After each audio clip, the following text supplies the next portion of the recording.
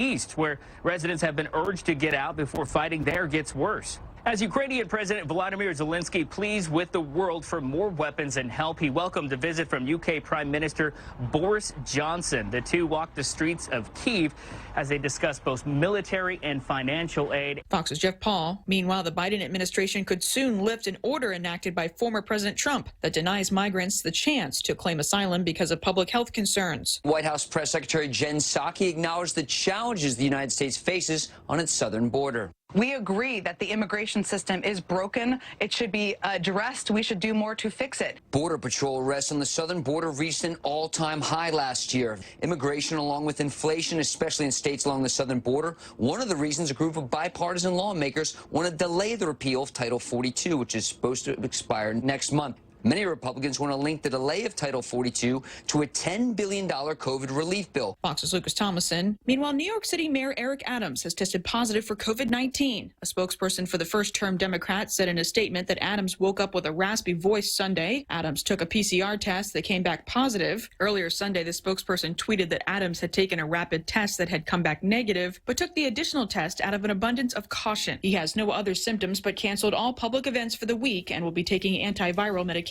America is listening to Fox News.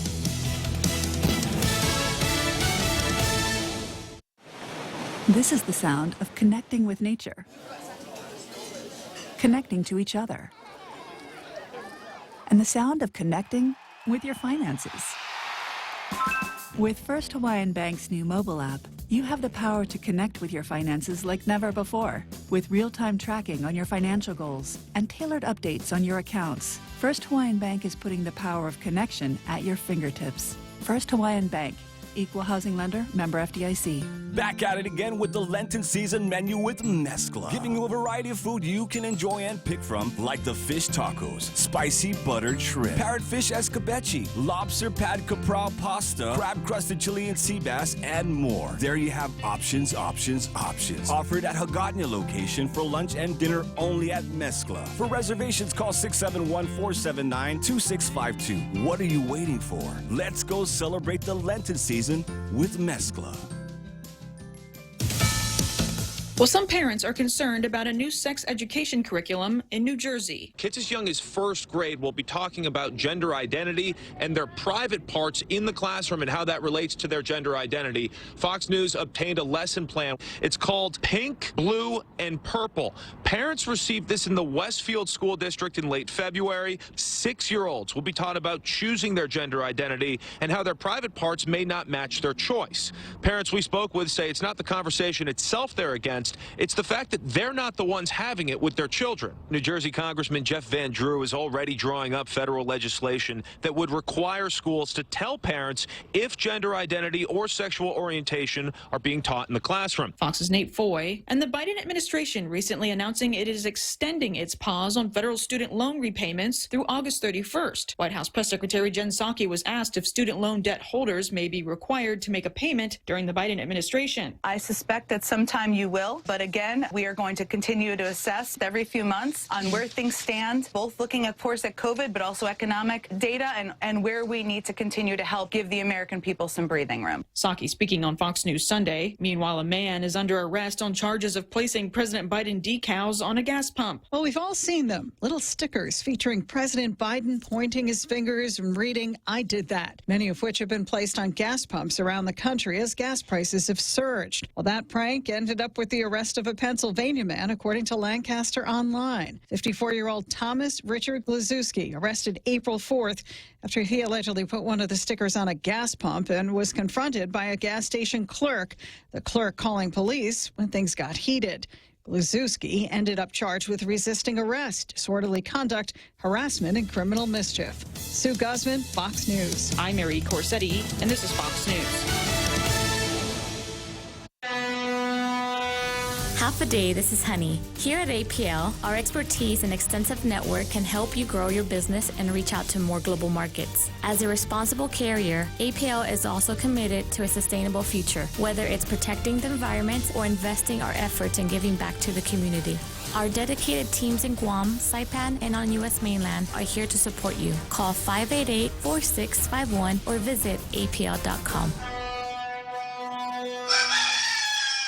Oh, what's for breakfast at KFC under $3.95, you ask? What's for breakfast at KFC that's different than the other guys, you ask? KFC's chicken wrap, sausage wrap, the Colonel's chicken congee, chicken fried steak, sausage biscuit and gravy, and biscuit sandwiches made with KFC's original fluffy biscuits. All for under $3.95 and all only at KFC.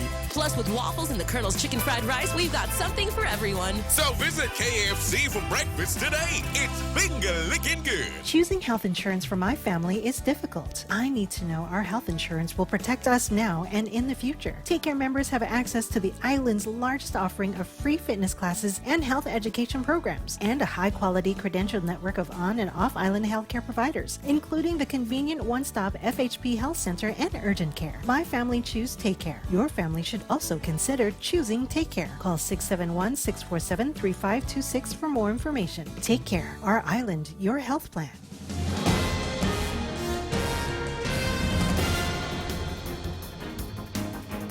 Off a day at 6:06, I'm Mana Silva Tyron with a look at your local news on the point. Tropical storm Malacca is still moving northwest away from the Marianas, but the National Weather Service is still keeping a watch on its developments. Although there was no direct impact on the Mariana Islands, a wind advisory does remain in effect for Guam, Rota, Tinian, and Saipan. Southeast winds of 20 to 30 miles per hour with gusts of up to 40 miles per hour possible, along with some heavy showers. The community is advised to use caution while driving, especially if operating a high-profile vehicle. Now, a high surf advisory also remains in effect, along with a high risk of rip currents through this afternoon. There's also a small craft advisory in effect this morning.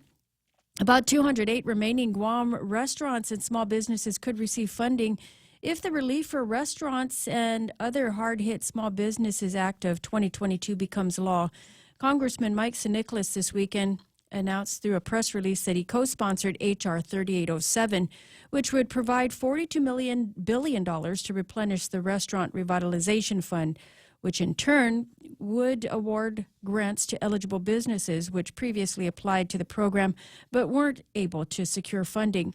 Sinicholas said that the bill would also provide $13 billion to establish a hard-hit industry award program to plug money into small businesses that were hit hard by the pandemic and weren't eligible for the Restaurant Revitalization Fund or Shuttered Venue Operators Grant Program. Meanwhile, retired law enforcement officers being called back to duty, and the governor's office and police department hope a $10,000 bonus will help in enticing the former cops to put their badges back on. An executive order was signed by the governor on Friday, and according to the Guam Daily Post, the bonus will be paid to retirees who commit to returning for at least 1 year. Adelup says that the goal is to increase police presence in the community by directing the temporary assignment of law enforcement officers from other agencies to the Guam Police Department and incentivizing retired law enforcement officers to return to service, among other objectives. The number of limited-term police officers, as well as funding source and the total budget for the program, were not included, and according to Adelup, will be provided later. The governor and lieutenant governor say that they hope to recruit as many retirees as possible. The order also increases the salary to the Department of Agriculture's Forestry Division by 18%.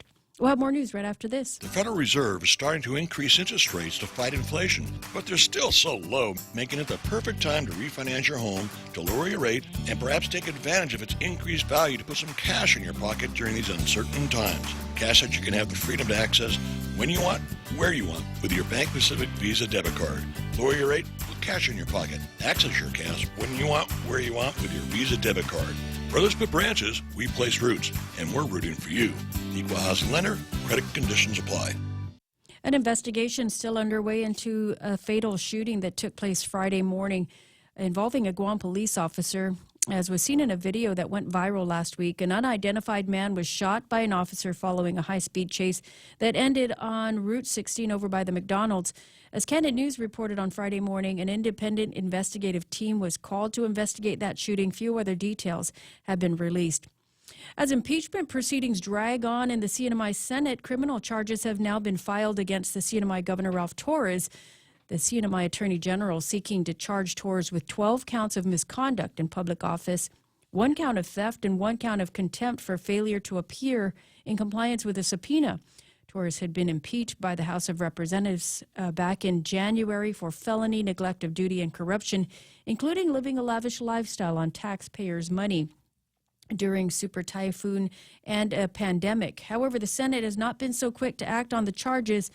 CNMI AG Edward Menabusen now saying following months of a thorough investigation, criminal charges have been filed. The next steps, he says, include having the governor arraigned. And those are your top stories here on The Point. Here's Ray with your weather. Okay. All right. I was just looking to see if they've got any good stories here in the extra pile of stories, because the news for a Monday is all crap. There's nothing going on, and no big adjustments. Well, we'll find some of the other stuff to talk about. Trust me on this. 6:11 in the morning. Showers, possibly thunderstorms. Duh, you think? Interesting weather that we've had over the last couple of days. It started to dry off yesterday, and then all of a sudden in the middle of the night, I hear this sound like somebody standing outside my window with a hose, and I thought, man, that's some incredible rain. And naturally, I opened the window to look, and sure enough, there was somebody outside hosing down the window. Crazy weather we've got. Some of the storms could produce gusty winds and heavy rains. Highs today near 85 degrees. Super breezy southeast winds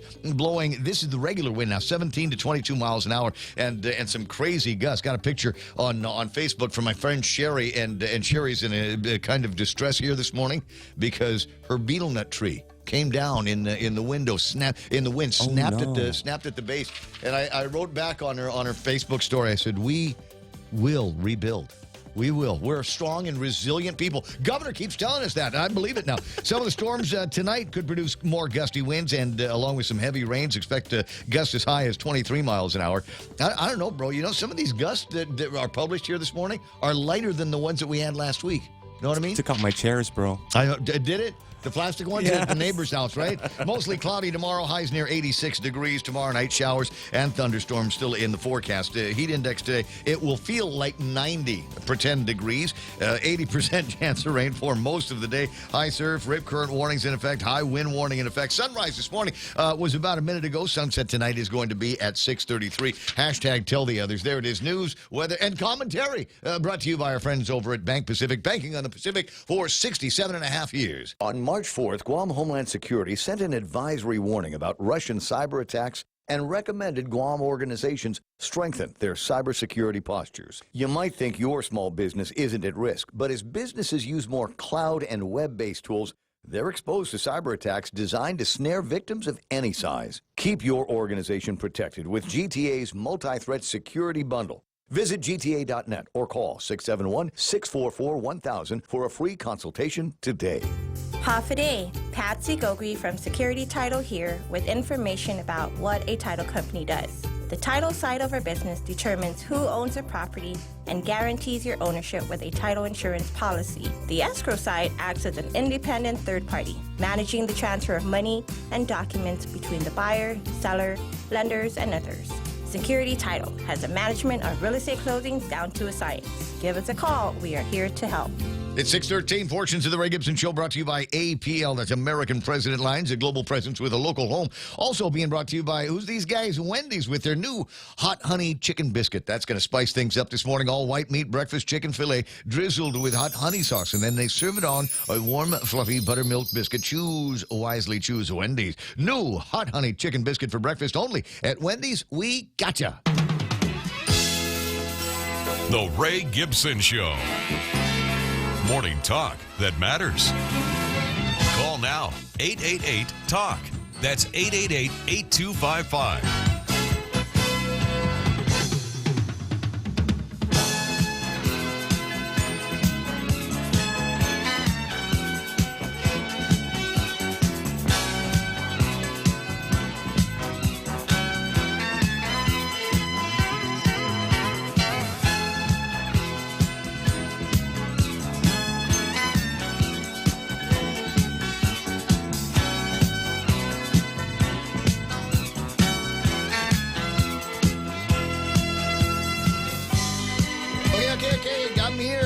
Let the music play for a long time like the other guys at the other radio stations do, because they don't have Jack to talk about. Not here, not on the point. I do have Jack to talk. You remember that old trivia game? That was fun to play. You don't know Jack?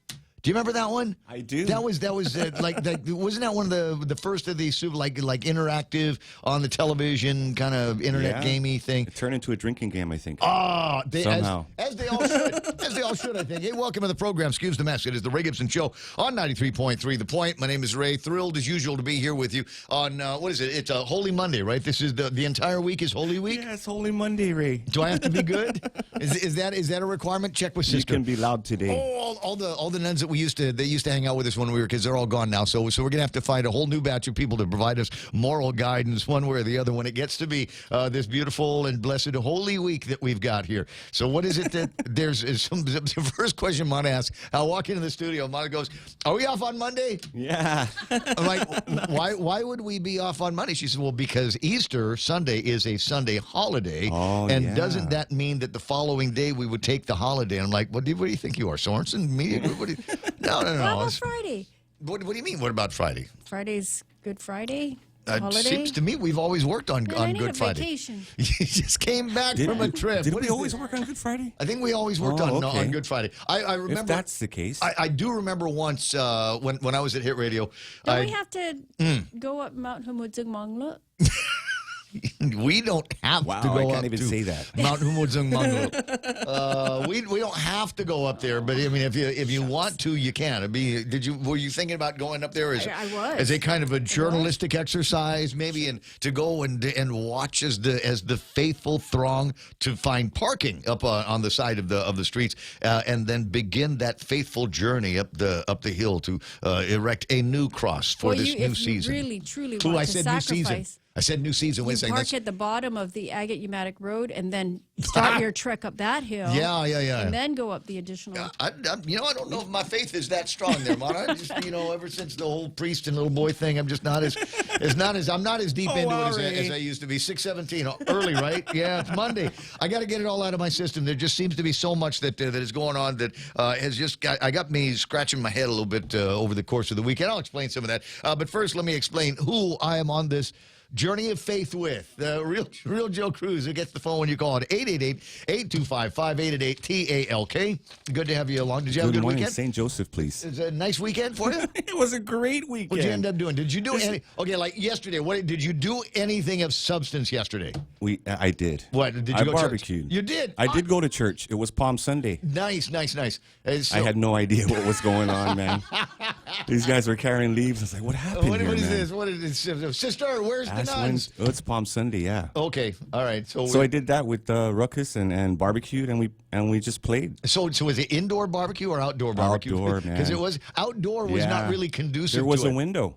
There was a small window. You know what? You're absolutely right. Okay, so I've been low key bragging about this. A buddy of mine's doing some rehab at his place, and he's got this like stainless steel rolling table, and on top of it are 1, 2, 3 Connerton cooking devices, right? Like you see in the like fancy restaurants. Yes. So I've got this Connerton griddle, a Connerton broiler. Oh, the flat top. I got a flat top and the hot plate, and so I scored this thing on a really, really good deal. Hooked it up finally to the LP gas yesterday, and flame on, bro, flame on. I got this thing with lava rocks on the inside of it. I was thinking I'm just gonna buy some new lava rocks, and I thought, why would I buy new lava rocks? I'm just gonna use the old ones. Yeah. I got enough here, and threw a steak on that, some ribs and some chicken, and it was yeah. And your LP gas experience very easy, right? No, my LP gas experience was not easy. Oh, the adventure. This is Mona trying to coach me through this. Just go to Benson. Just go to Benson. Yeah, and Benson had some. Benson has some. And I went to Benson and I asked the guy, I said, I asked the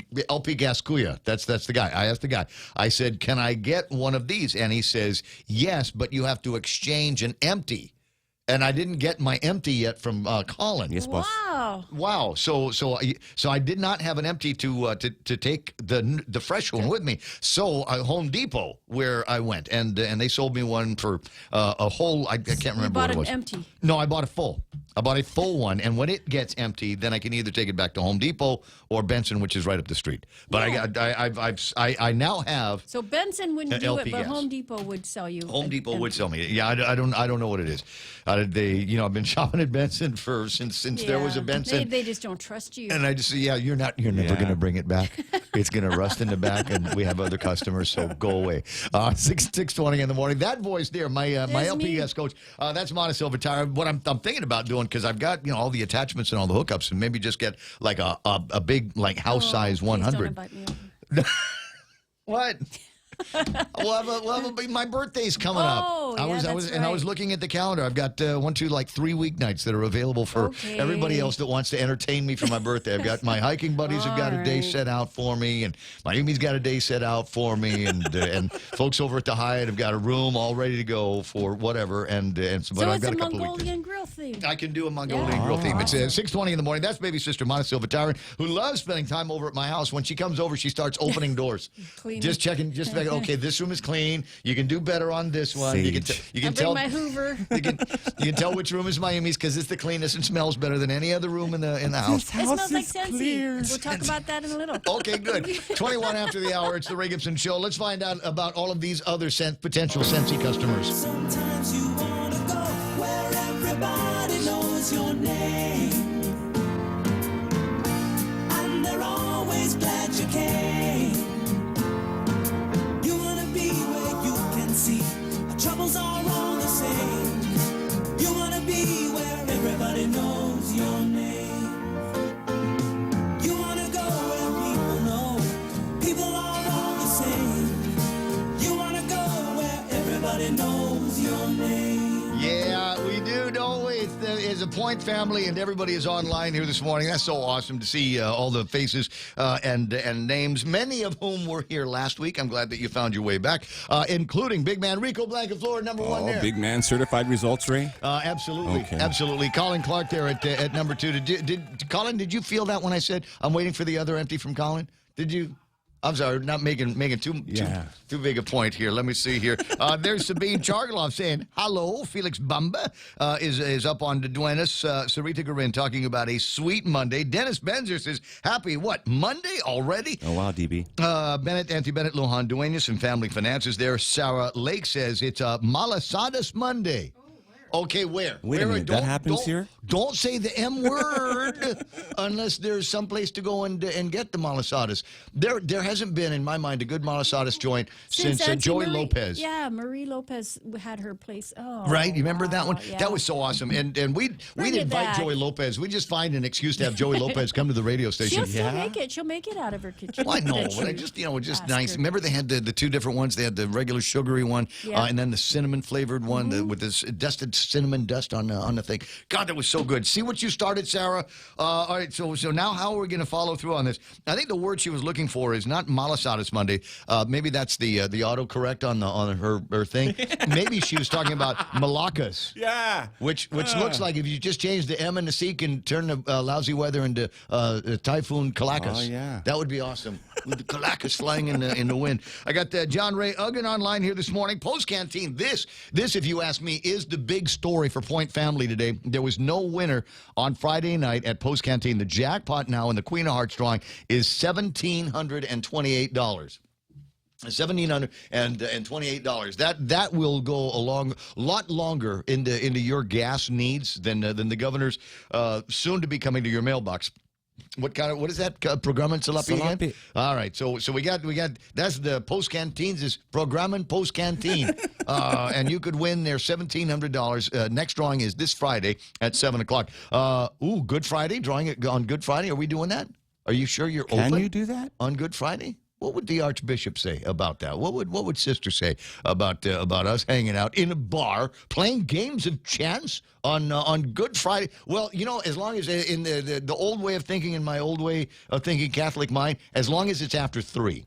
Oh yeah. Right, as long as it's after 3:00, or is it midnight? When do we go from Good Friday after 3? After 3.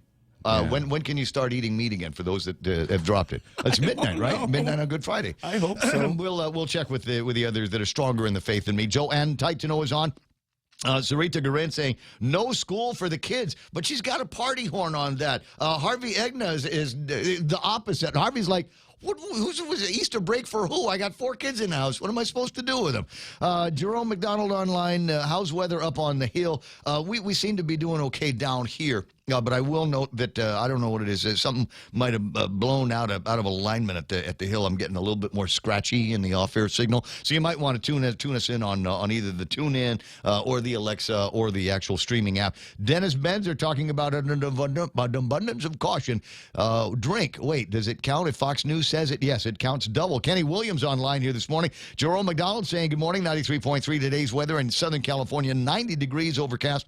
Temperatures at 67 at midday. Humidity about 59%. Overall, pretty much a nice, beautiful, warm day. No fire reports at this time. Good news. There's Lena McDaniel online. Pat Saho. Lonnie Salas saying good morning to everybody. And he says, good morning, Congressman Michael Sanicolas.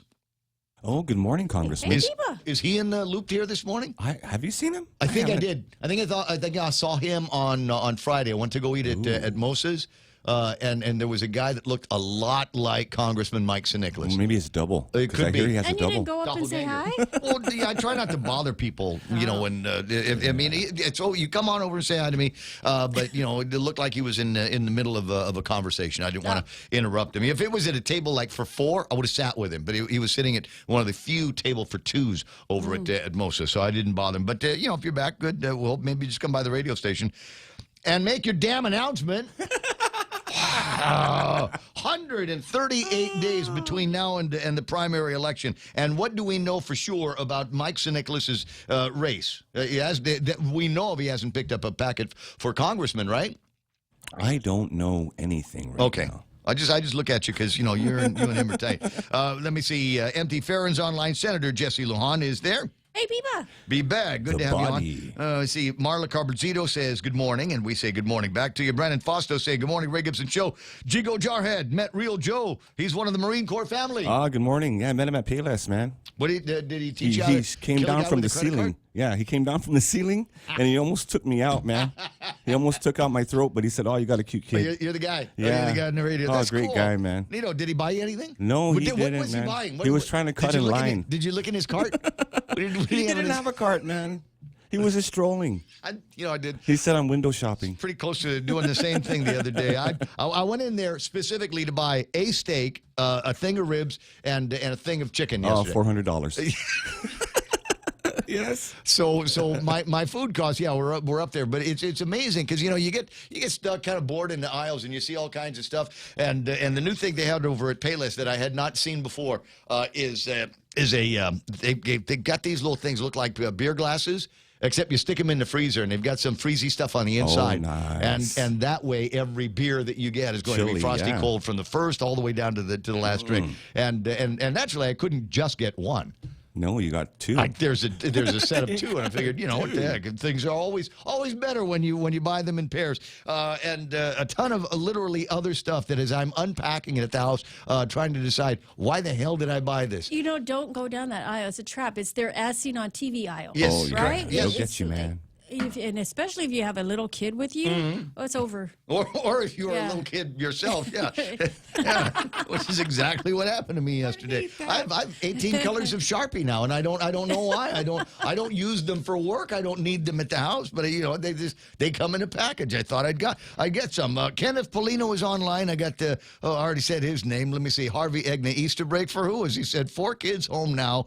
It was quiet before. Careful, that might cost you the under 18 vote there, bro. Therese Uggan is online. That's by the way, Harvey Egna. We got to throw a Biba when we say his name. Oh yeah, Biba, man. Yeah, I signed a thing, man. Yeah, that's right. We signed it. Yeah, You I did my sign John a thing. Hancock. Okay. And you could apply for funding. For which one? For childcare. Oh. Yeah. For Easter break? Oh, yeah, for all those make them build a extension in back of the house, Harvey. Get them working, man. What would Mark Mendiola do? What is Mark Mendiola's kids doing for Easter break, right? Working. Jay Naut is online. Anna Maria's there. Gemma Bustamante posted up some pictures of her doing her exercises and her constitutionals over the last couple of days. That's nice. Howard Experience online here this morning. Come on, man. You had one job, Joe Cruz. YouTube has fallen. Did I forget to do the YouTube thing again this morning? I don't know, Ray. That's my bad. Yeah, well, somebody. Yeah, I did. I went right up to the part, and then I forgot to. Somebody's going to write in going, how hard is it to remember to click the button? And apparently it's very, very hard. Vince Borja. Biba. Oh, Biba. Online. I got Rocho Merrill, Mark Cruz, not that one, the other one. Show yourself, progressive mainstream trolls. The troll hunter is here. You and I have unfinished business. That's Howard's new line these days. Margaret Estacchio is there. Benny Servino online. Eunice Mendiola, Zoe Kitsutsu. And Joey, did Joey pick up a packet? Do we know? Joey Kitsutsu? I don't know. I'm JQ. just throwing that out there. I'm throwing it up to God to see what happens. Jennifer Leon Guerrero Mendiola is there. Rudy Rodolfo, the original Burger King online. And thank you so much. Those melts were awesome. They were awesome. Thank you so much, I had Your the spicy Highness. one with the jalapenos in there and the sautéed onions. Ooh. Bomb. Absolutely I had the bacon bomb. one. You got the bacon? Great. Yeah. Unreal. Yeah, definitely, right? Yes. There's a new for a limited time only. They're melts over at Burger King. You absolutely have to try one. Mark Voigtland checking in from the free zone. The fast hikers have a day for you, Ray. Oh, glad to hear that. Greg Massey online, and let me see, James Howard. As I said, Bob and Connie Bartonico watching the program. And I got to do shout out to Bob and Connie. We were all together. Bob, one of my it's like classmates. We're both Class 80 guys, right? And but we're also both runners, and he was one of the faces that I enjoyed seeing again for the first time, literally in the last 2 years. At the 5K. Oh, so you were there? I was there. How was your I got a picture. 5K? Me and Sarita were there. How was my 5K? Yeah. I finished it. Oh, great. In 32 minutes. Slowpoke. That's pretty good, man. No, it's not pretty good. No, it's not. You go back 2 years and about 20 pounds ago, and I was closing up 5Ks in under 25 minutes. So I've obviously got my So work. you PR'd. Yeah, great. Yes, the post-COVID PR. Yeah, that's what Strava said, as a matter of fact. You PR'd. But it was so great. I mean, I got to tell you, I'm going to waste a lot of time talking about it. So great seeing Bob and Connie and all of the running people from that I have not seen in like 2 years. I just haven't had the opportunity. And I missed out because I was still recovering from my booger. But it was so nice. I mean, the only thing that was missing was we didn't have the award ceremony at the end. But the foremost guys were there. They were handing out water and this And you had Coke raffles? energy drink. I thought the raffles were going to be free raffles, and then I got there and Manny's on the microphone talking about, if you've got any spare dollars. Okay, so who do we know here at the radio station that never has cash? Just a tiny pocket and the tiny shorts. I know, but there was no money in that. So, but It's very, only very a awesome. tissue, and don't ever trust that tissue. No, absolutely not. No, it's not. It's for something else. Sandra Regis is online. Good morning to Carlene Hart. Hey, That's right. We got girl. Abiba her. Henry Manglotnia. 12 noon Saturday, according to Trina, is the end of Lenten fasting observation, is what I heard. We might want to check that with the Attorney General's office if anything. Tony Diaz. Put Tony on. Okay, you got He's the guy from the Archdiocese. You know, I'm still mad at him. He still has not found me the Jesus crucifix with the Jesus and the red LEDs in the eyes. Has not found me that yet, but maybe he can help out here. Juan Mopness is after 3 o'clock, but brush your teeth first to clear off the holy host. Gina San Nicolas is there. Governor LG, what's that? Jose Martinez already growling about the governor released an executive order Friday extending Holy Week for 30 more days due to an increase in meat prices. She said, quote, it's the least I can do. Dennis Benzer's got one. Happy Cheese Fondue Day. He's absolutely right. That is among one of the things that we celebrate today. And I got to remember, it was Montecillo Tyron's dad, Dave, who introduced me and Shelley to fondue back in back when it was fashionable, like late 60s. It'd be like 68 or 69 or something like that. When Man, I think that was our Sunday food. Oh, the pinnacle of fondue. Got to stale the bread and then you dip it into the thing. So good. And when you ran out of bread, you'd choose your fingers. Absolutely, yeah. That's where kids get those little chocolate fountain ideas from. Let me see. Jennifer Leon Guerrero and April Ngoko Flowers is online. Kathy Pinal Rios is saying good morning. So is Tim Lujan. Hey, buddy, how you doing? I heard somebody told me through the grapevine that you were, under. But you're here, so I'm going to assume that you are over. Mark and Francis Ishmael is there. And Chris Carrillo from Big Better. I saw him on Saturday night. Good morning. I went down one time to go to the place. One time Moses. And there is the guy doing his guitar singing and Is playing. he running again? I don't know if he's running again. Okay. I don't know. He's got the All In logo on for his one of my favorite artists. Man. for his thing. But anyway, so can we start the show 6:34? Oh, okay. yeah. So do me a favor, if you're online at this time, click on whatever the share link is and send that out to the movers and shakers and headline makers in your life. Let them know that this is the spot for family. This is the spot for news and information. We'll get around to news and information, but I got to see if we can dispel something. Real Joe, do me a favor. I forgot to tell you. Add the name Champ Calvo to the list here this morning. Champ Calvo. Champ right Calvo. away. There's a thing, and it's hard to see. It's hard to tell anymore what's real and what's not, especially where it comes to social media. So on the social media, maybe you have seen this. It's from presumably the All In people, and it's a picture of Josh Tenorio, Lou Leon Guerrero, and Champ Calvo. And it says All In with Lou and Josh. Oh, wow. Wait a second. Champ Photoshop, Calvo. Ray. Champ, wait. And it says, this is a picture. It was taken over at the Calvo compound. And I'm looking at the picture. I said, no, it's not. That's Crust. There's a picture of the back where they're sitting around at the place over at Crust. Nice. Which, and Champ's office is upstairs, right? So maybe he went down for a is drink. true. And, whoa. Yeah. Oh, it's $1,000 plate fundraiser. I don't know. But is it possible? And there's another line in there that says, all the cars over at the Calvo compound have got the All In stickers on them. And somebody actually drove around the Calvo compound and said, no, there's not. So I don't know what's real and what's not real anymore. I do believe that some of the Calvo property does extend onto that cliff line of Marine Drive.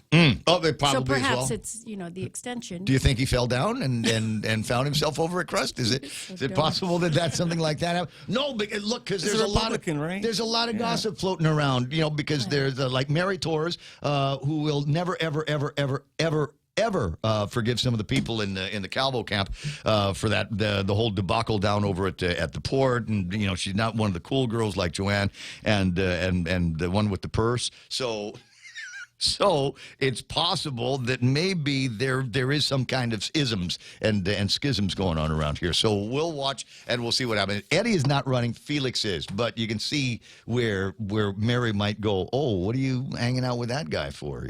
You remember when all of his people were mean to me, and now you're running with him? That's like a slap in my pretty face. I'm supposed to be the sign of the Republican Party, not you anymore. So I don't know. Wait, tell me what you heard in the Facebook Live and the YouTube. Sorry, not YouTube Live. Or hit me up on the phone 888-8255. The Meme Machine online and working this morning at 797-8255. That's enough out of me at 6:37. Let's get to some headlines and news from Montesilva Tire and Havamana. What happened there? Well, checks were sent out this weekend, about 3,400 of them for tax refunds. The Revenue Tax says it's worth about $10.6 million, and that includes those people who filed as early as February 18th. Meanwhile, the National Weather Service keeping a close watch on that tropical storm that's making its way away from the Mariana Islands. However, there is a wind warning for the rest of the day, along with a high sea advisory and small craft advisory. So residents are urged to just keep watch on this storm as it moves away. An investigation still underway into a fatal shooting that took place on Friday morning involving a Guam police officer. A man was killed in that shooting. It started out as a high-speed chase that ended on Route 16. The man was shot, as seen in a video that was circulated and was viral on Friday morning. Meanwhile, as impeachment proceedings drag on in the CNMI Senate, criminal charges have now been filed against the CNMI governor, the CNMI attorney general seeking charges against Ralph Torres, including 12 counts of misconduct in public office, 1 count of theft, and 1 count of contempt for failure to appeal in compliance with a subpoena. The AG says that the next step would be to arraign Torres. And those are your top stories here on The Point. It's 6:38 in the morning, and now would be a good time. I put the weather map up on the screen so you can see where Guam is in the midst of all of that snotty weather. Fortunately, now to the west of the island, it looks like it's going to want to start circulating a little bit more, and then maybe making a northwest jog to wherever it happens to be going. On to the even westerly of that, you can see some of the awful weather that's affecting the Philippines right about now these days as well. So you got all of that junk that's taking place. Hopefully, as this moves out, we'll be back to sunny skies, even though most of the weather forecasting tools that I've seen in the last couple of days point to it being a wet and windy week ahead of us. It's 6:39, the Ray Gibson Show. I'll be right back. JV International Safety Equipment has it all for you. Fall protection, rain gear, traffic signs, speed bumps, custom signs and banners, PPEs, fire extinguishers, plus more. Check them out on Facebook at JV International Safety Equipment Company or visit their website, www.jvisec.com. JV International Safety Equipment, Guam's leader in occupational and environmental safety equipment. Call 688-9524. JV International Safety Equipment, located in Harmon Industrial Park. Are you looking for a new place to hang out with your friends? Let's go along the sidelines at Sidelines Bar and Grill. Located at 154 Iriarty Road, Unit 4 and 5 in Tamuning behind Royal Bigs. Sidelines, a hidden gem with nothing but great things to offer. Great atmosphere, great food, top shelf drinks, and a great team. What are we waiting for? Let the fun begin at Sidelines Bar and Grill. Open daily from 3 p.m. to 2 a.m. See you there. All right, got it up on the screen right now. Nothing happening on the roadways and expected to be light all week long because there's no school for the kids. How many of you already woke up the kids and sent them to the bus stop? Call them back. Better go back and go fetch them because there's nothing class here today because it's Holy Week on Guam. Not a lot of traffic up in the Jigo area up in Anderson Air Force Base. Southbound Marine Corps Drive is meeting up with almost non-existent, just, not even intersection traffic. It looks like it's smooth going pretty much everywhere. Intersection over at the 1 and 3 and then 16 and 1. Maybe a little bit of dead-end traffic, but nothing major up there. Nothing major happening on Route 16. All the way to the intersection of 8, 10, and 16, Route 8 into the downtown Hagåtña area, nice, and Route 4 into the downtown Hagåtña area, also running nice. Don't see a whole lot happening over at Big Navy and Sumai, so I'm going to cut this thing short. 641, that's traffic on the point. Unified Communications, UC, is the next step in a business phone system. Introducing Docomo Pacific UC, your business phone, instant messaging, video, voicemail, fax, and more, all unified on one platform and delivered through the cloud. Merge your desk phone with your mobile device. Turn voice calls into video conference. UC reduces phone costs. UC boosts productivity. Work better together with Docomo Pacific UC. Family Finance has been serving the people of Guam since 1959, and they will continue to be there for you in the years to come. Get a personal loan for that summer vacation or to pay off those long overdue bills. Family Finance has got you covered. Apply for a personal loan from $1,000 up to $3,900 by calling Family Finance in Hagåtña, now at the old Nanbo Insurance Building at 475-4545, Upper Tumon 647-5626, or in Dededo 633-4473. Family Finance, here to serve you. I see that. 6:42 in the morning. Ray Gibson Show, and on the screen right now, we've got the video here. That's a video of the Traeger that Dennis Larson owns. And for those of you that missed the interior of the Traeger, we've got what looks like 1, 2, 3, 4, 5 pieces of chicken. Oh wow! Is that what it looks like? Chicken with skin in the inside. Tail. Turkey tail. There's some kind of fish that's on the upper broiler good. there, beginning to get its treatment. And then, just to show off the technology here, with the Traeger apparently comes with its own kind of built-in thermometer, so you can see what's happening on the interior. It's either that or that's the auxiliary in for the Walkman. I don't know what it's, dude. All I know is I don't think I can afford that gizmo. 6:42 in the morning. Portions of the program brought to you by you know what? Why bother barbecue on your food? Just go to Mezcla and check out the incredible meal deals they put together. While it's still Lent, you can get the fish tacos, spicy buttered shrimp, parrotfish, escabeche. They've got this thing with lobster in it, crab-crusted Chilean sea bass, and more. You've got options at the Hagåtña location, dinner and lunch. Get your reservations in by calling 671-479-2652, 479-2652. Come on, what you waiting for? Go and celebrate Lent with the guys over at Mezcla. The Ray Gibson Show, bringing you closer to the action. This is The Point, Guam's FM News Talk Superstation.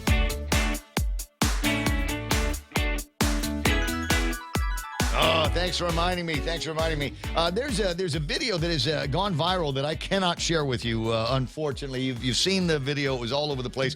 And talking about just how crazy Guam has gotten. And Friday was the ultimate in crazy days around here. We got, dare I Dare I show at least a bit, a part of this video, Real Joe? No, don't dare dare, not. dare you not. Dare not. Don't even show the preview image. Man. But Friday morning we got the videos of the guy getting shot on Route 16 and 27, that whole intersection that had traffic all cocked up for almost the entire day. It was almost the entire morning before they were all finished up with the investigation. And here it is. A couple of days later, what do we know about it? Nothing. We know absolutely nothing new about this, in official capacity or communications with the police department. Don't know the name of the guy that got shot. Don't know the name of the guy that did the shooting or anything else. We just know that there was a dude, a high-speed chase. It ended there. Somebody pulled out a gun. Cop told the guy not to shoot, put the gun down, and he didn't. But the question that I have, and I don't like to second-guess cops, is but somebody I think should, was there. Just the fact that there was a guy standing there with a gun, is that something that could have been dealt with differently? Did the guy that took the shot, did he absolutely need to, right? Less than lethal weapons. Yeah. Are we going to do we ignore have that kind? the torched out car that was on fire? And the torched out car was strange. burning up evidence. Maybe there was something in there linking, I don't know, Cheeto, the Governor Cheeto, to it. That was the other crazy thing come out Friday. Is all of a sudden my WhatsApp started getting pings with all of these criminal cases, the paperwork that came out of the Attorney General's office up in Saipan now. Criminal charges are being pressed against Governor Cheeto there. So forget about your what is it, the deal, now let's say impound, whatever, but the impeachment that they're going through up at with the legislature there. Forget about that. Now you've got bigger fish to fry. You've got to take this through the court system with the Attorney General's office. That will be interesting. We'll find out what Cousin Troy knows a little bit later on. Now, to debrief me, I did not get a beep on Saturday reminding me to watch your State of the Island address, Ken. Ken LG, the other Governor, Leon Guerrero, on the line. Good morning, sir. Good morning. Well, did you do it? Yes, I did it. Is there a button I can press on a website so I can watch the thing again?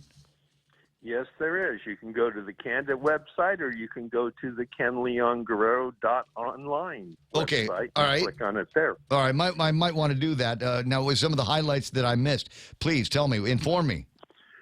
Well, what I did is I looked at the decisions that we could have made in 2018 but didn't, and how those decisions would have impacted life now. Because all we're hearing about is how safe the people of Guam are as we have gunfights in intersections and police retirees being lured back with bags of cash under the table. Yeah, wait, let's talk about that for just a hair. One day she says we're safer here. The next day we make a Hail Mary pass and try to bring in a whole bunch of retirees at another $10,000 a year. Yeah, see, well, that $10,000 is on top of their pay raise, and since most of the people who retired went out as sergeants, lieutenants, and captains, they'll probably bring it. I can guarantee you, they're not going to bring them in as PO1s. They're going to bring them in as temporary sergeant, temporary lieutenant, so that they're going to be getting their current pay grade on top of the $10,000, but only as long as the federal funds last. Because remember, her goal is to use the federal funds to pack up the government of Guam as much as possible, so that people will feel compelled to vote for her. In the meantime, she, for every government of Guam position she's creating with those federal funds, we're losing 4 or 5 positions in the private enterprise due to lack of support from government of Guam. So it'll be interesting to see how the math works when we come up to the general election.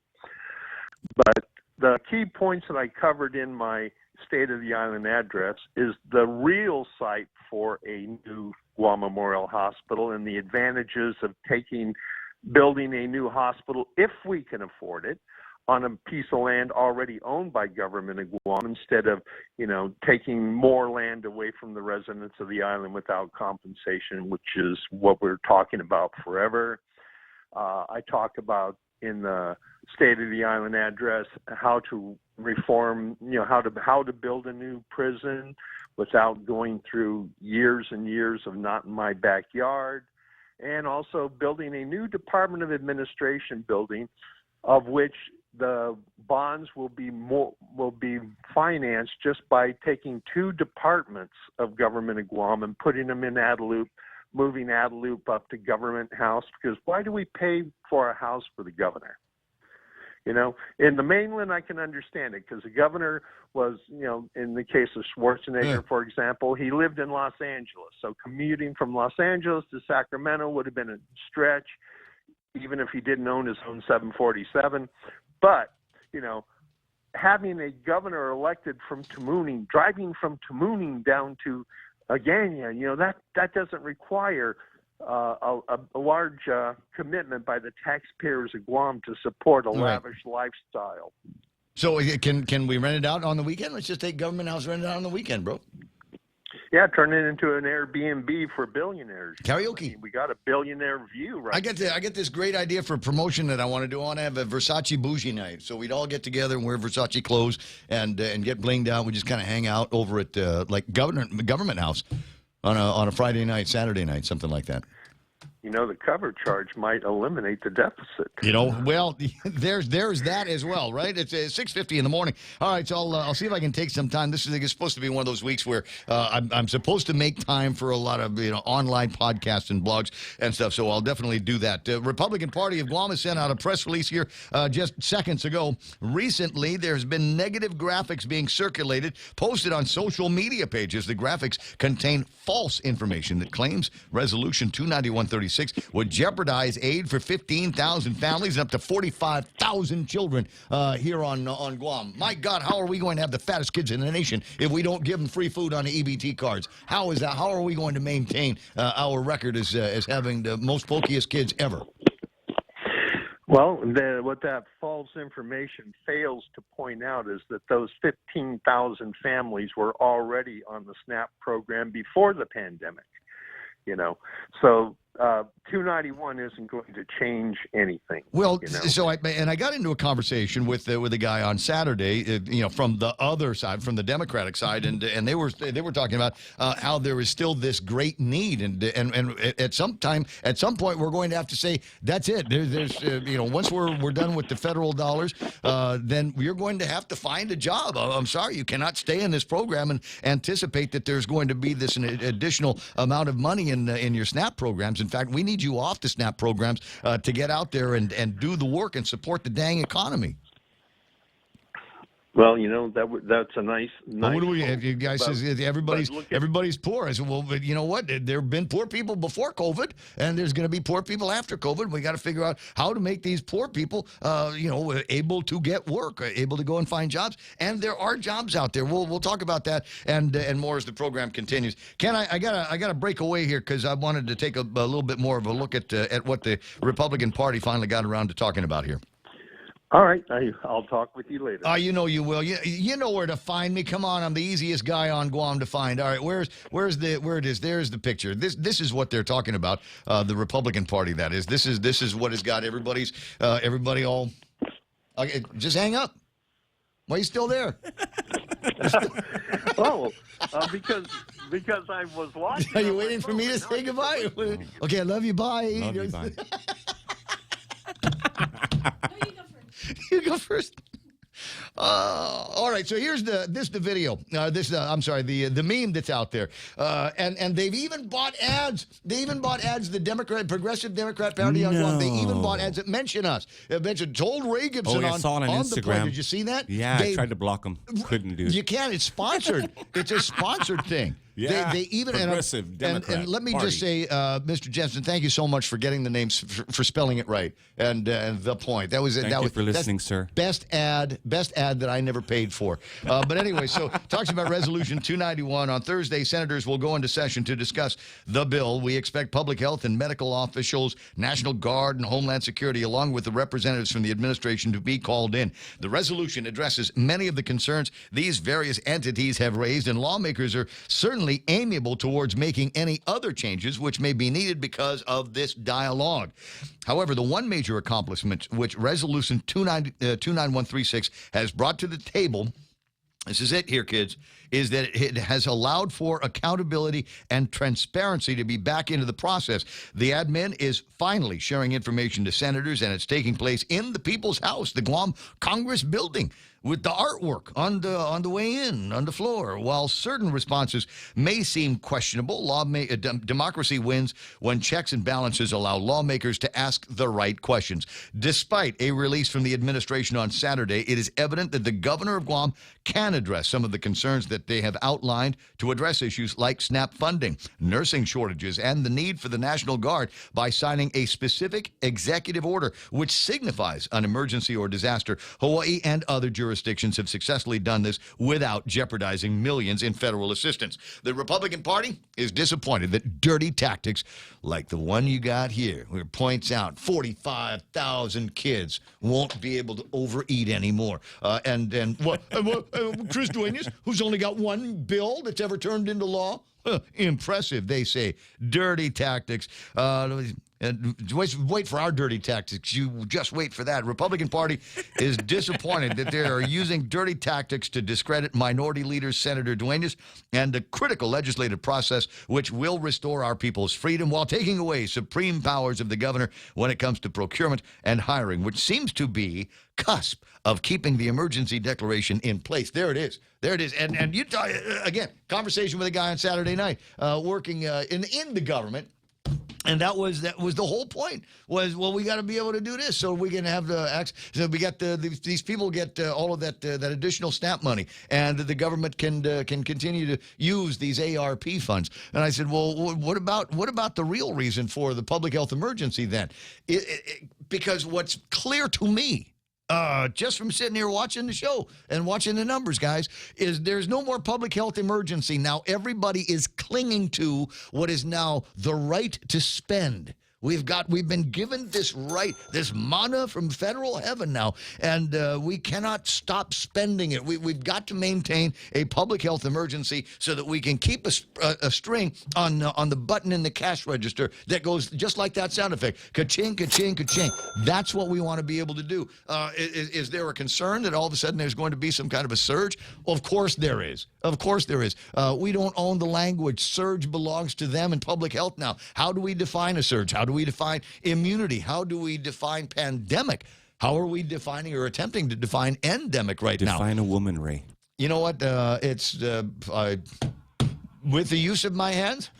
Can I use my hands in the You're no definition? biologist. I'm not a biologist. Sorry, I'm just a guy on the radio. 6:56 in the morning. So what is clear now is the public health emergency is over. If the only reason why they can think of is because we still need to buy stuff. It's like dragging a kid out of a toy store. No, I want that. I want the inflatable hospital. I want the inflatable hospital. And you get the other kid going, no. We need more golf carts. We got to get more golf carts. And then there's the guys over at public health saying, no, I want to set up another division over in the Department of Public Health. Can we please? Throw yourself on the floor, Ray. Oh yeah. Scream and cry and make Don't yourself do that, make yourself man. heavy. Yeah, my Making mom. a scene. My mom had a way to deal with that. She just leave. She just I'm leaving. Goodbye. And do you remember where I parked? Because if you don't, then you have to find a ride home. And that kind of thing kind of resonates with you. 6:57 and change. That's the thing. So what is it? Thursday night they're going to have the hearing. There's another hearing that I'm very, very interested in. It's going to be taking place next Monday, I think. And this is the one, I think it's in Telena's committee on education. This is the one where the guys in the Department of Education are going to attempt to do one of two things. One of them will make Bob Klitsky very angry. The other one will make me very happy. One of them is they want to get a waiver, if you will, from the legislature. They want to get a waiver and not have to fill in all of the days that were lost due to COVID-19. I personally don't think it's a great idea. I think there's a reason why there's a number of days that we should be giving our students, and if they don't get them, I think that's a violation, number one, of the law. In fact, the intent of the Organic Act is to give our kids an adequate education. Now, that was defined in code by Bob Klitsky in his legislative time, and I think we ought to stand on that as opposed to relaxing our standards just because Because, it was an inconvenient time. It was hard. It was COVID. We had to wear masks or whatever. Or blame the governor if you want to. She's going to have to sign off on that thing anyway if it leaves the legislature. But I think there's a reason why we refer to it as the Adequate Education Act, and I don't think there needs to be waivers. Our kids, the education of our kids is screwed up enough as it is, even without COVID and even without this excuse. The other thing that it would do is it would provide for the elimination of the requirement for kids to have to do slave labor before they're allowed to graduate. How many hours, Mana, do the kids have to have? Like 75 hours? Yeah, a lot. Was it 72, 75? It's a dumb number. Yeah. Whatever it is, like 2 hours. The reason why you want to get kids into volunteerism is because they care about something. They give a damn about something in the community that they'd like to put some leadership and attention on. You don't do it to hold their diploma over their head. I think that's one of the worst things that we've ever done with kids. Obligate them to public service in a way that is not going to be meaningful to them. I think you get into public service because you care. You get into public service because you want to get into the what is it, the Scholar Society, whatever, and wear the thing at the school. National Honor Society, NHS. That's I don't know it because I was never in it. I used to laugh at those nerds. Yeah, but you stood up when they were saying. Yeah, of course I did. Look, it's 7 o'clock in the morning. Stand by now. We got to do the Fox News Live thing. Here it comes.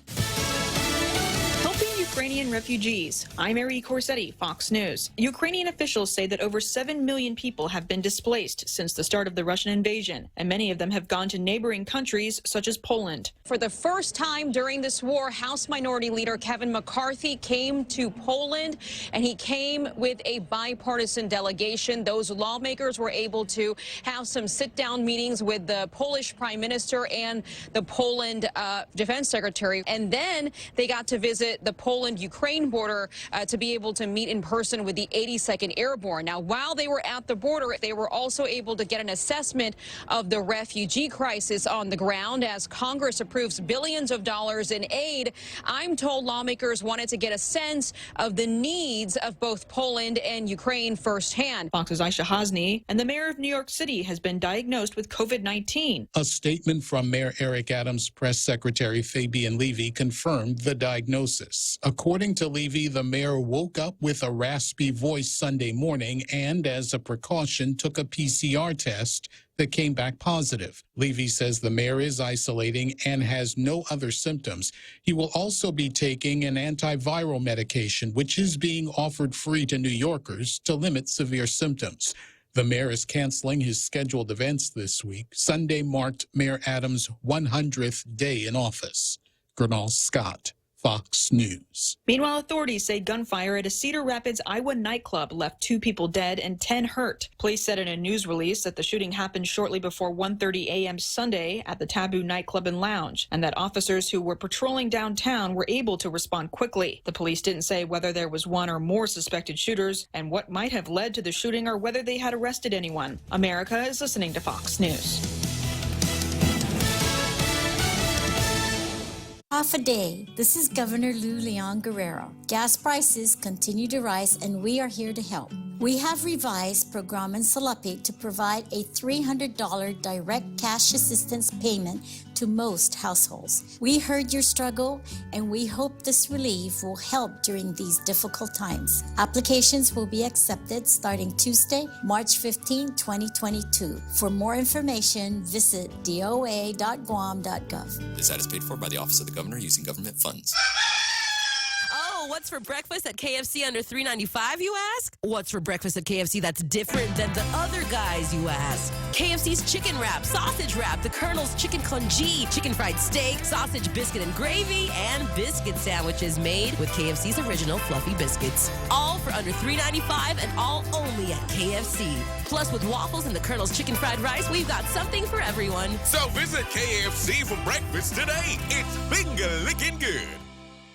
The U.S. Centers for Disease Control will do away with a special COVID-19 provision that prevents entry into the nation by otherwise undocumented migrants. This has a number of states threatening action out of a fear of numbers of illegal immigrants ending up again in their cities. The pending end of so-called Title 42 would see an end to quick removals from the U.S. of undocumented migrants and resume standard immigration procedures. Texas Governor Greg Abbott promises to send an anticipated influx of migrants out of his state. Dropping off in these local communities in the state of Texas and sending them to Washington by plane or by bus. Despite rules against accepting migrants, hundreds of thousands have poured into Texas from Mexico with limited pursuit by law enforcement. Eben Brown, Fox News. Meanwhile, Nevada's largest university is going smoke-free. The University of Nevada, Las Vegas, announcing Friday the new policy will go into effect August 15th in time for the fall 22 semester and will also apply to vaping. The policy goes beyond the state's existing law against smoking in most indoor public places by expanding it to include outdoor areas as well. The university says the pandemic played a role in the policy's approval last fall by a university policy committee by heightening awareness of respiratory illnesses. Ted Lindner, Fox News. And a foreign businessman could be in hot water over an unusual collection. That businessman owned a private taxidermy collection with more than 1,000 stuffed animals. Spain's civil guard saying the collection was found in 2 warehouses north of Valencia. It includes just over 400 specimens from protected species and at least 1 North African oryx, which is already extinct. Also found specimens of cheetah, leopard, lion, polar bear, and white rhinoceros, among others. 198 large ivory elephant tusks were also found. The owner could be charged with trafficking and other crimes. That collection is estimated to be worth over $31 million on the black market. Paul Stevens, Fox News. I'm Mary Corsetti, and this is Fox News.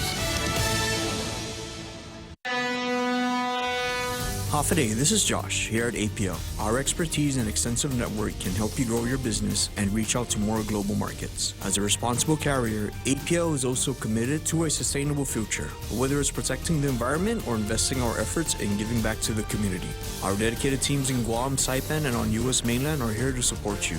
Call 588-4651 or visit www.apl.com.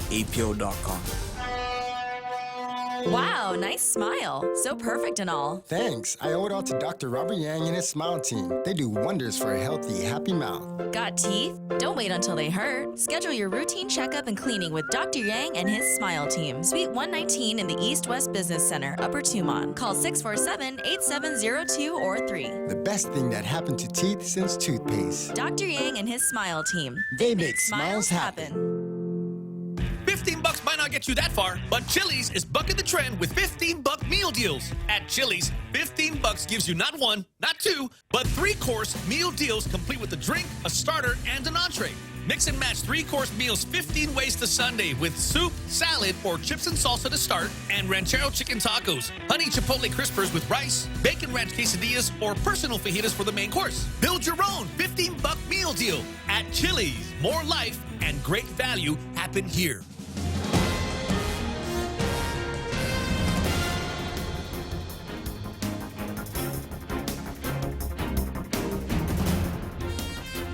Half a day at 7:06. I'm Mana Silva Tyron with a look at your local news on the point. An investigation still underway into a fatal shooting that took place last week Friday involving a Guam police officer, but few other details are being released in that investigation. As we saw in a video that went viral, an unidentified man was shot and killed by officers following a high-speed chase that ended on Route 16. As Candid News first reported on Friday morning, an independent investigative team was called to the scene to investigate. Few other details have been released since then.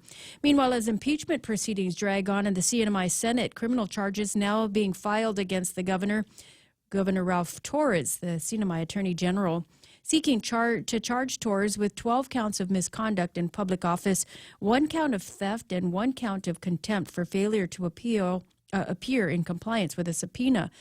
Torres had been impeached by the CNMI House of Representatives back in January for felony, neglect of duty, and corruption, including living a lavish lifestyle on the taxpayer's dime.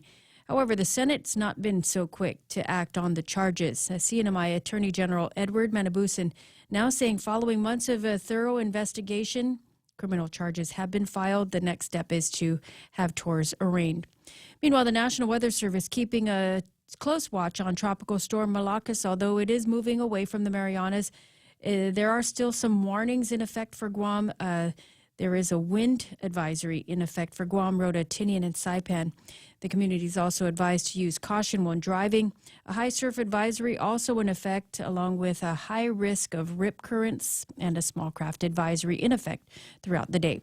Well, more news right after this. In celebration of our 33rd anniversary, BK's new Whopper Melts are here. Our Whopper Melts feature 2 slices of toasted bread layered with 2 Whopper Junior patties for a quarter pound of plain grilled beef, melty American cheese, caramelized onions, and stacker sauce. Whopper Melts now available in a spicy and bacony variation made for our big Whopper fans. Top off your meal with jalapeno cheddar bites and a refreshing Coca-Cola. Get your hands on the new Whopper Melts, now available for a limited time. BK, Tumon Bay, Agaya, Micronesia Mall, and the airport. BK your way. Session will resume this week where senators will discuss a resolution that could possibly end the governor's public health emergency on Guam. Senator Chris Dueñas's resolution was placed on the session agenda, and the senator says he hopes to call the committee of the whole in order to get the administration to chime in on the resolution. Session is scheduled to resume on Thursday at 9 o'clock in the morning.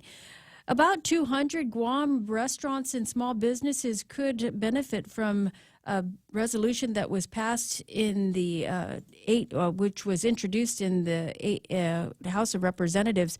It's the Relief for Restaurants and Other Hard-Hit Small Business Act of 2022. Congressman Mike Nicholas co-sponsored H.R. 3807, which would provide $42 billion to replenish the Restaurant Revitalization Fund, which in turn could award grants to eligible businesses which previously applied but weren't able to secure funding. So Nicholas, in a press release, says that the bill would also provide $13 billion to establish the Hard Hit Industries Award Program to plug money into small businesses that were hit hard by the pandemic and weren't eligible for the Restaurant Revitalization Fund or Shuttered Venue Operators Grant Program. And $10.6 million in refunds mailed out this weekend to about 3,400 filers. Reventak saying they processed the returns that were filed on or before February 18th of this year.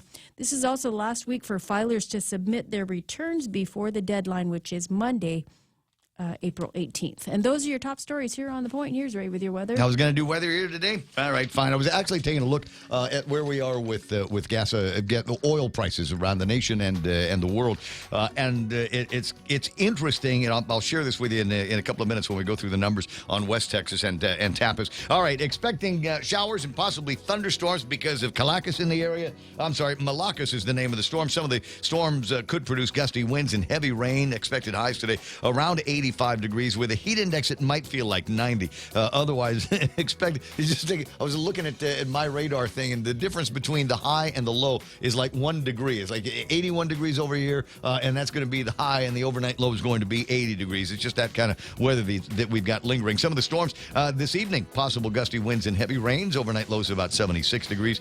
Showers and thunderstorms likely and possible over the next couple of days as well. 80% chance of rain, they say. A high surf and rip current warning. Can you imagine? I saw some video of the ocean behind the Inarahan pools over the weekend. Absolutely crazy. Just chop, chop, chop. So be careful if you're going out there, or don't go out there at all. High wind warning as well, which has got some of my friends in the kiteboarding business very, very excited. But I don't know. I see some of that, and I'm thinking, there's a possibility for a collarbone break in there, right?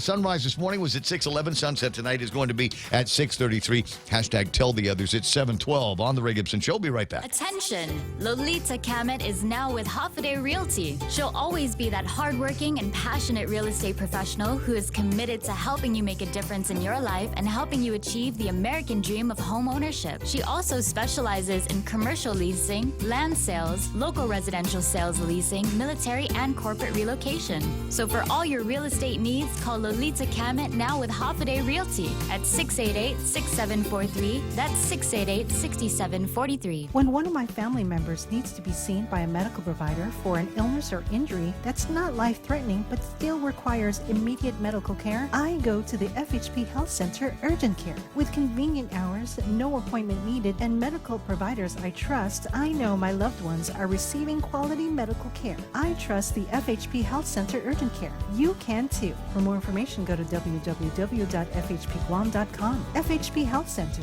the island's only truly dedicated urgent care. Thank you so much. 7:12 in the morning, 7:13 now. Portions of the program brought to you by APL, American President Lines. Global presence with a local home, and then my friends over at Security Title. You buying something, you selling something, make sure that when you are done with the realtor, the next phone call goes to the guys over at Security Title. Ron and Kim been doing this for decades. They'll take a look at the title, make sure that the people that are trying to sell it to you actually own the thing, but they'll also give you some pointers and tips, especially if this is your first time. They'll make it easy for you at Security Title. News to fill your mind. Talk to get it out. The Ray Gibson Show. Call now, 888-8255.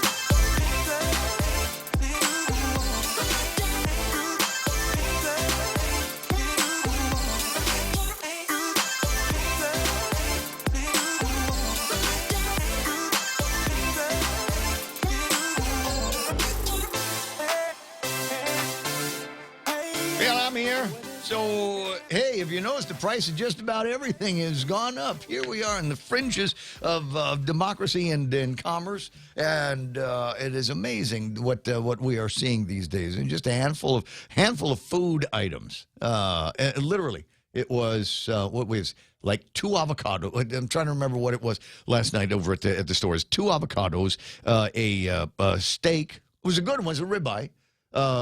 There was pork.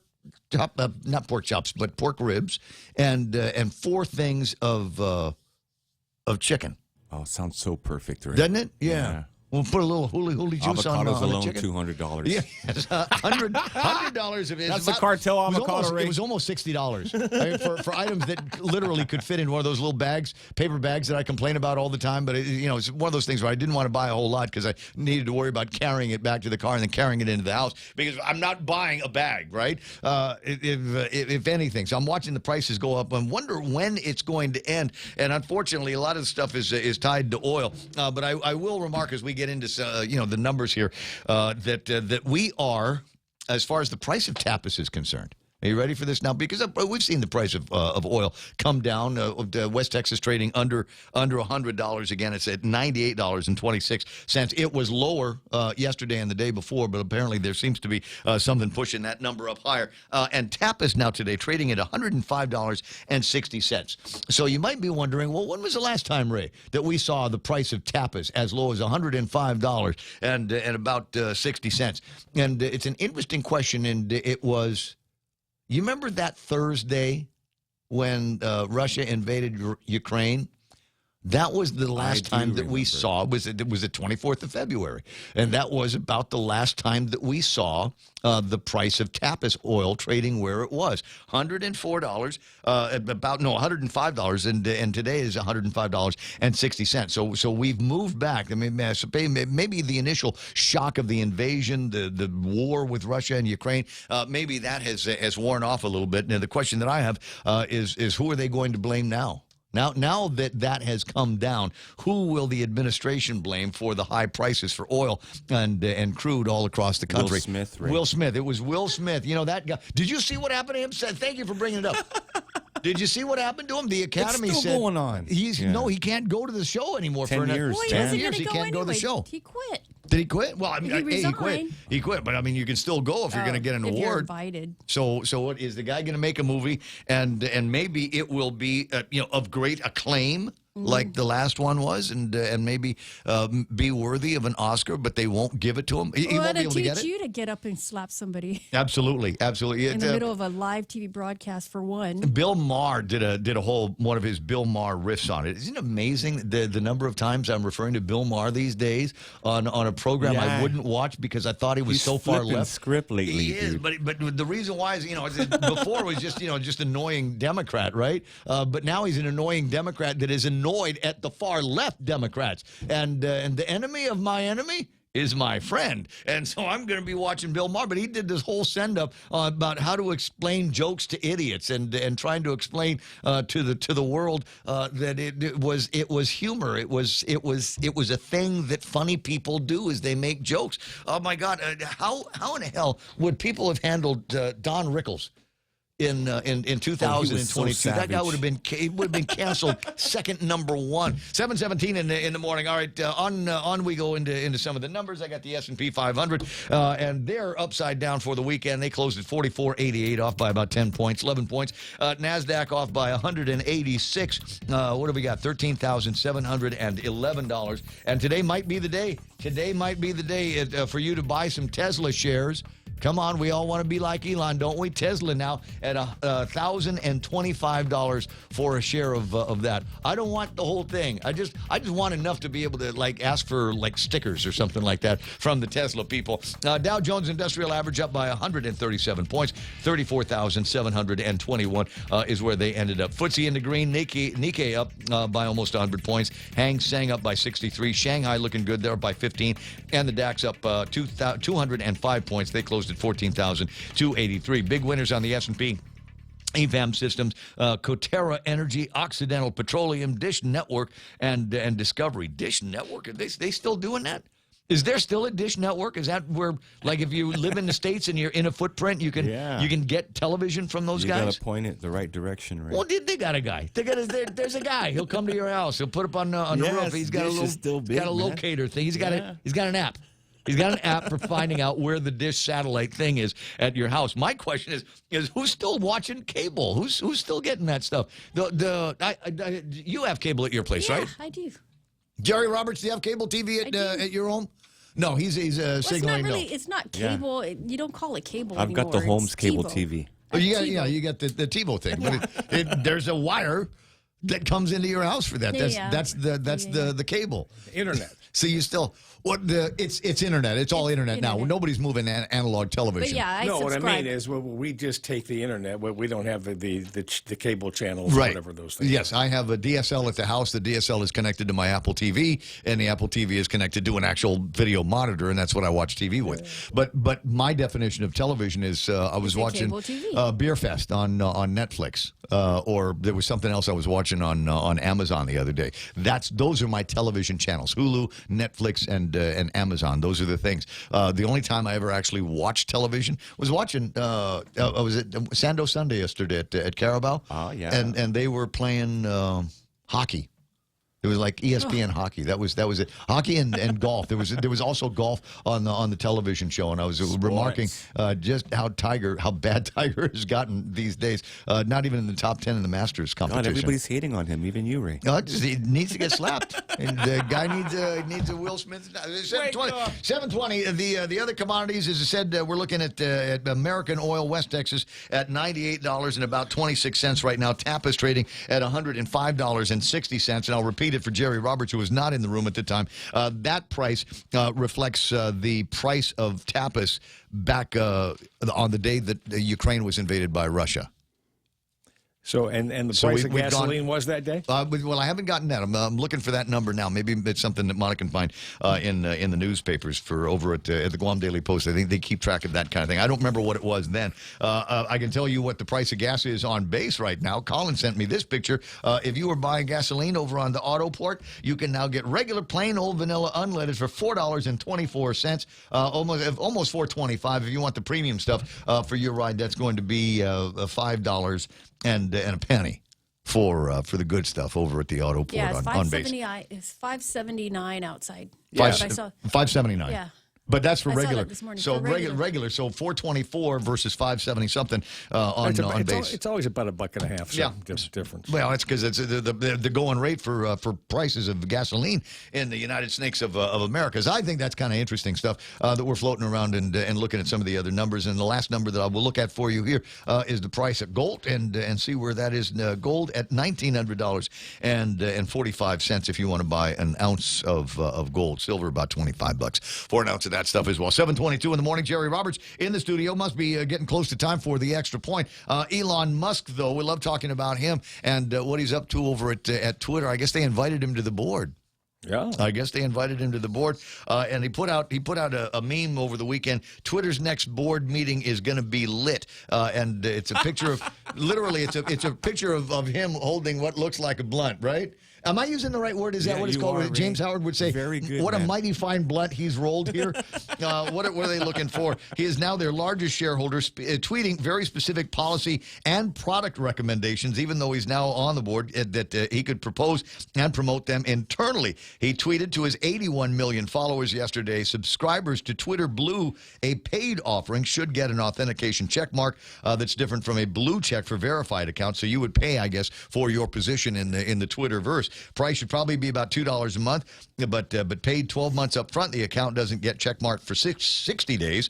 Watch for credit card chargebacks and suspended with no refund if used for to scam or spam people. So he's already got a price in his head for the subscription model of Twitter. And what I will enjoy, and which will be worth paying for, is no advertising on Twitter. Yeah. I get very, very annoyed with those things. That's where they've all gone now. Even when you tell it, I don't want to see this ad anymore, and then it asks you 20 questions why you don't want to see it. It's more trouble to unfollow somebody that's spamming you as opposed to just flipping up. Well, that's how YouTube did it. YouTube charges $18 a month for the no ad version of their service.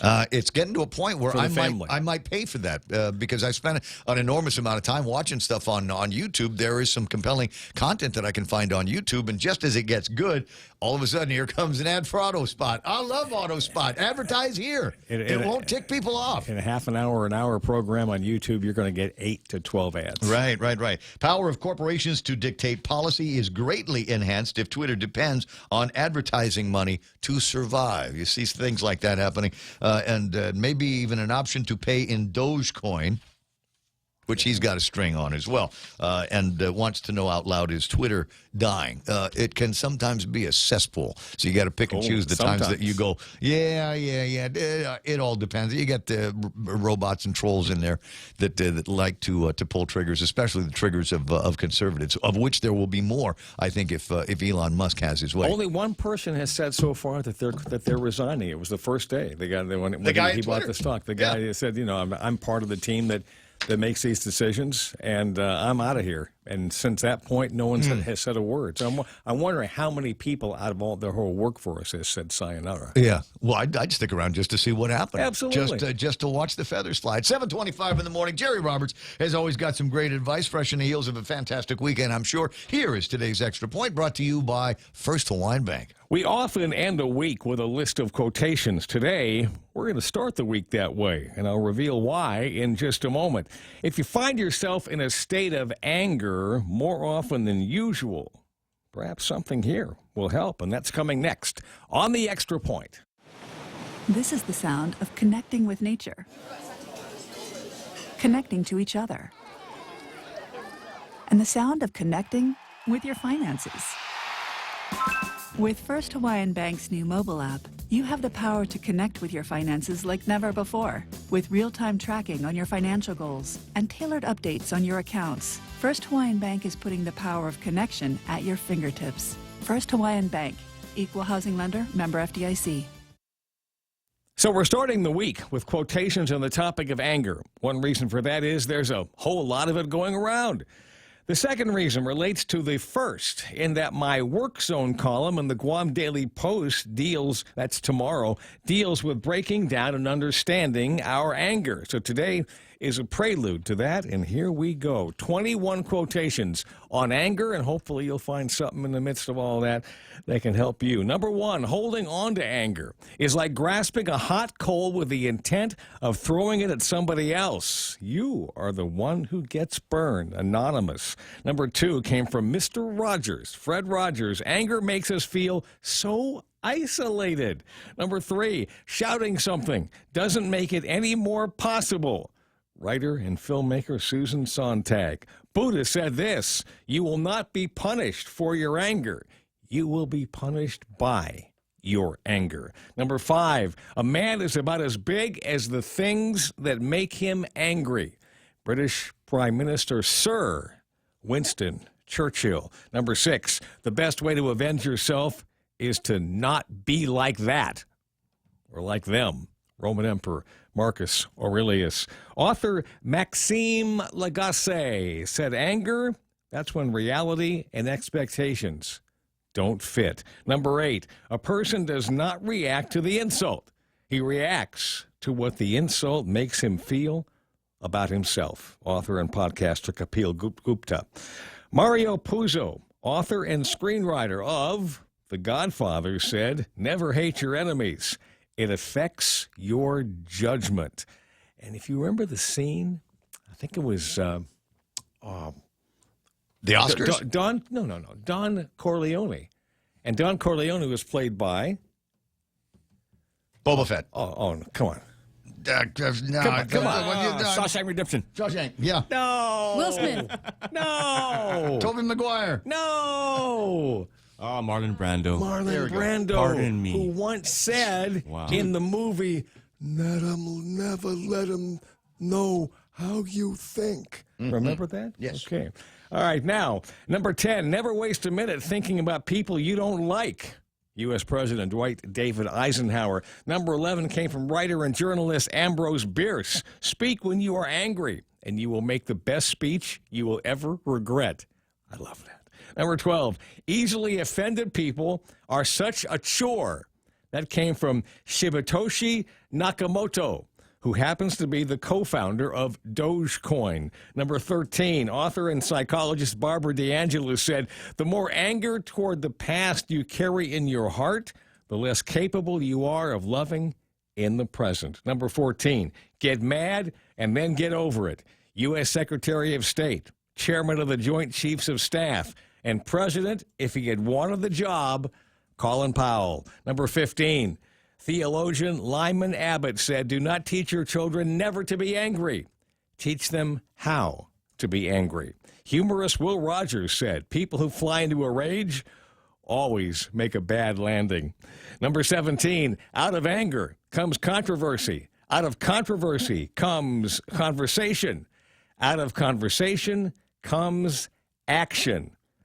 Could have been the husband of Jada Pinkett, Tupac Shakur, rapper and actor. Number 18, you thought you'd never have me give a Tupac quotation, didn't you? Number 18, anger is just anger. It isn't good. It isn't bad. It just is. What you do with it is what matters. It's like anything else. You can use it to build or to destroy. You just have to make the choice. Author Jim Butcher. Number 19, the greatest remedy for anger is delay. Roman philosopher Seneca. Number 20, if your hate could be turned into electricity, it would light up the world. Inventor Nikola Tesla. And number 21 came from a student of Plato, Greek philosopher Aristotle. He said this, anybody can become angry. That is easy. But to be angry with the right person and to the right degree and at the right time and for the right purpose and in the right way, that is not within everybody's power, and it is not easy. Anger today. You okay with that? I'm okay. That's the extra point. Be responsible. Don't be angry. And make something good happen today for 93.3, The Ray Gibson Show and First Hawaiian Bank. I'm Jerry Roberts. And just remember the quote from Ray Gibson, anger is one letter away from danger. Oh, that's right. Always remember that here. I saw that one last night. I was going to have it. He faked his death, though, Ray. Thank you for leaving it out for me. It's 7:31 in the morning. There's Jerry Roberts. There's an excellent extra point here for today. More on that before too much longer, like tomorrow morning. And the point that he made in the broadcast here is don't forget, tomorrow is Tuesday. There's an extra Jerry Roberts tomorrow in the form of the Work Zone in the Guam Daily Post. Time to take a look at what's going on in news and headlines. Being brought to you by my friends over at Burger King. They're celebrating 33 years with brand new Whopper Melts. We had a whole bunch of these dropped off at the radio station the other day, and they were incredible. Super, super tasty. A bunch of different ones that you can try. Let me get this up on the screen while we're talking about it so that you get an idea of the Whopper Melt and the Bacon Whopper Melt. And my favorite now because it has an incredible number of jalapeno chips in it, the spicy melt. All right, so they bring in the newscast. So that my friends, your friend Auntie Loli over at Half a Day Realty, you can give her a jingle at 688-6743. And principal broker is Joe D. Duenas. Now, take it away, Mana Silva Tyrant. What happened? Well, not much was sent our way from Tropical Storm Malakas. It's moving away from the Mariana Islands, but still bringing some bad weather our way. The Weather Service keeping watch on it as it moves away. There are still some watches in effect for us, or advisories in effect. One of them in particular you might feel is a wind advisory that's in effect throughout the day, along with a high surf advisory and a small craft advisory. All of them in effect today. Session is going to resume this week at the legislature, where Senator Chris Duenas will bring up his resolution that could possibly bring an end to the governor's public health emergency. Of course, the administration opposing that effort, saying it could cost us some millions of dollars in federal funds. Senator Chris Duenas says that he will ask for a committee of the whole to be called in order for the administration to get their position on the record. Session scheduled for Thursday morning at 9 o'clock. Meanwhile, the Revenue tax putting out about $10.6 million in refunds over the weekend. This after processing 3,400 returns. Revenue Tax says that these returns were filed on or before February 18th of this year. And those are your headlines right here on The Point. All right, thanks very much. I put the weather thing back up on the screen so you can see where we are in relation to the storm Malakas. That thing is moving away from us and is going to go and harass somebody else. But for some reason, lingering a whole lot of winds, heavier winds, as a matter of fact, knocking things down. I've got these gizmos. I got these shades, these Home Depot shades in the backyard, and it's just amazing to watch them flap up and down. And I keep waiting for him to bring the retaining wall down with it because the winds are up that high. 7:34. Now, the other reason why there's a wind warning effect is I've been eating a whole lot of eggs for breakfast. Just thought I'd leave that out there. What's that, Monty? You going to be okay? You got a cold. You won't be able to smell anything. I don't. I'm fully recovered. You've recovered from all of that? I probably should have warned you then. 7:34 on the Ray Gibson Show. Be right back. Are you looking for a new place to hang out with your friends? Let's go along the sidelines at Sidelines Bar and Grill. Located at 154 Iriarte Road, Unit 4 and 5 in Tamuning behind Royal Bigs. Sidelines, a hidden gem with nothing but great things to offer. Great atmosphere, great food, top shelf drinks, and a great team. What are we waiting for? Let the fun begin at Sidelines Bar and Grill. Open daily from 3 p.m. to 2 a.m. See you there.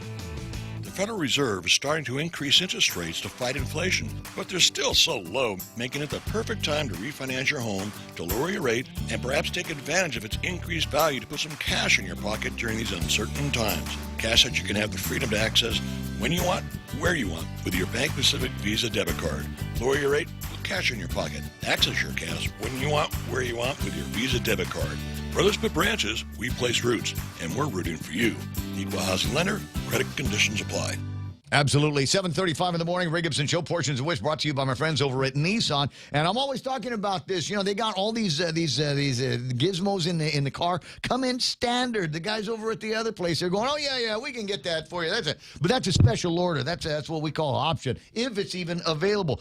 Take a look at the Sentra SV, 22 grand, just short of 23 grand. And we've got rear automatic braking, standard. Easy fill tire alerts, standard. Blind spot warming, intelligent key doors, push button start, rear parking sensors. All of that is standard in that automobile. Like I said, you talk to some of the other dealers, they're going to go, wait. What's an intelligent key door? What does that do? What about this blind spot warning? Why don't you just turn around instead? Just take a look. You know, all you got to do. We don't need technology for that. All you got to do is turn your head.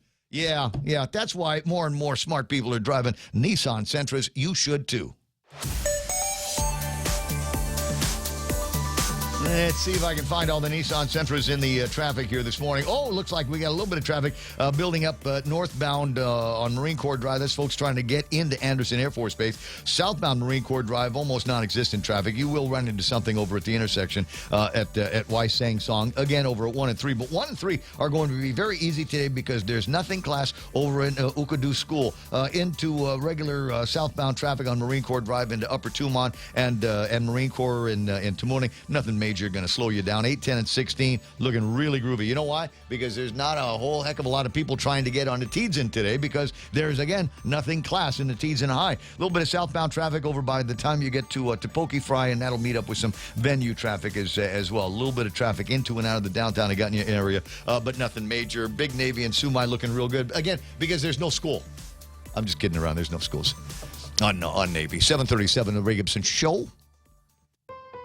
Check out the newest hydro and garden center to hit Guam, Crop King Hydro. We have a huge selection of plant nutrients, soils, hydroponic mediums, organic pest control pumps, plant support, tools, and so much more. Call 635-4769. 635-GROW. Open Monday through Saturday, 10 to 6 at the Dededo Satina Mall, right across from Payless and Paradise Fitness. For whatever you grow, think Crop King Hydro. Crop King Hydro. Family Finance has been serving the people of Guam since 1959, and they will continue to be there for you in the years to come. Get a personal loan for that summer vacation or to pay off those long overdue bills. Family Finance has got you covered. Apply for a personal loan from $1,000 up to $3,900 by calling Family Finance in Hagåtña, now at the old Nanbo Insurance Building at 475-4545, Upper Tumon 647-5626, or in Dededo 633-4473. Family Finance, here to serve you. What am I supposed to do? 7:38 in the morning? Who was it? Wendy's. Oh, it's Wendy's. Okay, they got the Alaskan king crab thing. Not the king crab. it's a pollock. It's a fish, not the crab that you get there. And what we want to do is we want to fry this thing up in panko breadcrumbs, which is the only kind of breadcrumbs that you ought to be cooking with these days. You get some of that. They fry it up to a perfect golden brown, and then they put it in a sandwich. But they also put it on a platter with rice and some cut greens in there. This is the way to enjoy it. Find out how you can do that at the drive-thru at Wendy's.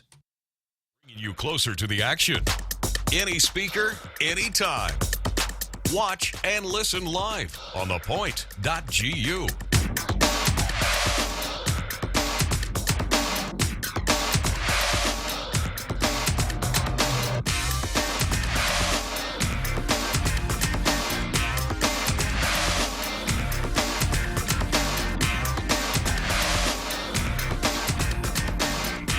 Are we still standing for Ukraine?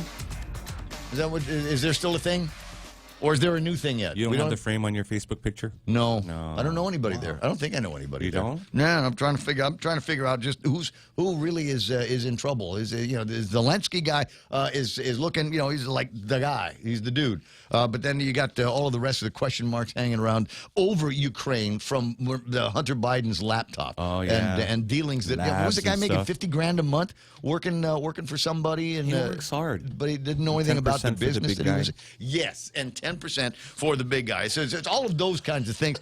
I'm just going, wait, why are we trying to prop up what could be, one of the most notoriously corrupt places in Europe, second only to the princes of Nigeria?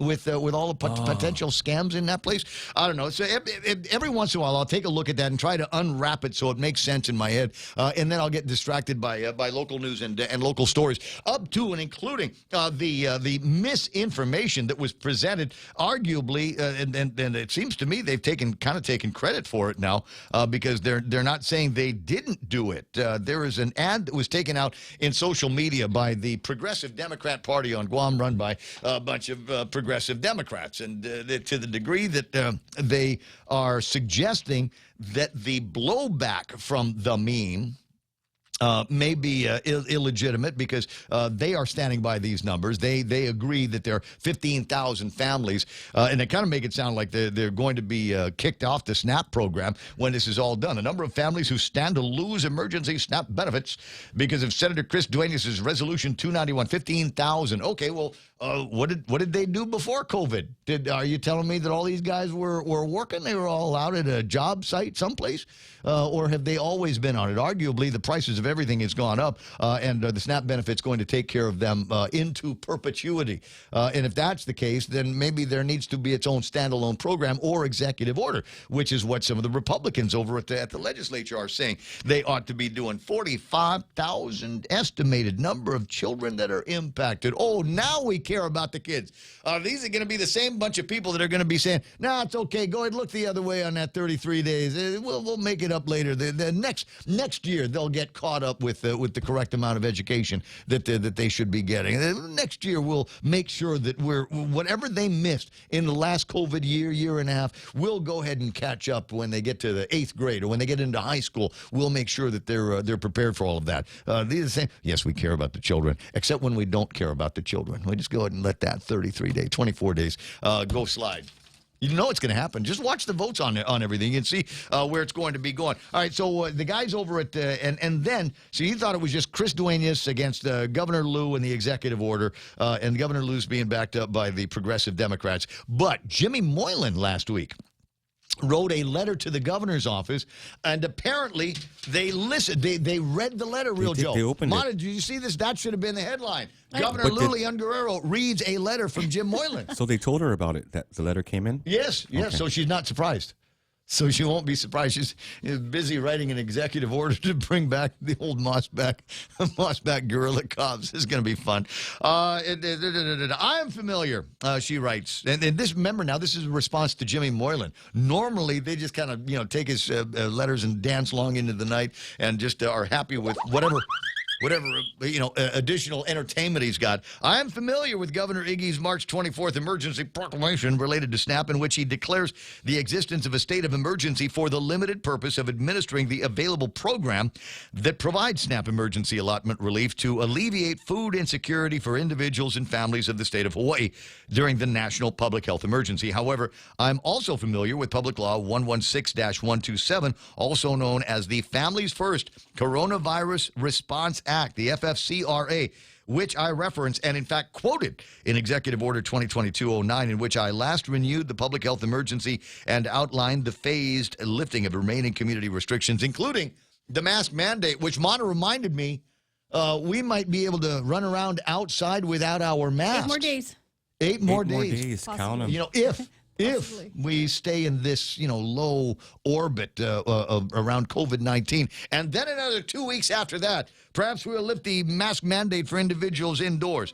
Sorry, I drove away from what I was originally yammering about. As I discussed in Executive Order 2209, the FFCRA conditions the provisions of emergency allotments under SNAP not on the existence of any emergency, including, as you suggested, an emergency based on insecurity, but rather on the issuance of an emergency declaration based on an outbreak of COVID-19. Specifically, 2302 of the FFCRA provides in relevant part as follows. Sorry, guys, I got to read this. Because it's going to set up the next conversation that we're going to have with an elected representative from the legislature. Here's the section that she believes is the one that would allow for the continued public health emergency here on Guam. In the event of a public health emergency declaration by the Secretary of Health and Human Services under Section 319 of the Public Health Service Act, based on an outbreak of coronavirus and the issuance of an emergency or disaster declaration by a state based on an outbreak of COVID-19, the Secretary of Agriculture shall provide, at the request of a state agency supporting such requests for emergency allotment. Boy, these people are wordy. And what's that in layman's terms, Ray? I'm trying to put this in layman's terms. You know what? I've got a layman on the line, don't I? You do? Somebody that can drive. But it's odd. Like I said, this is the weird part, right? It started off as Chris Duenas Resolution 291. And obviously the governor was surprised by that, apparently. And then the people over at the Public Health and Social Services and Dr. Berg and all these other guys. So it's just those guys. Jimmy wrote in to defend Chris Duenas because Julian Jensen put this hit piece out, this hate piece out. And so now it's Chris and Jimmy against Adelup, against the Physicians Advisory Group, arguably, the Department of Public Health and Social Services, and now the Progressive Democrats on Guam. Is there anybody else that you're fighting? Wow, welcome to Thunderdome. Yeah, I know. Is it going to be fun? Is anybody else backing you up here? Are they going to do any other hit pieces against anybody else at the legislature there, Senator Chris? Good day, Ray Gibson, Real Joe, and Senator Mana. I don't know, but I just think really, by the way, that hit piece is getting slammed this weekend, and Julian was in overdrive. blocking people, getting rid of them, unblocking them. Oh yeah, no, yeah. So they bought an ad on Facebook, at least on Facebook. I don't know if I saw it on Instagram as well, but certainly on Facebook. I saw it because it's got my name in it, and I thought, cool, they spelled it right. This is awesome. I'm on the Progressive Democrats' radar. They're tuned in every morning to hear me trigger them. This is going to be awesome. But they took steps. Not interesting enough. They didn't deny that they put that hit piece out. Absolutely, and then I got so many calls, and I was getting screenshots from people who their comments were being deleted, and Julian. Besides, I think Progressive. I think it's Julian and his dog. Really, honestly, I don't know anybody else who, if he even has a dog. But I think that what was funny was people were so frustrated. I was getting messages, like I said, in screenshots. Mm-hmm. I mean, there's like 160 comments on there, and only like 25 are visible. And it's only, and they're allowing a few in there that basically say, "Hey, you guys are just hit piecing on Chris and everything else." And, but literally, I mean, they were just so inundated with calling them liars and everything else that really, well, and then basically, it's so funny because one of the exchanges that one of my friends sent me was basically just this person telling Julian, what problem do you have with us giving you truth and facts that you constantly want to perpetuate this lie? And Ray, I can only surmise at this point. And by the way, when you're dealing with progressives and this progressive, they are mirror image of the left stateside, the far left-wing loonies, the squad and everything else, because that's what they do. They will shut down speech. They will shut down, interaction or whatever else. Anything that doesn't agree with what they say, they'll shut it down. And they'll lie and they'll do whatever it takes to try to destroy somebody. That is straight out of the playbook of the loony left, far left, DC, crazy people. So congratulations, Julian, you've arrived. but going forward now, right? But going forward, literally, it is obvious to me and to Jim and to others that they're hanging their hat on this one. And to have given us the entire 44 pages of the public law, when you go in and you just simply read Governor Ige's resolution, it is clear. It doesn't have to state the coronavirus particularly. It states the public emergency of food shortages, of individuals who have difficulty getting food, which is typically, i.e., poor people who are already on SNAP. Keep in mind, this is an additional supplemental program, just like they did the additional ACTC for individual, the working poor, and those who are getting other benefits from the government. These are extensions of benefits. This is not the entire SNAP program alone. So that's why a smart governor like Governor Ige just did a carve-out. If you go down, I've got I'll send it to you. I've got an actual state by state. I think this was as of maybe last month. A state by state, every state that's in the public health emergency or not. Actually, most are not. And most actually will expire by May. And there'll probably be one or two states that will be left that are just in perpetuity. I don't know what craziness that's about. But if you see them, you'll see as you scroll over, they too have made limited exemptions. One of the main exemptions in some states, which makes sense because they got a huge retirement population in a lot of states and retirement communities, right? They've extended a very narrow emergency, not COVID or anything else, for the purposes of a carry-on from COVID. I'll correct myself there. But a carry-on from COVID, but a public health an emergency that continues for the purposes of nursing homes and nursing care and stuff like that. So that makes sense, but it's clear that their public health emergency in and of itself is completely closed and they're completely open for business. Wow. The free zone, as I refer. The free zone, exactly. So every state has had to make one tweak or two tweaks, whatever else, in order to be able to keep whatever might require. And that's what we want to do Thursday. We just want to get the truth. The truth is obvious. The truth is obvious. This is about money. There is no longer a public health emergency. And the fact that they're coming out and fighting on this so hard, in my mind, is recognition of the fact that COVID is over for Guam. but there is still an amount of spend that we're going to be getting to based on a food insecurity, not based on the number of people that are getting sick with COVID-19, the number of people that are in hospital because we've got COVID-19, the number of people that have died because we've got COVID-19. None of it has anything to do with that. We are now fighting over the applicability of something that no longer exists. And this forces them, in my mind, to recognize that COVID-19 is over because now it's all about money. Absolutely, and that's what everybody keeps coming up to me and telling me at the grocery store, everywhere. Chris, is just about money. Keep going, keep going.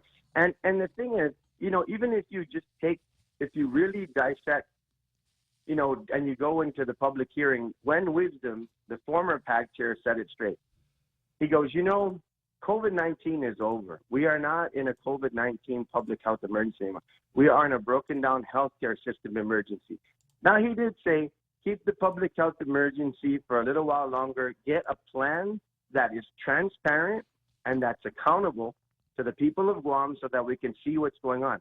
He also mentioned the plan should include and should have included, and here's where I guess most of the angst that he and other doctors who are actually in the front lines outside as well doing the work, is that we have totally missed the boat when it came to shoring up our clinics.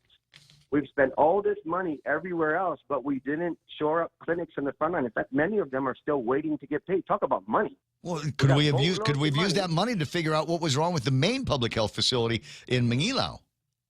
Exactly. Ding, ding, ding, ding, ding. I mean, it really, really, really is. It's a complete, it's a complete management by emergency at the most emergent level. Did you find out whether or not they got the air conditioning taken care of at the skilled nursing center? I have not found that out. In fact, Dr. Wen was asked a direct question on one of the media. He said, the question was, is the medical system better after the 2 years of COVID? He actually said it's worse. And those are words that are absolutely quotable. He said it's actually worse. He said there is, he goes, with the one grade that he gave, a top-notch grade to Dr. Uggan and their team and others in there that basically have completely set up the hospital where they certainly are ready for COVID response. In terms of the units, in terms of the tertiary levels of care and everything else, that is probably the most resounding success of everything, is the ability to basically get in there now and deal with surges and other things, which was what we were expecting, right, at the hospital level. But as far as overall healthcare system and changes and things that need to be made, particularly things at the clinic level, making sure that a lot of this stuff could be caught and dealt with early with PPEs, with testing, with making sure the clinics were paid, that has been a complete miss, Ray. Well, what's the headline this morning or among the headlines over the weekend there it is. PDN's reporting. Jackson Stephen writes a backlog of more than 1,200 applications for welfare programs like Medicaid being processed by Public Health and Social Services are in apparently backed up right now. Backup started at the end of January, stretch into February as public health employees at the Northern Region Community Health Clinic contracted COVID-19 during the Omicron surge, and they're busy trying to catch up to that. Is that the same program or among the same programs that would help compact migrants on Guam get the hospital compensated for their care? It could be. It could be. We'll look into that. One other topic that I didn't realize that you were going to be heavy into this, and we may have you and others in the studio this week to talk about it, is there is a bill that is out there. And I tell you what, this got everybody up in arms over the weekend of a certain grade. There's one of the newspapers has got a letter to the editor in it. Jane Flores from the Bureau of Women's Affairs has written about this heartbeat bill that has been proposed over at the legislature. Can we talk about that? Because it seems to me that is going to be an interesting election year topic as we are 138 days away from the primary election. Yeah, Ray, one of the comments I heard that kind of shocked me, really, two things coming from Jane was this is an insane bill, and that these issues always come up and rear their ugly head during election time, and I can't think of anything more ugly than killing a baby, aborting a child. Hey, let me tell you something, Ray. Like Peter Stroh said, every state right now is scrambling to either ensure that they have their abortion issues in line, being very pro-abortion, or having laws like the heartbeat bill, or straight out anti-abortion, because the Supreme Court really appears to be on the cusp of sending this issue back to the states and making it a states' rights issue. That is very close. If you look at all the rulings that have come down from Texas, Alabama, other places, at least for now, the initial rulings, there is no unconstitutionality with the heartbeat bill because it does not deal with any governmental intrusion. This is all civil. There are no criminal penalties. And basically what it's done, Ray, if you go to Texas right now, check into Texas or check into their healthcare system, abortion is almost non-available, non-existent, because the doctors it's such a money thing, right? They're going to go where the money is. They just packed up and left because they don't want to deal with any possible suits or any liability, or not particular liability because it's not criminal in nature, but they don't want to deal with suit on top of suit coming after them for providing, not informing, individuals that they're not eligible for the abortion because there's been a heartbeat detected. Right. And so really, Ray, this is timely. And let me drop this bombshell on the point. Say, for example, the states turned around tomorrow, or the federal government turned around tomorrow and said, it's states' rights now. We revert all this back to the state. Roe v. Wade is canceled. Right. Right now in Guam, abortion is absolutely illegal for any reason. That law has never been repealed. And so the fact that, I'm going to use this again, the fact of the matter is nobody in the governor's office has ever sent down a bill to repeal the current law. So I'm going to tell you. What, are they unaware?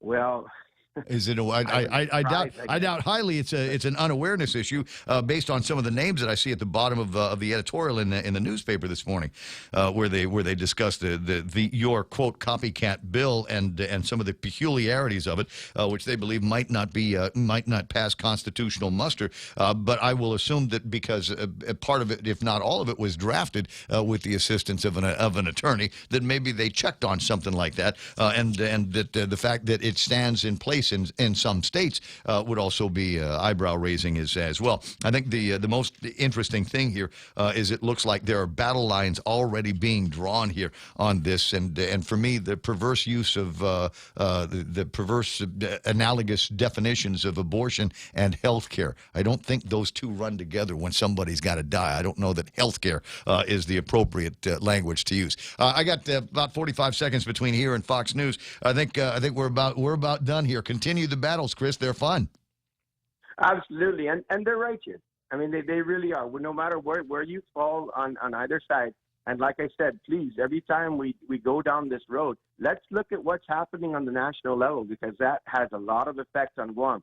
And truly, this bill is righteous at this point. And I'll be curious to see if the governor's office sends down any bill to repeal the current law, because I'm telling you, if the United States, federal national government turns around and says it's states' rights, there will be no abortion on Guam allowed whatsoever. They say it's a moot issue because we don't have doctors that are doing the procedure here on Guam, and I think that's an interesting wrinkle on the story. The conversation about in cases of rape or incest, also very interesting. We just don't have time to get into them now. Chris, I'll talk to you soon. Fox News live here on The Point. White House Press Secretary Jen Psaki says the administration continues to support Ukraine's defensive needs. Assessing, reviewing every single day the requests from the Ukrainian military and Ukrainian leadership. Senate Minority Leader Mitch McConnell says simply supplying Ukraine doesn't go far enough. We want the Ukrainians to win. Both appeared on Fox News Sunday. There are reports Russian President Vladimir Putin plans to declare victory in Ukraine in May, even without capturing Kyiv. Gernal Scott, Fox News. Meanwhile, 2 people are dead and 10 are injured after a shooting at a nightclub early Sunday morning in Cedar Rapids, Iowa. It happened at the Taboo nightclub and lounge in the city's downtown area. I remain livid and angered at the blatant disregard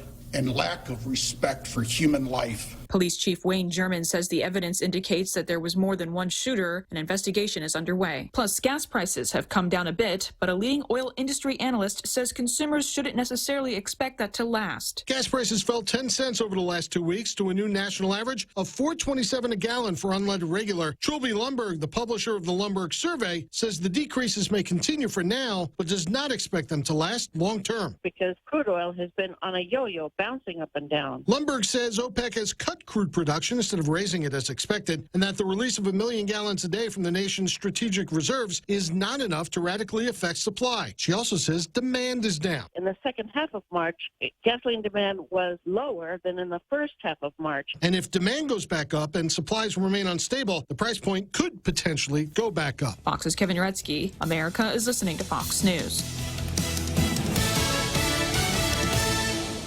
The Federal Reserve is starting to increase interest rates to fight inflation, but they're still so low, making it the perfect time to refinance your home, to lower your rate, and perhaps take advantage of its increased value to put some cash in your pocket during these uncertain times. Cash that you can have the freedom to access when you want, where you want, with your Bank Pacific Visa debit card. Lower your rate with cash in your pocket. Access your cash when you want, where you want, with your Visa debit card. Where there's put branches, we place roots, and we're rooting for you. Equal housing lender, credit conditions apply. Check out the newest hydro and garden center to hit Guam, Crop King Hydro. We have a huge selection of plant nutrients, soils, hydroponic mediums, organic pest control pumps, plant support, tools, and so much more. Call 635-4769. 635-GROW. Open Monday through Saturday, 10 to 6 at the Dededo Satina Mall, right across from Payless and Paradise Fitness. For whatever you grow, think Crop King Hydro. Crop King Hydro. News. Some parents are concerned about the new sex education curriculum in New Jersey. Parents are concerned because kids as young as first grade will be having discussions about their gender identity and how their private parts play a role in their gender identity. The state guidelines say, quote, being a boy or a girl doesn't have to mean you have those parts, but for most people, this is how their bodies are. The parents we spoke with say this will confuse their children. Lawmakers are responding. New Jersey Congressman Jeff Van Drew is already drawing up federal legislation that would require schools to tell parents if they're talking about gender identity or sexual orientation in the classroom. We are waiting for a response from Governor Murphy as well as the Department of Education here in New Jersey. Fox's Nate Foy. Meanwhile, the Biden administration is expected to come out within days with its long-awaited ghost gun rule. The aim is to rein in privately made firearms without serial numbers. They're increasingly cropping up at crime scenes across the U.S. Completion of the rule comes as the White House and the Justice Department have been under growing pressure to crack down on gun deaths and violent crime in the U.S. 3 people familiar with the matter tell the Associated Press the rule could be released as soon as Monday. Meanwhile, Chipotle is fighting labor shortage with a unique solution. Fox's Laura Cantor has this story. Miso Robotics CEO Michael Bell telling Cavuto Coast to Coast Friday about his company's tortilla chip-making robots. Chipotle is testing these robots to combat the nation's labor shortage. According to a press release, the robot is named Chippy, and it will have the ability to cook and season Chipotle's popular chips. Chippy is expected to debut at a location in Southern California later this year. Bell saying that the labor shortage is not ending anytime soon and that the demand is growing to automate tasks in restaurants. Laura Cantor, Fox News. I'm Mary Corsetti, and this is Fox News. We're already Pika's best radio station, but we're always looking for ways to be even better. Announcing the point on Alexa. In addition to our FM and HD radio feeds, our incredible app, informative website, Facebook Live, and YouTube Live, you can now tell Alexa to stream The Point. And your smart speaker will start playing whatever we're saying. News and views 24/7 with your 4-word command. Alexa, stream The Point. Hoffaday, this is Severina. Here at APL, our expertise and extensive network can help you grow your business and reach out to more global markets. As a responsible carrier, APL is also committed to a sustainable future, whether it's protecting the environment or investing our efforts in giving back to the community. Our dedicated teams in Guam, Saipan, and on U.S. mainland are here to support you. Call 588-4651 or visit www.apl.com. Just in time for Lent, it's our delicious BK Big Fish Sandwich. 100% white Alaskan pollock, breaded with crispy panko, topped with sweet tartar sauce, tangy pickles on top of a warm toasted brioche bun. Also available, our Impossible Whopper, 100% Whopper, 0% beef. Enjoy your Lenten season with French fries and a refreshing brewed sweet or unsweetened tea. We're ready to serve you this Lenten season, now available at BK Hagutnya, Tumon Bay, Micronesia Mall, and at the airport. BK your way. Your local news is brought to you by Nambo Insurance. Skip the line, pay online. It's fast, it's easy, and it's secure. Visit Nambo.com for more information.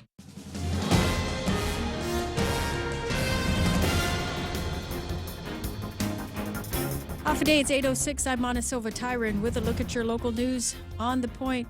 Well, that tropical storm is moving away from the Mariana Islands, but it's still bringing us some bad weather today and throughout the day. The National Weather Service keeping an eye on Tropical Storm Malacas as it moves northwest away from us.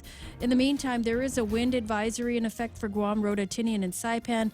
The community is advised to use caution while driving. There's also a high surf advisory, along with a high risk of rip currents through this afternoon. There's also a small craft advisory that remains in effect.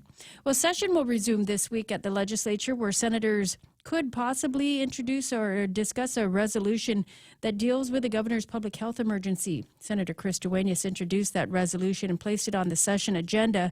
When senators go back, they are expected to go into the committee of the whole in order to get the administration to chime in on that resolution. They have expressed their opposition to that resolution, though. Session scheduled to resume on Thursday at 9 o'clock in the morning. Meanwhile, over 200 Guam businesses could stand to benefit from a House resolution that was introduced. Congressman Mike Nicholas co-authored that resolution, H.R. 3807, which could provide $42 billion to replenish the Restaurant Revitalization Fund, which in turn could award grants to eligible businesses which previously applied for the program but weren't able to secure funding. St. Nicholas, in a press release, says that the bill would also provide $13 billion to establish a hard-hit industry award program to plug money into small businesses that were hit hard by the pandemic and weren't eligible for the Restaurant Revitalization Fund or Shuttered Venue Operators Grant Program. Well, more news right after this. Go green, go hybrid, go to Nanbo Insurance, and your next power bill is on us. Insure your hybrid car at Nanbo and get up to $350 towards your next power bill. That's instant savings for keeping our island clean and green. Nanbo has been providing Guam with over 50 years of reliable and affordable auto insurance. At Nanbo, it pays to go green. Terms and conditions apply. Visit nanbo.com or call 477-9754 for details. Retired law enforcement officers are being called back to duty, and the governor's office and police department hope a $10,000 bonus will help entice these former officers to come back. An executive order was signed by the governor on Friday, and according to the Guam Daily Post, the bonus will be paid to retirees who commit to returning for at least a year. Adloop says that the goal is to increase the police presence in the community by directing the temporary assignment of law enforcement officers from other agencies to GPD and incentivizing retired law enforcement officers to return to service, among other objectives. The number of limited-term police officers, as well as funding source, and the total budget for this program weren't included. Administration says it will be provided later. The governor and the lieutenant governor say, though, that they hope to recruit as many retirees as possible. Meanwhile, an investigation is still underway into a fatal shooting that took place Friday morning involving a Guam police officer. However, few details have been released since then. As was seen in a viral video, an unidentified man was shot by GPD. It was later confirmed that the man did die at GRMC. An independent investigative team was called to investigate. Again, few other details have been released. And those are your top stories here on The Point. Here's Ray with your weather. Wait. I sent something to our own meme machine here because I thought it was going to be very, very interesting and fun to look at and fun to watch. I don't care what job you have. It doesn't matter to me what you do for a living. I have found us the perfect job. Are you ready to see what our perfect job looks like? Oh, yeah. All right, stand by. Hold on a second. It's a guy. It's a guy, and his job is taking care of baby pandas. Oh, my goodness. Look at that. They're so Just play with them. He's got a little huggy and they're hanging out with him and they're biting his little guy feet. Then that just looked like crazy fun. He's giving pandas a bath. I think the other one's humping him. It could be. I don't know. But oh my goodness, they're cute so little panda humpies. Yeah. Why have we not But they're bred Chinese, dogs? Ray. Why have we not bred dogs to look like that? There's got to be a way to do that. Dennis Larson probably knows how to do it. Yeah. Can we bring them here? Would they survive? We got plenty of bamboo. I mean, that's what they eat. Would they be considered invasive species? Yeah, but these are cute invasive species. Yeah, It'd be I know. all right. I mean, only the wokiest of our people would say no to cute little panda bears. Have you go to places, I've been like Japan, whatever, where they've got these pandas that are on loan from China or something like that. See, that's why nobody wants to get in a spat with China, because then they have to return the pandas. Yeah. But they and on days that you cannot see the panda for whatever reason, then they've got these other, like a fox or something like that. You still go, but it's not the same. You're like, I wanted to see the panda. I wanted to see the cute little fluffy panda bear. But that's a dream job. I don't whatever it is that you're doing. I don't care what your benefits are. I don't care anything about even grown-up features pandas of your are job. Cute. They're all kind of. They don't even have to just be babies. I watched Tropic Thunder over the weekend. Oh, nice. Yeah, Tropic Thunder, where the guy accidentally kills a panda bear. I love that. All right, so where was I? 8:12. Last look at weather here for this morning. Except some snottiness a little bit later on. Showers, possibly thunderstorms are possible because of Malakas, the Calacas weather system that is in the area. Some of the storms could be producing gusty winds, heavy rains over the next 24, 48 hours. We got highs today about 85 degrees with a heat index. It'll roll up to about 90. It will feel like 90 degrees. But it won't be that on the thermometer. High surf and rip current warnings are in effect. High wind warnings as well. And like I said, just watch out for heavier winds and some really heavy rains. Not that there's a lot of water. It's just driven by the wind, and it's the kind that will hurt you if you're not wearing some kind of protection out there. 8:12 in the morning. You know what you might want to do? Like my friend Michelle, who went out and she posted this on one of her Facebook stories. She went and put on some foul weather gear and was dancing in the rain. Right at night, it's just so sweet, so romantic. She was by herself, of course, but it's still kind of romantic for you to go out there and dance in the rain. 8:13 in the morning. There's news and weather together. This is The Point. Technology is the great connector. It puts songs in your pocket, connects long-lost friends, and has made the world easier, faster, and smarter. And now, First Hawaiian Bank's new mobile app can help you do the same with your money. Whether you want real-time financial tracking with MoneyMap or tailored advice on your personal finances with Daily Insights, we're giving you the power to connect to your finances from anywhere, like never before. First Hawaiian Bank. It all starts with yes. Equal housing lender, member FDIC. Unified Communications, UC, is the next step in a business phone system. Introducing Docomo Pacific UC, your business phone. Instant messaging, video, voicemail, fax, and more. All unified on one platform and delivered through the cloud. Merge your desk phone with your mobile device. Turn voice calls into video conference. UC reduces phone costs. UC boosts productivity. Work better together with Docomo Pacific UC. What happened? Portions of the program brought to you by APL. That's American President Lines, a global presence with a local home. And second floor, the Tumon Sands Plaza. That's where you will find Chili's. Walk up the escalator and step inside. Always cool inside. They got one of those, I forget what they call them. They've got this hyper system they got from Docomo, which regularly scrubs the air. Aura Air. And the Aura Air. Yes, Thank you very much. They've got one of those systems in there. And I tell you what, just the fact that you're breathing cleaner air makes the food taste that much better. So check it out. They got the $15 meal deal at Chili's. Mix and match 3-course meals. They got soup, salad, chips, and salsa to get started. Ranchero chicken tacos, honey chipotle crispers with rice. There's bacon ranch, quesadillas, or personal fajitas as your main course. Chili's, more life, more great value happening there. It's the Ray Gibson Show. Call now, 888-TALK.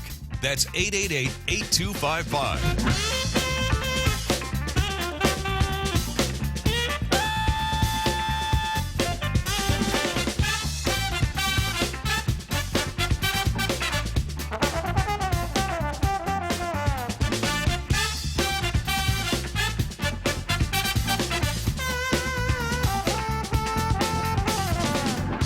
No, I'm sorry. You know, it's just been so busy. I haven't had a chance to take a look back and see who else is playing around with us online. I got Bandit, my buddy Ed Buendicho there, Mark and Francis Ishmael, Al Kamatsu, and Jay Rojas listening. And I checked on Jay. He checked Happy in birthday. on Facebook at a place called Hula's. It's his birthday week. Is it? Mahalos. Yeah. Mahalo. And happy birthday. So he's sending me, he said it's almost time for a care package from Hawaii again. So Oh, yeah. I think we I've should got send him one. one of these days. Well, just come and get it when you're home, guy. We'll come give you the care home. package from here. But, they're filled with all kinds of stuff that you can only get on Guam. When you do come back to Guam, though, Jay, malasadas. It's not our fault. Somebody mentioned malasadas on the radio this morning. And now that's everybody has got the craving for that. Anyway, so, and the shirt from Hula's. Though I'm I disappointed. saw that you had the tank top you wanted already. They did not. No, they don't have the tank top I wanted. They don't make tanks anymore over at Hula's. And the thing is, okay, so I'm used to hang out at Hula's a lot when I was going to college in Hawaii. And one of my favorite shirts was this Hula shirt. It's a big Hula's logo on the front of it, Art Deco lettering, and it was in a tank style. And I thought I looked really, really good. I mean, not as gay as I thought I'd look in it, but it was still something very cool. And I'm just thinking I'd like to have that kind of shirt again. It's either that one or you know what else I can't find? I used to have one. I have no idea what happened to it. My Big Trouble in Little China tank top. The one that Jack wears in the actual movie. I have one of those. And I have no idea where it is. I've probably loaned it to some cutie and never got it back. Jose Martinez there, James Howard, Tessa Nuke is online. So is Marsha Wong. What's that? Donna Mila, we were talking last hour about cable. And she says that we only have cable because it's part of the bundle, but haven't turned on the cable TV itself in years. Like, who watched Channel 8 anymore? Speaking of birthdays, did you wish her a happy birthday? Oh, Donna Mila, happy Yes, birthday happy to you, Donna Mila. Happy birthday. Good to have some of the Point family celebrating something today. Mark Ina, I see Juan Mafnus, Rose Pizzini is there, Juanita Machi, Buenos Zen Hafaday to, we were talking about Rumble was supposed to be the alternative to woke YouTube, but it's unwatchable with all of the ads there. I'm feeling that, bro, but I'm also kind of lamenting the fact that the Trump Truth app is such a total disaster. It is one of the, there's two disappointments in my life. One of them is when I wordle in anything less than more than 4. Right, if I have 4, I feel like average. Yeah. Right, Jose knows this feeling. Big letdown. But 5 and 6, that's like, wow, this is. I shouldn't even leave the house now if I wordle in 5. I think I got wordle. Where did I get it today? Did I do it today? No, I did yesterday. So I got Wordle in 4 yesterday. How do you and look it ticked at me yourself, off because it was. I thought I had such a good start on it. How do you sleep at night, here's the thing. Now they're using. Now that I'm on the subject, let me just stay there for a second. They're in Wordle. What they're doing is they're starting to use a lot of words that are the same, except one letter might be. We might change one. Like stare, I think was yesterday's, right? And you could make a whole bunch of other letters, other words besides that one.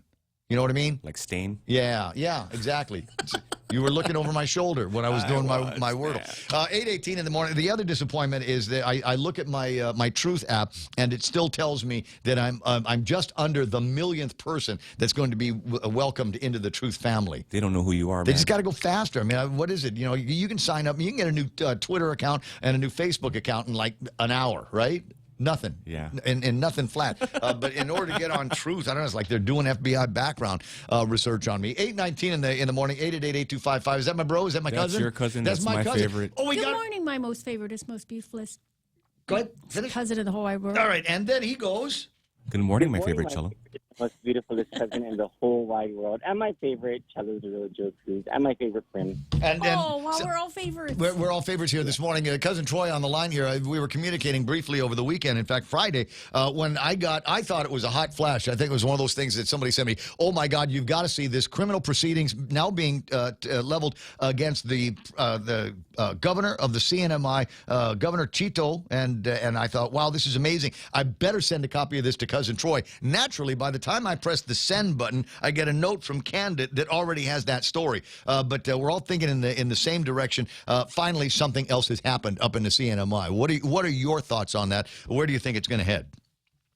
Well, my very first thoughts on it were, they've got it down packed better than we do because their local government is taking care of their corruption issues and not waiting for and relying on the FBI or the feds to take care of it for them. And it's just such a refreshing thing to see it's so inspiring, and I just wish that our Attorney General on Guam was half the man Attorney General Edward Manabusan is.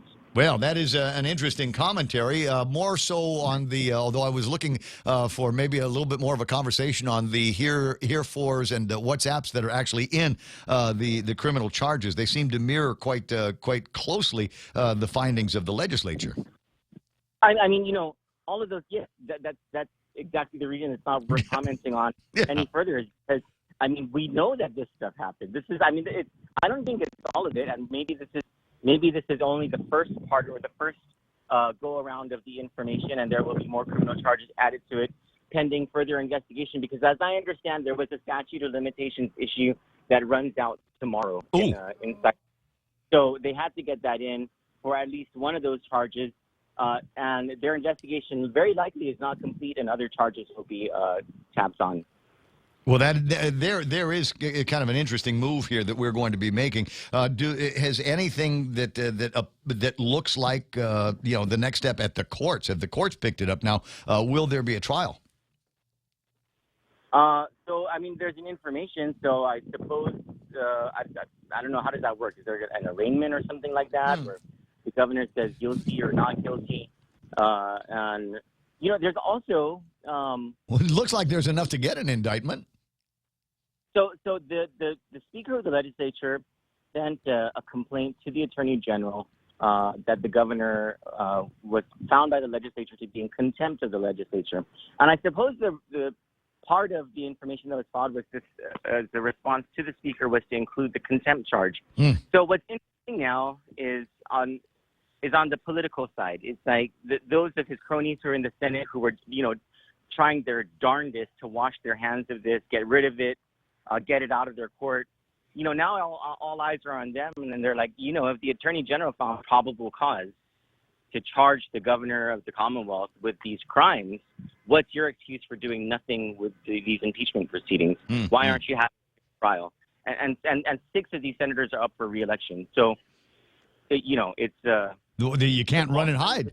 You're not going to be able to run and hide from it anymore. This is going to be in the front page of the newspaper. And having been already briefed on all of the allegations that they're being made against them, the people of the CNMI would rightfully be able to go back to each one of these senators and say, why you knew this? Why didn't you do something about this? Why did you have to wait until it actually shows up in a court of law? And as you point out in at least one of your stories here today, the CNMI is in uncharted waters. They've never had to deal with anything like this. So, yeah, that was a comment made by Lieutenant Governor Arnold Palacios, who is the independent candidate for governor. And what he refers to is that, Benigno Fitial, there were criminal charges brought against him after he resigned from the governor's seat. But this is a sitting governor who's been charged by the Attorney General with crimes. It is unprecedented, and these are uncharted waters.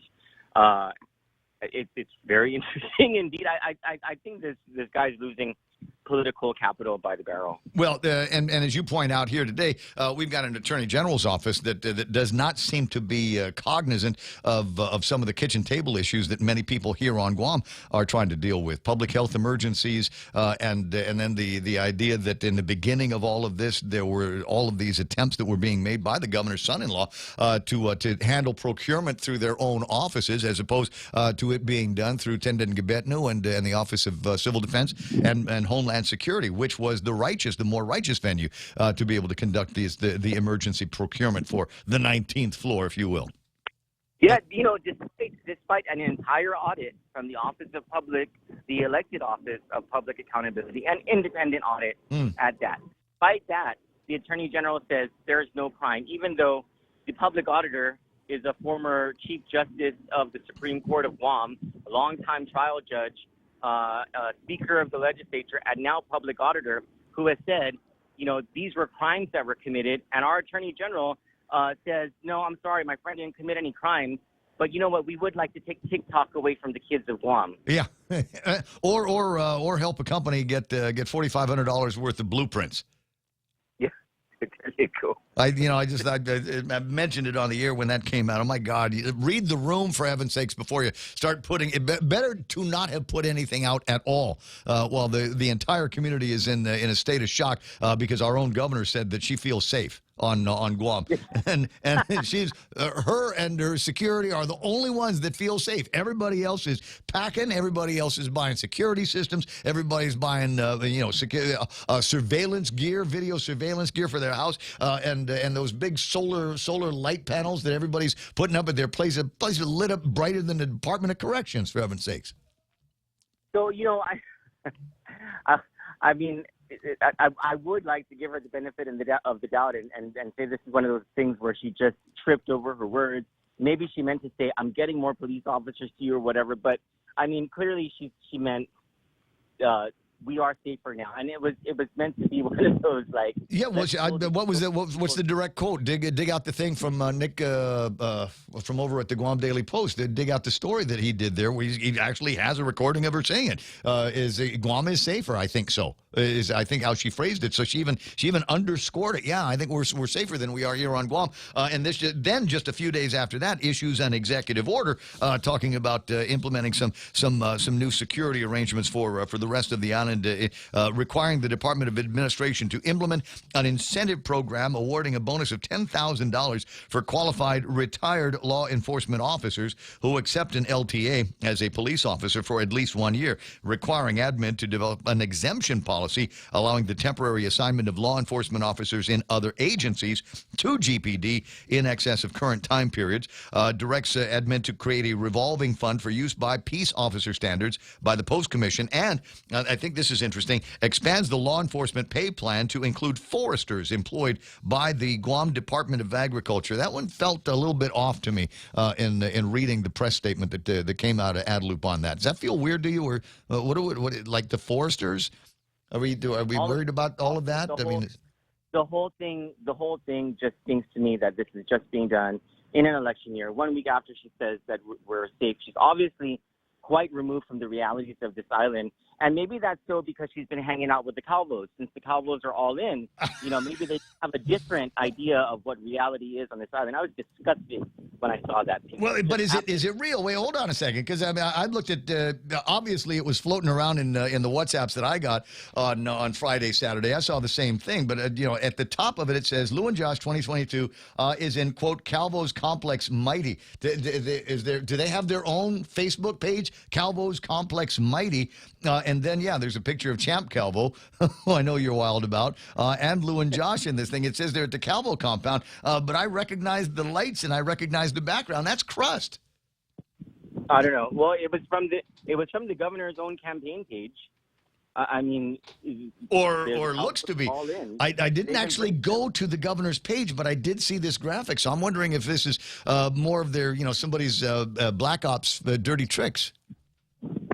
Oh, I didn't even think about that. But still in all, Champ is having drinks with Lou and Josh and not wearing a mask, and they're inside. It appears to be their campaign page, and they are taking that picture together, unless that's some pretty good Photoshop. You just never know, bro. You just never know. I don't know. I don't want to Zapruder this thing, but it is kind of interesting. I saw it and thought the same thing, but it draws into question certain alliances here. As is Champ going to be happier with Lou and Josh than he would be with the Camacho and an ADA administration? And why are these even conversations if we're trying to promote like this good government? Unity, for heaven's sakes, the old unity of the Republican Party, and all of a sudden it seems to be falling apart because Eddie Calvo's in there. Eddie Calvo's been hanging out with Felix, and rumor is that's got Mary Torres all annoyed, and she's not going to be providing any kind of support. Does the feeling go in the opposite direction? Are the other Calvo families annoyed that Eddie's spending so much time with Felix these days?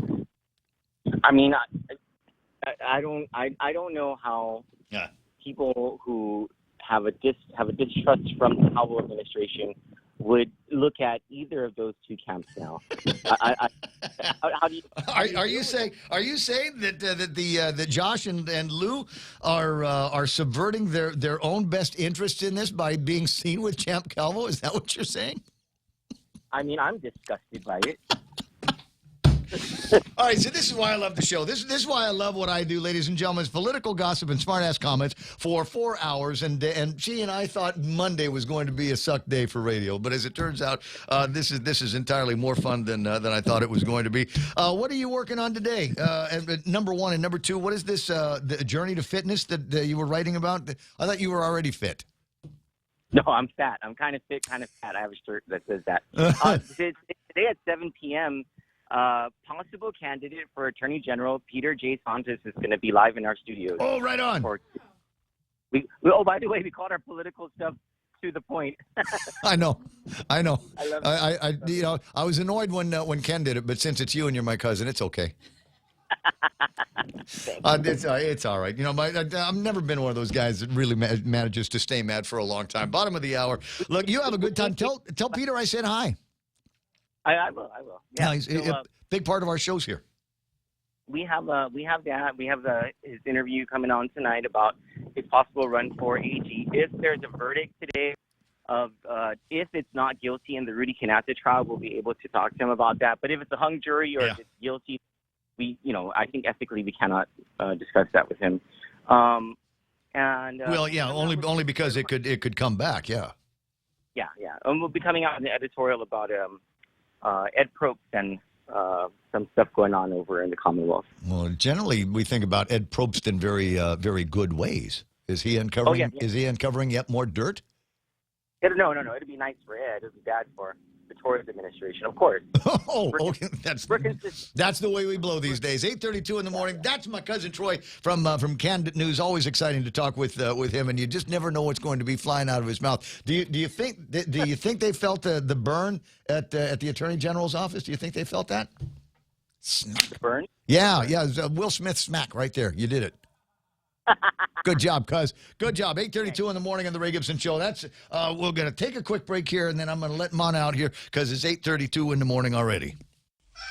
Howdy and half a day, folks. KFC's Colonel Sanders here. KFC is your go-to place for Lent. All of my delicious KFC Lent favorites are back this season, including the seafood Kelguin, popcorn shrimp, the seafood twister, the wasabi fish sandwich, and the fan favorite, the KFC shrimp burger. And just like my famous KFC chicken, the entire Lent menu is available for delivery. KFC, it's finger-licking good. My family and I trust the FHP Health Center because of our connection with the healthcare providers. The services are mostly under one roof, enabling a one-stop for all of my family's medical, urgent care, imaging, dental, vision, laboratory, and pharmacy needs. My family and I trust FHP Health Center. You can too. FHP accepts most insurance plans, TRICARE, Medicare, Medicaid, and self-pay patients. For an appointment, call 671-646-5825, press 1, or takecareasia.com. FHP Health Center, our island, your clinic.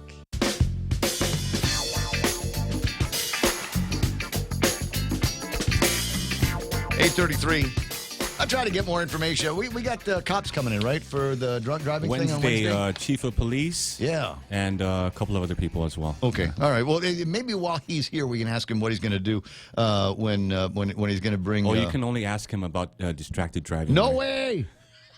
No way. No, because I'm gonna want to ask about this. I know you're going to ask about a lot of stuff, which retired cops are we bringing back? Yeah. Which give me... I mean, you know these guys. Cruz. We're bringing back 20 MC Cruzes. I was going to mention it. I was going to mention a couple of other names, but there's a couple of guys. I'm not sure if they're still alive, but they might. And remember, we had that the Carlos Roman. Can we bring Carlos Roman back? Oh yeah. From New York City. Oh wow. He would be awesome. And straighten up the streets fast. And some of the other guys, right? John Baggy. He's enjoying retirement too much. Baggy's listening, going, "Don't say get my name out of here, blank and blank mouth. Get my name out of there." Tom Tomasiak. Right? He's another big listener of the program. Also cop, also retired. Yeah. And I'm thinking, $10,000. You know how many Turning guns? his phone off, I bet, man. right. Hey, Tommy, you know how many guns $10,000 going to buy? That's going to give you a couple of good guns. He's got this payment plan. I swear to God, I shouldn't be talking about this, but I've seen it in action. So I'm over at Bargain Tactical, right? And I'm checking out. I needed a new magazine for my pistola, and so he's helping me pick out the exact right one, and which is nice because it's always good to have a cop helping you out with gun stuff, right? And I said, "What you here for?" He said, "Well, I'm just putting another payment on a gun." It never occurred to me that you could buy a gun over time. What's his last name? Tackleberry again? Or? Oh, Tamazia. That's right. But I'm going, wait a second, you can do it like that? Because here I am, I'm saving my pennies until I can get me even the basic, the bottom. The lower for the AR, because that's where everything starts, right? So that's I want to make sure I can get a good one. My brother's always trying to help me out. This is the one, buy that one, get this one. Yeah, you need a so-and-so. budget build, Ray. Yeah, exactly. And then I'll just, I'll put it together with parts that people throw away at the range. That's my plan. Is I will put it together with cast-offs. Anyway, 8:35 in the morning. Montesilva Tyrant is about ready with the last look at big news and headlines. Are you ready? Did you close it already? Are you on Amazon now? Yes. What happened today? Well, Target ships to Guam, as I've discovered. Yeah. Wait. Anyway. Okay. You can order Target. Certain things they won't send here. Right? Okay. You order over $35 free shipping. So we don't have to send Shelly to the States every 6 months? Right on. Now okay. I don't have to move. Okay, here comes the real news, or sort of. A retired law enforcement officer is being called back to duty, and the governor's office and police department hope a $10,000 bonus will help entice these former officers to come back and put their badge back on. An executive order was signed on Friday, and according to the Daily Post, this bonus will be paid to retirees who commit to returning for at least a year. They didn't say how many officers will be able to covered under this program, but the administration, the governor and the lieutenant governor did say they hope to return to bring back as many as possible. Senators will go back into session on Thursday. Well, they will address that resolution by Senator Chris Duenas that could possibly end the governor's public health emergency. The administration say they are opposed to this resolution. They will get their position on the record when the committee of the whole is called. Session scheduled to resume at 9 o'clock on Monday. And those are your headlines right here on The Point. Sorry. And sure enough, at least one of the police officers we named on the radio said, absolutely not. Not only no, but hell no am I coming back in. I could hardly wait for the day that I made my last patrol, and I am never, ever going. You keep your $10,000. I will maintain whatever level of sanity I have that remains after a full course with the Guam Police Department. 837. If it was me, though, can I just? If it was, because I always like to put things into my own terms. It is, after all, the Ray Gibson Show. I would say, you know what? I would answer my governor's call and say, yes, I will come back under these conditions. All right. First of all, it's $50,000, not 10. Number two, you're gonna negotiate, I can fix bro? It. Yeah. You're gonna squeeze Donald them. Trump right here, bro. Donuts every totally morning. Doing this. No. I get to go to Bargain Tactical first, and then the Armory, and pick up my own stuff. Right. That's the number two. Number three is that I don't want to work for anybody. I don't want to work for... Yeah, you're kind of a loner, man. Anybody. No, I don't want to be a loner on You don't need a partner. No. You ever watch that movie, Sharky's Machine? Yeah. I'm going to be Sharky. Okay. Except I'm not going to get my finger cut off. So I'm going to... Monty knows which movie I'm talking about. So I'm going to put together my own machine, my own guys, and we're going to work in a supra-legal way. You know what? Oh, wow. I'm not bothering with the courts. We're not bothering with the Attorney General. We're not bothering with prosecution. We are going to identify all the thugs and the lowlifes, and we are going to take them out. And however you want to define, take them out. That's what we're going to be doing. You know what? Because they're not afraid of cops, but they will be really afraid of my ghost squad that's out there. Can you imagine your some team, of the right? Yeah, some of the guys. Hire a team. Willie Brennan right now. Oh, you're pulling out the big guns, bro. Yeah. Willie Brennan. But, and Paulie Suba. I'm going to get Paulie Suba. Where's the little guy? Mike Kaleo. You remember what's the name of that little guy that used to be the public information officer? You remember Dennis? Lieutenant Phil Dennis. I'm gonna bring him back. He was the Barney Pfeiffer of the police, though. He had a gun, but it didn't have bullets in it. right? That's why it was the public affairs. I'm bringing all those guys back. I'm gonna bring back the cops from the 80s, from the 70s and 80s, and they might be old. They might not be able to chase down a criminal, but that's okay. We'll get a couple of young guys into the Ghost Squad. We're gonna find these dudes, and then they will just disappear. We won't have hey, what happened to that guy? And you know which last name I've got in my head. There's like 4 or 5 last names that I read in the damn magistrate reports all the time. They just disappear. They'd be gone. Hey, what happened to that guy? I don't know. I don't know what happened to him. Anybody go check the bottom of Two Lovers Point? Maybe he's down there. Maybe we'll just dangle these guys. Are you going to straighten out? Are you going to straighten out your lives? You better say yes, or I'm going to drop you. And my hand's getting tired right now. I'm lifting lines from every good cop movie ever. You know what I'm saying? Yes, I know what you're saying. I'm getting excited about the possibility of doing this. It's time to clean up these streets, Ray. Do it. I can, and yeah, with just 6 months, I can get it done in 6 months. Because look, dude, the cops know all the badasses. They already know who the bad guys are in this town, right? They do, man. Just say, shake everybody down. Go watch that movie, The Highwaymen. Where you got that lady governor just wants, look, you guys take care of the problem. I don't want to hear about it. I just want this Bonnie and Clyde thing to go away. It's an election year, and I need 4 more years. 8:41 in the morning in the Ray Gibson Show. Are you inspired? Well, you should be. More of that coming up.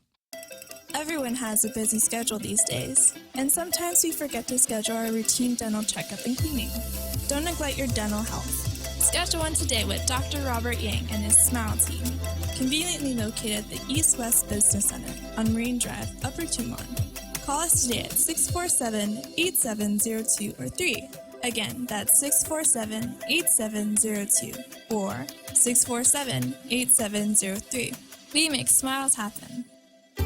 Half a day. Patsy Gogri from Security Title here with information about what a title company does. The title side of our business determines who owns a property and guarantees your ownership with a title insurance policy. The escrow side acts as an independent third party, managing the transfer of money and documents between the buyer, seller, lenders, and others. Security Title has a management of real estate closings down to a science. Give us a call. We are here to help.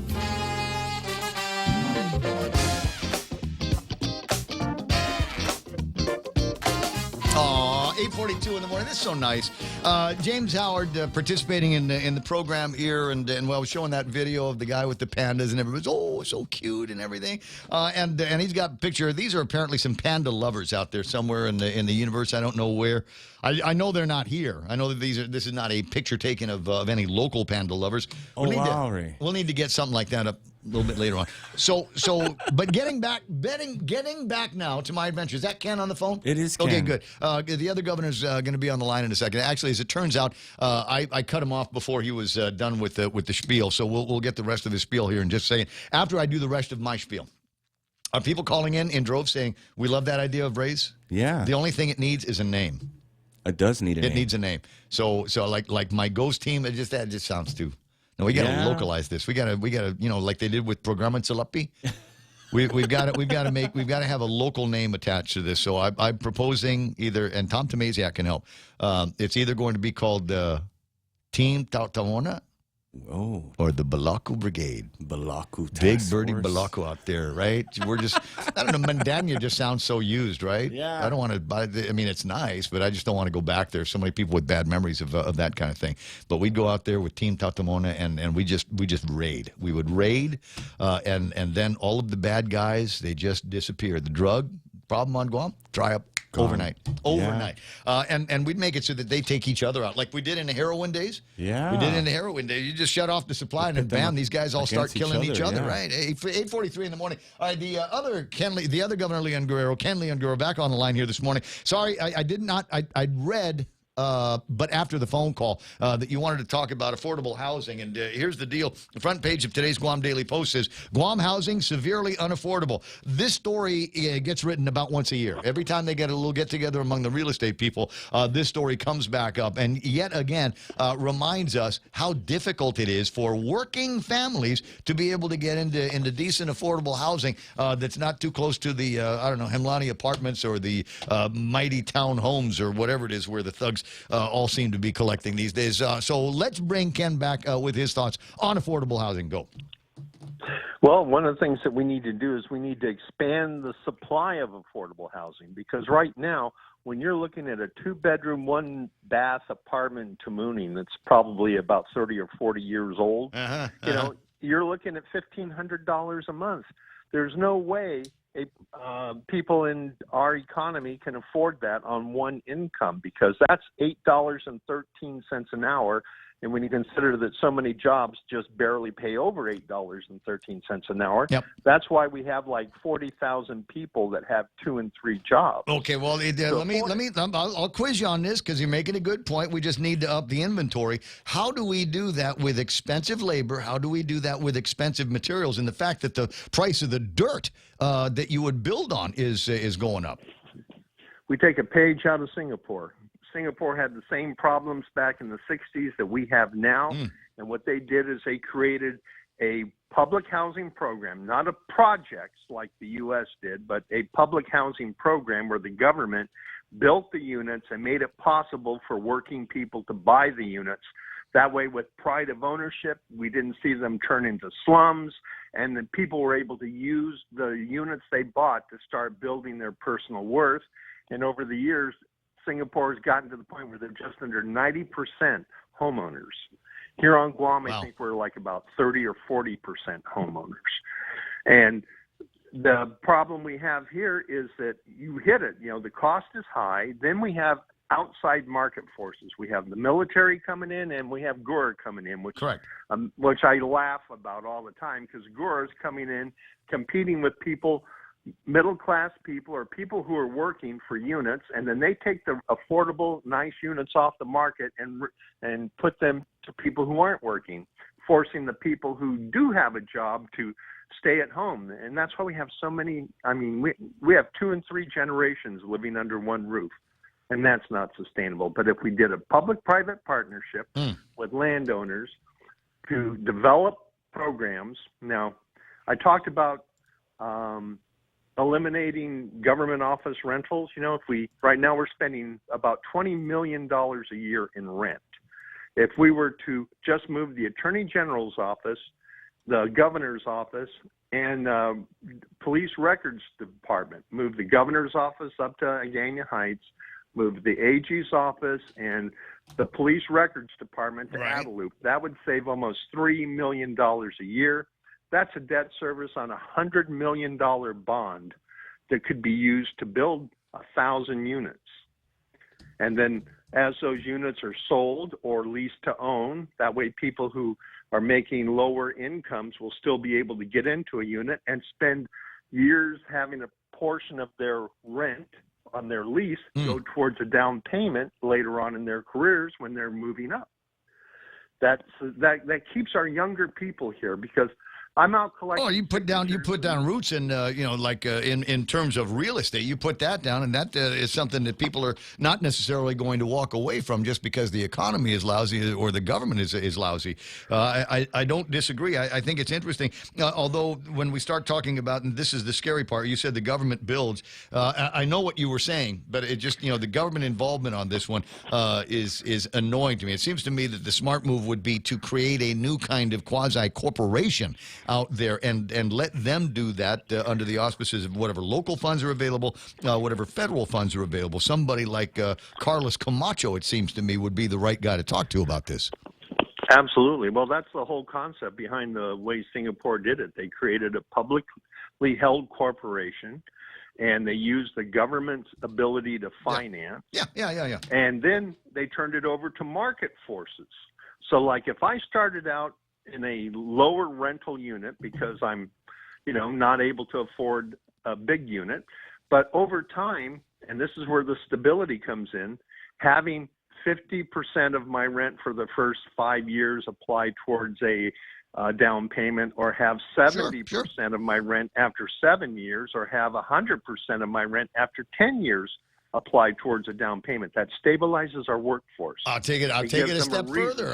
Until you've actually bought the house, I think that those funds ought to be portable. I think when you say, well, when I just started, it was just me and a one-bedroom place with a bathroom was all I needed. But now I've gotten older. I got some people in my life. I got a wife and children and all of this stuff. So I'd like to be able to take the credits that I have and move it into the next larger available unit. So you could take somebody, put them in the program until they finally get to one terminal piece of property that they can take all of the credit that they've earned on this thing and then make it and then make it so that they've got a deed on some dirt finally.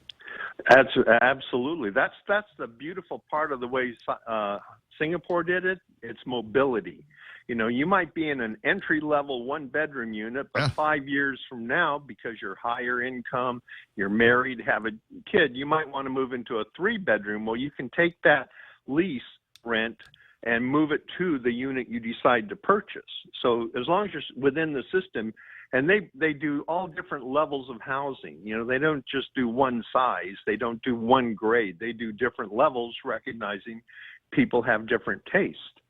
And we would only need one or two projects like that here on Guam to stabilize the rental market on the single-family homes and the quality apartments, and it also would keep our younger people a reason to stay. Gotcha. Because most of the ones that are leaving because they can't afford to rent a house. So they're going someplace like where there's they're going to the States. So you can go to the States. You can buy it. $200,000 was the number they were talking about in the newspaper for your basic slum unit up in Dededo.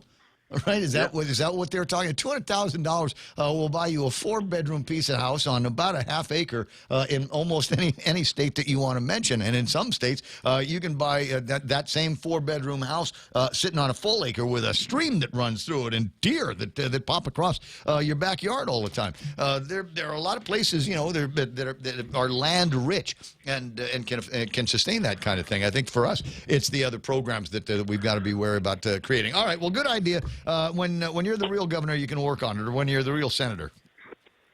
Well, on my State of the Island address, I cover that. I cover crime. I cover a number of issues that are facing the people of the island. Well, thank God we're going after those blueprint people. We're going after those blueprint people, for goodness sakes. Forget about the crime rate on Guam. For heaven's sake, if somebody bought a set of blueprints and they haven't gotten them, so we're going to stand up and defend that $4,500 investment with the assistance of the Attorney General's office. Just amazing. 8:52 in the morning. Hey, I got to go. I'll talk to you later. Thank you. Got a bunch of other crap in my head that I got to take care of. All right. So Tom, who said he wasn't interested, is interested. Tom says we should call it Team Mazamek. All right, now, just for people that might have heard my phrases and don't understand what I'm saying, every once in a while I'm half caste, so every once in a while I'll mix up English and Chamorro. So Team Tautamona. Tautamona is the spirits of our ancestors, and sometimes they're good. When you're good, your Tautamona is good. When you're bad, Adaya, you're going to get pinch, and then you're going to get sick, and that's all there is to it. So if you're a bad guy, the Tautamonas are going to come and get you. So that's why I went with that one. Balaco is as I say, Big Birdie Balaco. It's the male pig, and they, like, as we know, can be very nice. But sometimes they can be mean. When you start getting into their territory, you start messing around with the girl pigs and the little piglets, the Big Birdie Balaco will come after you and gore you with their tusks. And then Mazamek. Mazamek's just it's a local word. It means broken. Yeah. It's Mazamek. We will break them. That's right. Break the community. Break the drug dealers and the rapists. And you know who I want to go after specifically? I want to go after stalkers. I want to go after, if your girlfriend said stay away, and she needed to go to the court to get a piece of paper to make you stay away, and you still didn't get the message. Right? We're going to have to do something special with you so we can knock it into your skull. She does not like you anymore. Right? You might have had some good game. Hey, babe, want to go eat at Crust? Right? I got a card. Hey, look at my nice ride, bro. I got tuck and roll inside my Gotta pickup let her truck. go, man. Yeah, let it go. Let it go. Break and bust up the thugs, he says. See, now Tommy doesn't want to go back to work for the government, doesn't want to pay the taxes on that $10,000. But my team at Zamek with him, that could work. 888-825-5888-TALK. Former Governor Carl T.C. Gutierrez. We don't have him on the line here this morning, but soon-to-be Senator Sam Mabini's on the line. Going to get to her in just a second. Governor turned me on to the Abercrombie Kent. Go to that website, abercrombiekent.com. Private Jet Journeys 2022. Cultural Treasures Around the World by Private Jet, it says. And let me get to the website so we can see how much this is. Because Sam and Hoss. What's your boy? Wait. What's your boyfriend? What's your husband's name again? It's not Hoss. Moose. Nickname Bear. Bear. No, I forget what big animal it was. Okay, Bear.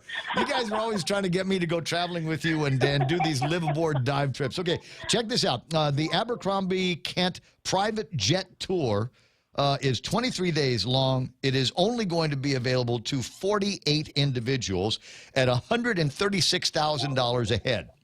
It will include authentic insider access and exclusive experiences made possible by their unrivaled local expertise, English-speaking tour directors, a chartered Boeing 757 with fully lie-flat first-class seats, all first class with a dedicated crew and executive chef on board, hand-selected one-of-a-kind accommodations, a choice of activities in select destinations, complimentary internet, traveling bellboy, traveling valet, onboard physician, and white glove visa service. All meals, beverages, etc. Are provided, all gratuities, 24/7 A&K on-call support, $136,000 for the ultra-rich to travel by private jet to a variety of destinations. And their first stop, Sam, are you ready for this? I'm ready. Guam International Airport. The first stop is Guam. It starts in Seattle, which is nice, and then it's Guam and Cambodia, and our chapter is Traces of the Khmer, although I don't think we've actually ever had the Khmer here on Guam. Maybe it's just, refueling out of Seattle. We've got Nepal, India, Uzbekistan, Abu Dhabi, Jordan, and Sicily before this is all taken care of. This sounds like, you know what, this would make a great trip. This can I borrow $136,000? I wonder if I can get a discount if I get picked up on Guam. Never mind Seattle. I'll just jump on the plane when you get here, right? My question is, are they starting on Guam because they're going to do something with, was it Virgin Air? Or what's that airline that they're going up into the high atmospheric areas of the world? I don't know. It doesn't say what exactly they're going to be doing here. Dine in the shadow of an Angkorian temple and learn about the ancient and modern Khmer arts. So I think it's coming to Guam first just to put more fuel and, I don't know, pick up Cokes and Budweiser and then, and take everybody aloft on the way, because we don't got nothing to do with Angkorian temple. But if they were to come to Guam for some kind of a great cultural kind of, oh my God, you don't get this anywhere else, where would you take them? Where would I take them? I think I would take them to Two Lovers Point before they start building those buildings out there. It's so iconic. Well, it absolutely is. Absolutely is. I was thinking, but not Marble Cave, unfortunately. But yeah, Two Lovers Point, just Pirates Cove, the beach. Yes. And some scuba diving down south. Gotta be. So not Agate Gura. Related to Gura, that's why I actually called. I know. But I just thought I'd throw that in. It's 8:58. We're probably not going to have a lot of time to develop the conversation. So let's get it started here, knowing that we're going to take a break for Fox News and then wrap it up on the other side of the hour. So where do we? Did you like Ken's idea? Do we want to go Singapore on this, or do we want to just ship off the poor people to the NMI? Let them deal with it there. Well, he had great ideas. And I think what it comes down is always execution, right? Actually carrying it out. But, the reason why I call this every Monday morning is my reading morning. And I've been doing a lot of research, and I've actually ordered books on this, directly related to what you guys were talking about, the housing shortage issues, or more so the affordable housing issues. And one of the things that came about my research was this term that I didn't realize is being used in the States and actually kind of occurs here in Guam, and it's called accessory dwelling units. And you know and I know that people like you and me or whatnot, or family members, aunties, uncles, we have existing properties. And sometimes they build a little extensions and they rent it out. Well, in the States, they do that, except, they do zoning requirements.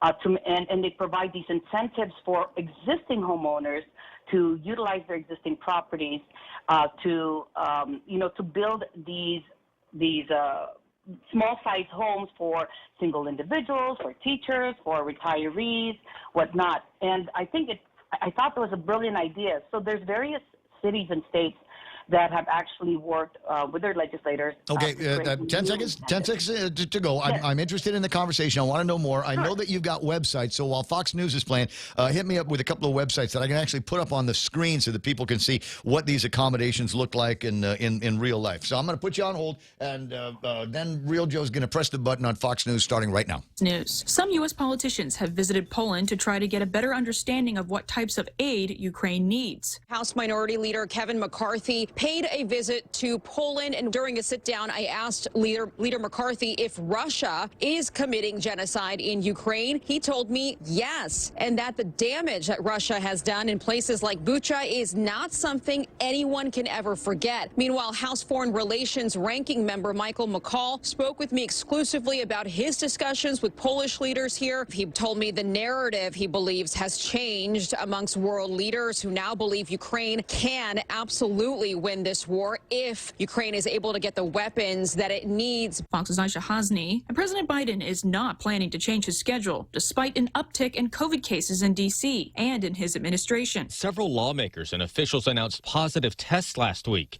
including House Speaker Nancy Pelosi, who had visited the White House a day earlier.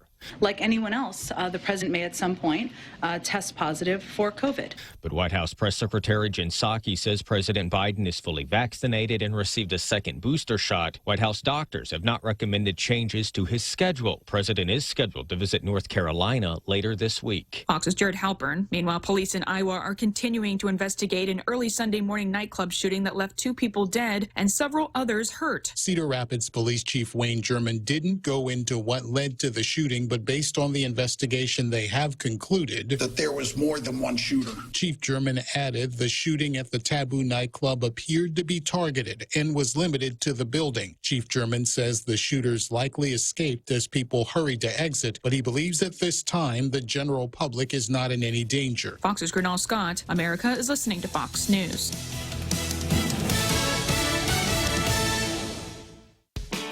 Are you looking for a new place to hang out with your friends? Let's go along the sidelines at Sidelines Bar and Grill. Located at 154 Iriarty Road, Unit 4 and 5 in Tamuning behind Royal Bigs. Sidelines, a hidden gem with nothing but great things to offer. Great atmosphere, great food, top shelf drinks, and a great team. What are we waiting for? Let the fun begin at Sidelines Bar and Grill. Open daily from 3 p.m. to 2 a.m. See you there. Unified Communications, UC, is the next step in a business phone system. Introducing Docomo Pacific UC, your business phone. Instant messaging, video, voicemail, fax, and more. All unified on one platform and delivered through the cloud. Merge your desk phone with your mobile device. Turn voice calls into video conference. UC reduces phone costs. UC boosts productivity. Work better together with Docomo Pacific UC. Gas prices have come down over the last couple of weeks. The average U.S. price of a gallon of regular grade gasoline dropped to $4.27 per gallon. There was a 10-cent drop in the past 2 weeks, and it's a 16-cent drop over the past month. Trilby Lundberg, publisher of the Lundberg Survey. Gas prices are still $1.32 higher per gallon on average than a year ago. Nationwide, the highest average price for regular grade gas was in Los Angeles at $5.85 per gallon. Meanwhile, the Biden administration could soon lift an order enacted by former President Trump that denies migrants the chance to claim asylum because of public health concerns. DHS expects a record number of migrants to cross the southern border this summer when the Trump-era public health health measure is repealed next month. Border Patrol arrests reached an all-time high last year. Since Title 42 was put in place 2 years ago during the Trump administration, 1.7 million migrants have been turned away, according to DHS. Moderate Senate Democrats co-sponsored a bill to delay lifting the measure for 2 months, while asking the White House to submit a plan to deal with the expected record-setting border surge. It's been over a year since Vice President Kamala Harris was named point person on immigration policy. She has visited the border once since taking on that role. Joe Biden has not been to the border as president. Fox's Lucas Tomlinson. And Pittsburgh Steelers quarterback Dwayne Haskins was killed on Saturday as he attempted to cross a Florida highway. The quarterback was in South Florida to train with some of his teammates. A Pittsburgh news station reports that Haskins was on his way to the airport to return to Pittsburgh when the fatal collision happened. I've been reaching out to Florida authorities for confirmation on this and any possible new details. I'm waiting to hear back. Florida Highway Patrol says Haskins was walking on Interstate 595 in Fort Lauderdale for unknown reasons around 6:37 a.m. yesterday morning when he tried to cross the highway and was hit by a dump truck. Authorities say this is a traffic homicide investigation. Haskins was pronounced dead at the scene. Fox's Christina Coleman. I'm Mary Corsetti, and this is Fox News. The Federal Reserve is starting to increase interest rates to fight inflation, but they're still so low, making it the perfect time to refinance your home, to lower your rate, and perhaps take advantage of its increased value to put some cash in your pocket during these uncertain times. Cash that you can have the freedom to access when you want, where you want, with your Bank Pacific Visa debit card.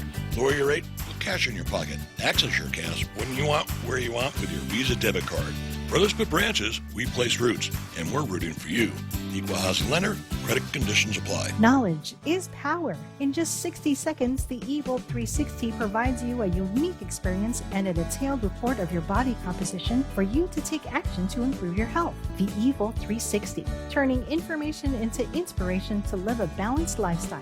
Evil 360 is exclusively at the Take Care Wellness Center. Go to Simply Book Me or call 671-646-6956 extension 7260 for more information and to schedule an appointment with a member of the Take Care Wellness team. Attention! Lolita Kamet is now with Hoffaday Realty. She'll always be that hardworking and passionate real estate professional who is committed to helping you make a difference in your life and helping you achieve the American dream of home ownership. She also specializes in commercial leasing, land sales, local residential sales leasing, military and corporate relocation. So for all your real estate needs, call Lolita Kamet now with Hoffaday Realty at 688-6743. That's 688-6743. It's the Ray Gibson Show, brought to you by the guys over at APL, American President Lines, a global presence with a local home, and the team over at Subway, where they have Eat Fresh, Refresh going on pretty much all the time. They're taking a look at some of the staples, if you will, of enjoying your meals over at Subway and saying,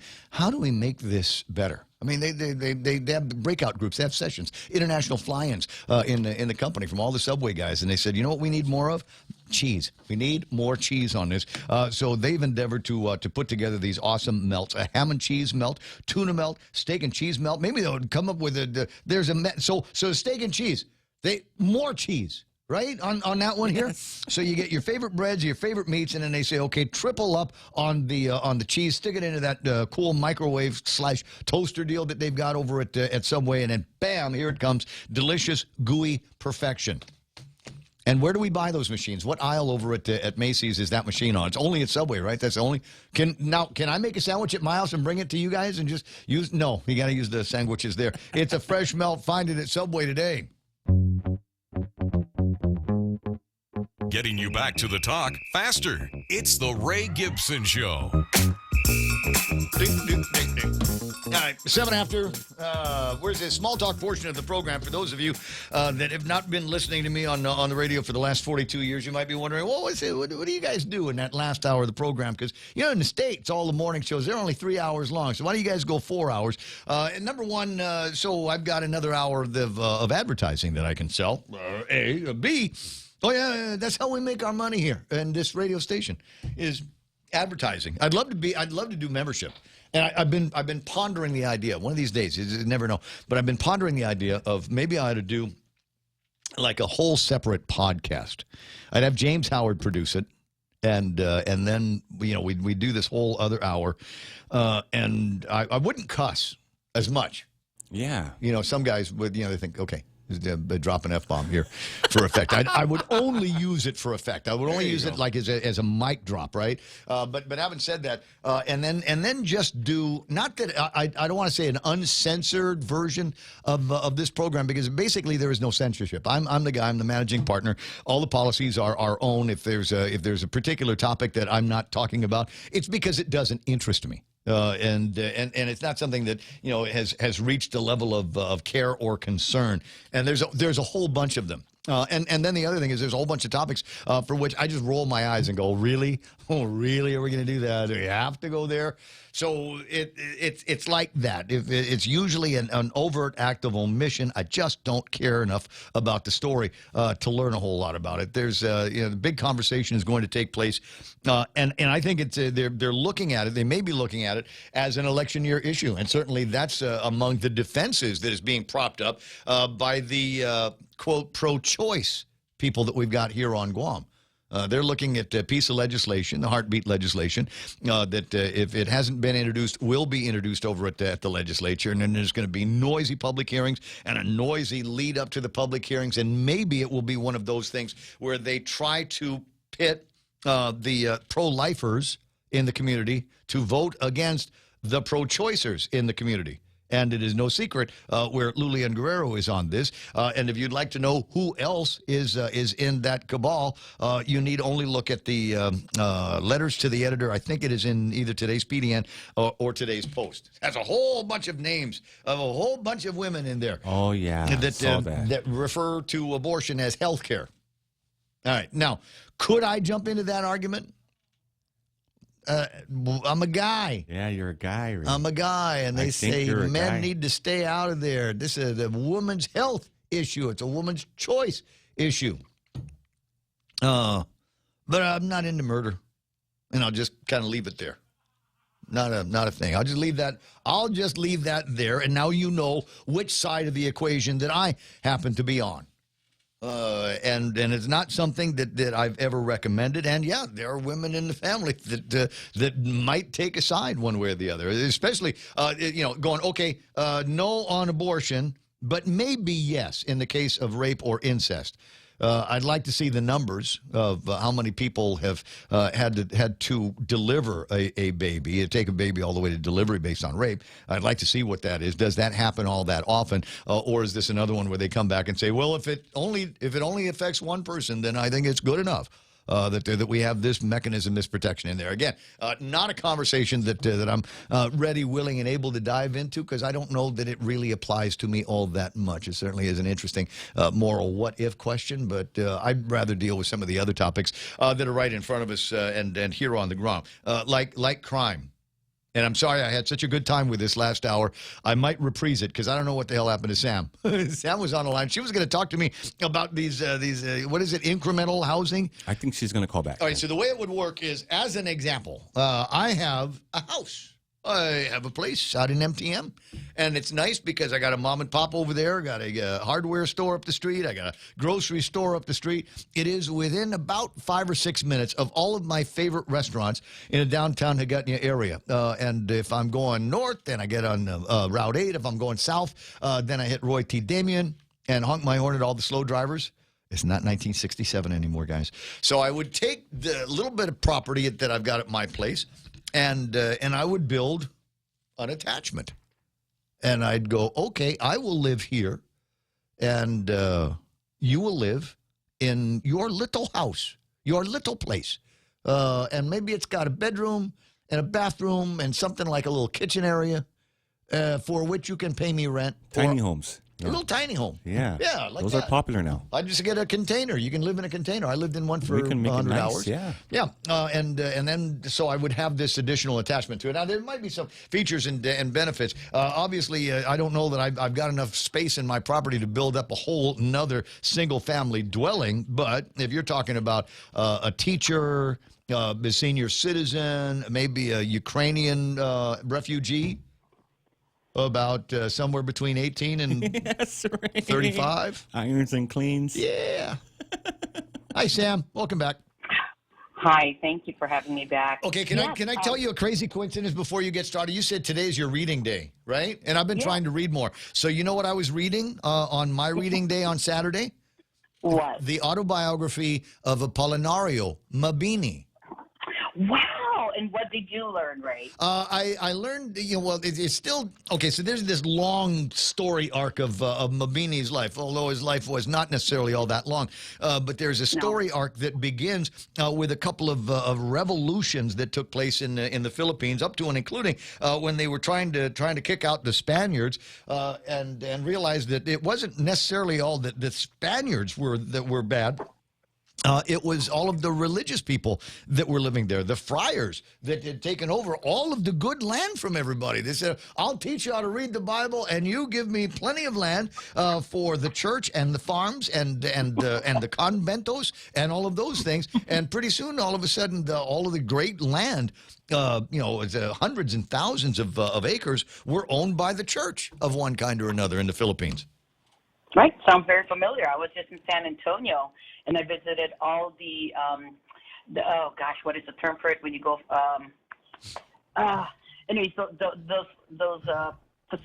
places where missionaries would have their little churches, and these are big plots of land, like right beside the river. So they're great properties. But yeah, it's happened all around the world. Yes. And so that was among the beginnings of the strategic thought that would help build not necessarily if you look at it, a whole lot of it led to, and unfortunately, as soon as they got the land out from under the Spaniards, they gave it all to the well-to-do, and so the poor people were cut out again. So one of the things that I think Mabini's genius was, at least the way I interpret it, was to be able to build more of a cohesive language that involved, the well-to-do and the people that would like to be well-to-do. I think that's a conversation that gets missed around here when you start thinking about all of the things that they do over at the legislature. Much of it, which benefits the government, and not too much that benefits, I think, rank and file, just regular people that live here. There needs to be more of a view of what can we do to help the people, not just the people in the government, but all of the people on Guam. Yeah, I think that's often forgotten when people get into certain leadership positions about the common folk. And you're right. Mabini was very much concerned about the average person. He came from a very humble beginning to himself. What he contributed was a lot of what was between his ears, his ability to write. I remember reading a letter, because he spoke fluent Spanish, and he would write with the President of the United States in Spanish, discussing the independence of the Philippines. And of course, he was exiled here because he would not sign. he would not take a knee to the federal government. Yeah, that's correct. And then in the end, he won, but unfortunately, he wasn't able to see that to full fruition. But I really admire his tenacity.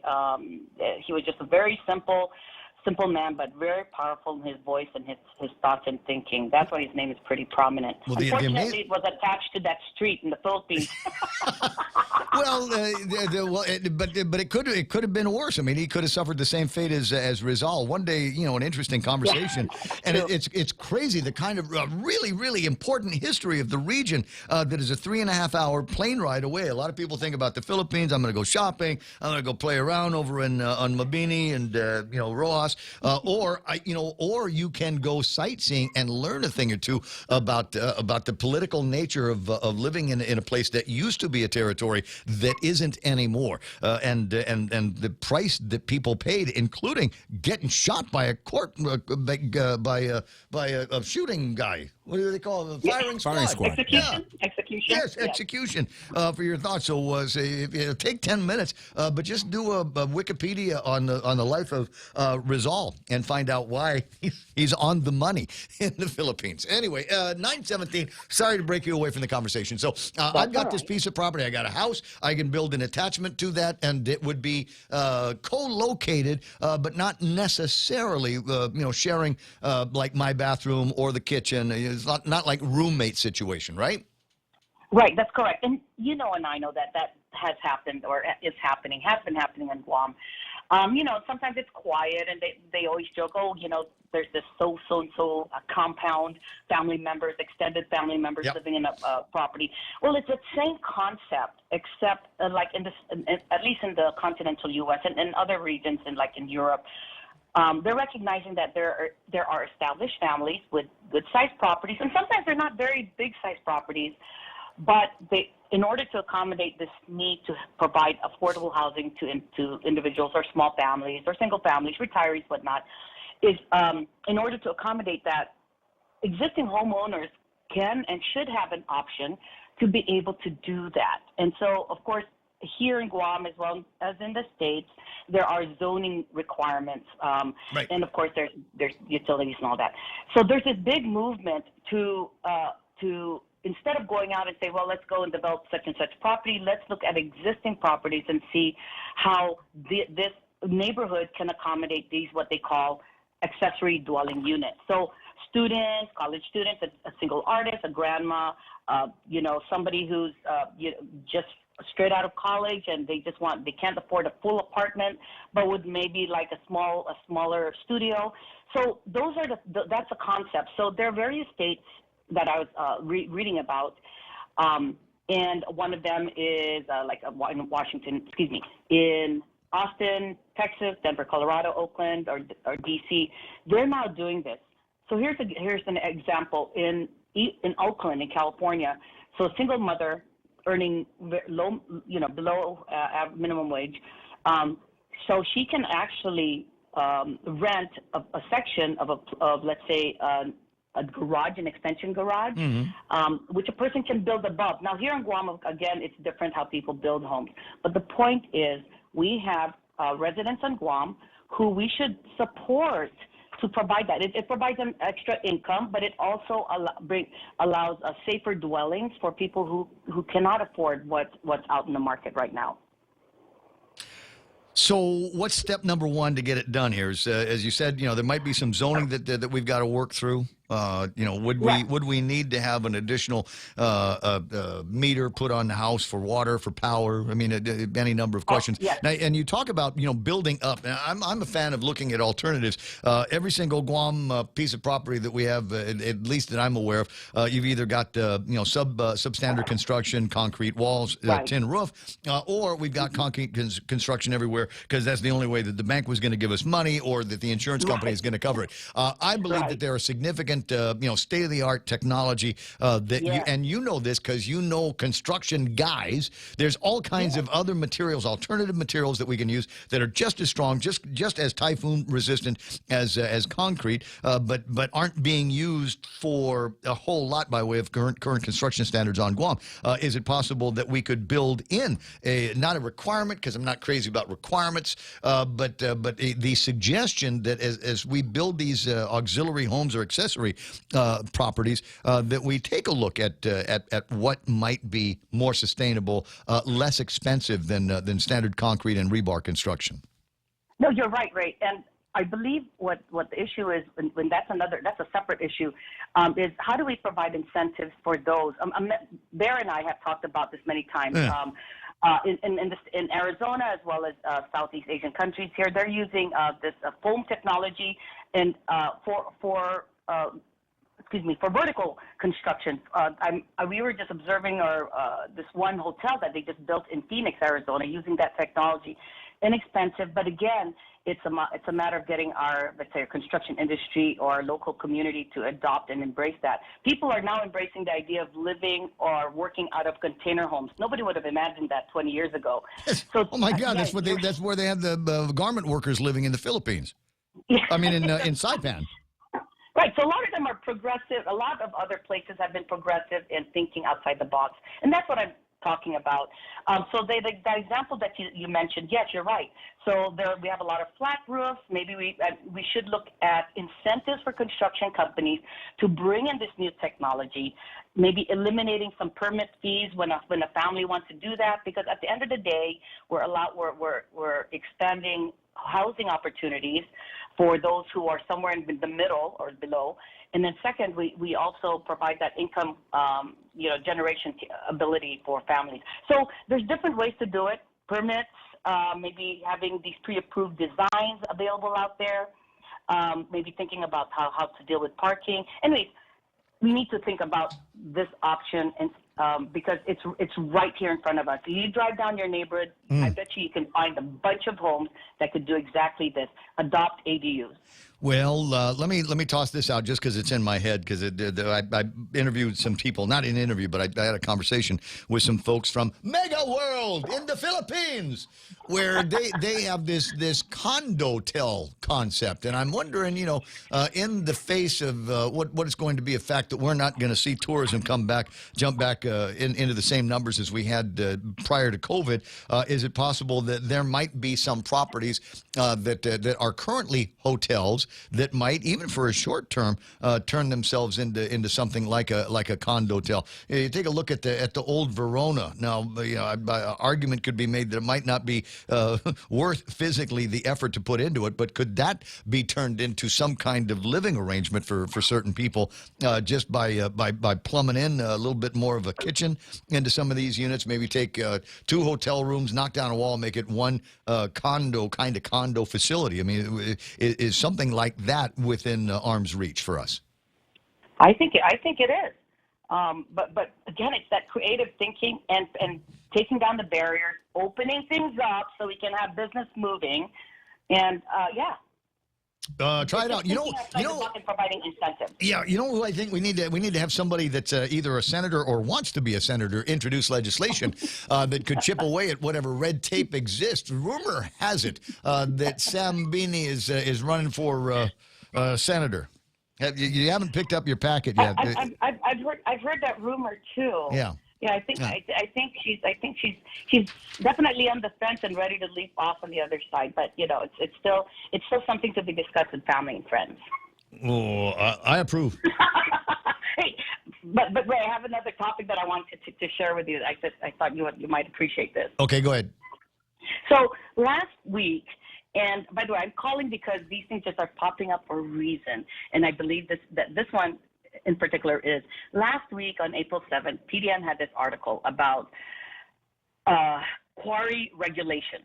Like those big remember at the beginning of the hour, I said, there's certain issues that are out there that I really that I don't care about. I looked at that one and I thought, well, that's that might be one of them. First, they lost me when they said the first thing that we have to do is define a quarry, and I said, okay, forget it. That's why I'm calling. That's why I'm calling you, because the cracked me up when I read that, and I started rolling my eyes. And the reason why is. Back when I was with labor, a number of us went and we got trained. And quarries are what are defined as above ground mines. So really, you've heard of OSHA. There is a thing called MSHA, which is the Mine Safety and Health Administration. So I've been certified in that.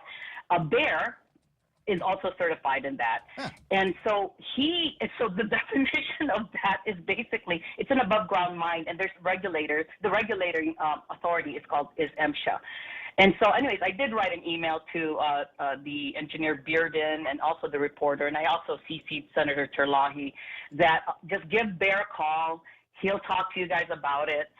It's one of those issues that are out there, but maybe somebody doesn't realize that it's already being addressed. So there. That's okay. it. All right. I got Ken LG, and you guys seem to be on similar pages here about what they're doing about public housing in different parts of the world. Here's a shot of some of what they refer to as public housing in Singapore, but I believe that's using the regime that he was talking about. So it's possible that as people live in these public housing units, between their payments and other payments from the central government, it's possible that they may come out owning those properties. Waikiki housing, private housing in Wiki Waki, very, very nice. There's some more Singapore, and there's some more Wiki Waki out there. Pineapple on every lanai is the way things work. When you get out to that part of the world, we're going to have to do the same thing with mangoes and papayas. 9:27, Sam, always a thrill talking with you. We'll get around to more of that later. No, you have a great day, and best of luck. When we see your name, it'll be Biba Sam Mabini, okay? Thank you, Ray. Have a good one. I will have a great one. 9:28 in the morning. And we got Joe told me, my producer, Real Joe Cruz, says we're going to have a priest on the line. It's Father William. He's the newest priest with the Archdiocese to talk about Holy Week and traditions. When you can eat meat, man. What? Okay. You know, did they warn him that it's me that he's going to be talking about? Yeah. All right. They did. Let me get him on the line. Good morning, Paulie. Hello. Hi, I'm Ray from 93.3 The Point, and I'm not going to say that I'm a non-practicing Catholic. It's just that I was raised by the nuns back in the 60s and the 1970s, and so much has changed, and I'm not always sure when it comes to things like Holy Week what my responsibilities as a Catholic are, and in particularly what I'm supposed to be doing with this Holy Week time. So from Palm Sunday yesterday until Easter Sunday, what should I be concentrating on, Father William? Well, again, good morning to everyone. Well, the Holy Week, again, is a celebration of the Lord's passion, death, and resurrection. And for us Catholics, it is important. This is an important event in our liturgical year, because this is pretty much our meditation on our salvation, brought about by the Lord's passion and death and resurrection. It is the highlight of our faith. Because in this season, in this Holy Week, again, we commemorate the great love of God for us, that He chose to be human like us, assuming our human nature, in order to save us from our sins. And without that, we will not have that opportunity to be with Him in heaven. So that's what I would, again, invite everyone to really meditate on, the suffering and death. And God did not have to do that. You know, it's like He doesn't need us. But because of His great love for us, He wants us to be with Him. And He went through all, again, that pain and suffering and death in order to conquer death itself, so that, again, for all of us who are baptized and who believe in Him and follow Him, will have that opportunity to be reunited with Him in heaven, again, when our life here on earth ends. So that is the core, again, of our faith, and especially, of course, the resurrection. Because Jesus did not resurrect from the dead, then everything that we're doing is nonsense. Well, it makes well. That's a big deal for Easter Sunday for sure. Are there obligations as a Catholic that I should try to fulfill during Holy Week? I appreciate the meditation and reflection, certainly on the Passion and the crucifixion of Christ leading up to Good Friday. But in Holy Week, are there other obligations that I should try to fulfill? Yes. So we have the Holy Thursday. The washing of the disciples' feet, the Last Supper, celebration of the Last Supper. So we have that. And in the cathedral, we have it at 6 p.m. In other parishes, the time may vary. So that'll be the Holy Thursday. And then the Good Friday, that is when the celebration of the Lord's Passion and death. Okay, so, and then the Holy Saturday, that's the Easter Vigil, again, the celebration of the resurrection. So those are the Triduum, we call it, the Triduum. And then the Easter Sunday. Okay? So those, again, for the Holy Week, those are the days of obligation that we have to go to. And again, as we continue meditating on the Lord's Passion. So for Catholics, those are again, obligation, not in the sense that they're forced to do it, but again, in the context of that relationship with the Lord, and as gratitude for this gift of salvation that is given and offered to all of us. You remind me, Father William, of when I was an altar boy, a young altar boy, and one of the things that we were to do was on the Holy Saturday, the evening of the vigil, we stood watch over a casket, a crystal clear casket with Jesus in it, or statue of Jesus in it at the cathedral, and that was one of the things that the Knights of the Altar were tasked with was to maintain literally a vigil. One of the reasons why they call it that is the vigil of the burial, and then in preparation for Easter Sunday, obviously they move that out and celebrate the resurrection. Very, very interesting time, a week that we've got in front of us, and there's so much other that is going on as well. And I think think sometimes kind of a distraction. I was looking in the newspaper. They're going to have a drive-through Easter egg distribution in the next few days, and it's kind of the mixing of the secular world and the non-secular world, if you will. Yeah. What are your thoughts on that? Well, again, it's we have some of these practices, but they I don't see them wrong as long as, again, they do not take us away from the main point, the main event, which is, again, the passion, death, and resurrection of our Lord Jesus Christ. And it is important to understand the flow, that you do not celebrate Easter on a Good Friday.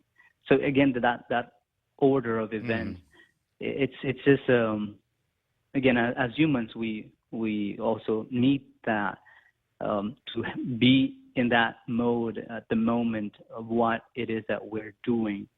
Again, on Good Friday, we're celebrating the death or commemorating the death of our Lord Jesus Christ. And of course, that when you lose a loved one, that moment of grief, that moment of sadness, that moment of meditating on the life of that person, and then really experiencing that great love until it moves to the, again, resurrection. Because especially with the,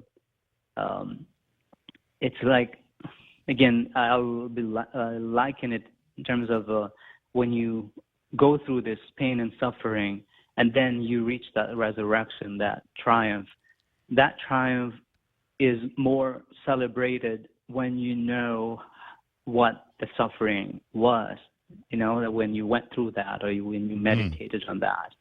So I guess that's what I would really encourage us to do, to really follow, that order, that sequence of events, if you will, of we're meditating on the Lord's Passion, His Last Supper, the events in the life of Jesus, of course, going towards His resurrection. Father William with us I'm sorry to interrupt. Father William on the line with us. Just a couple of other questions now. Real Joe says that you are the newest of the Archdiocese priests here, and that's a heavy thing to give your life over to the church.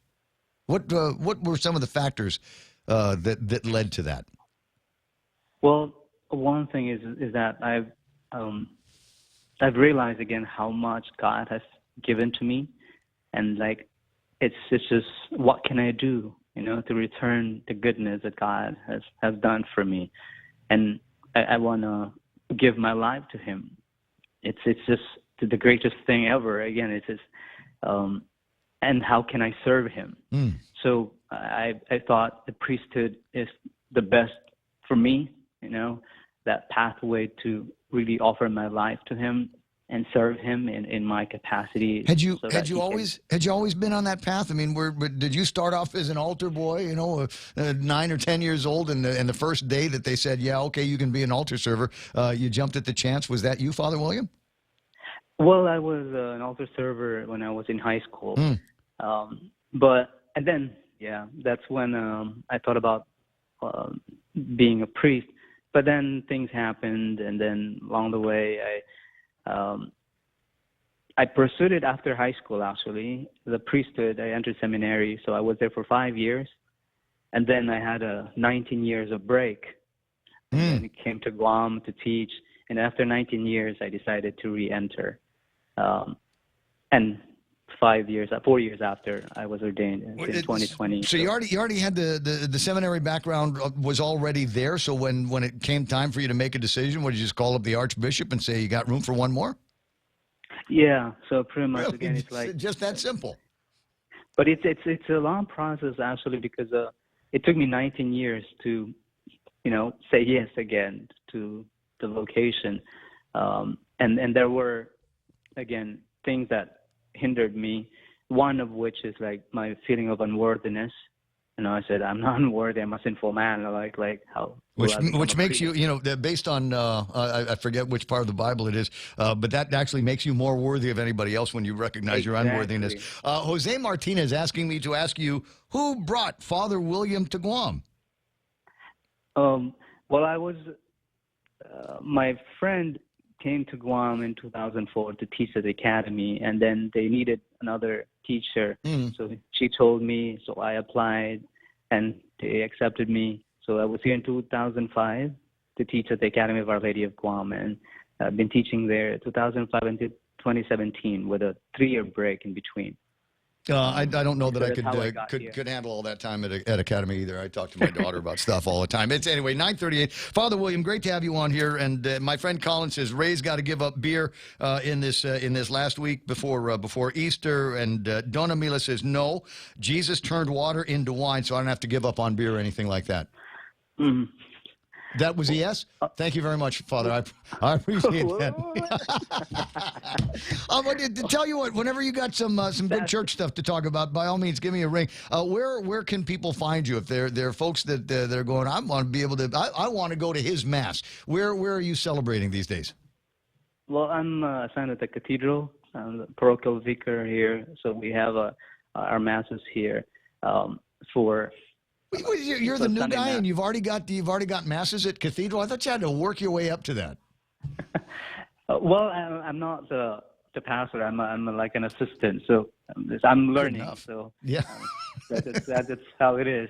Good enough. I really have good mentors here, Monsignor James Beneventin, and we have Father Romy and Father Tom. They're all good friends and people that I hope will pray over me when it's my time. 9:39 in the morning.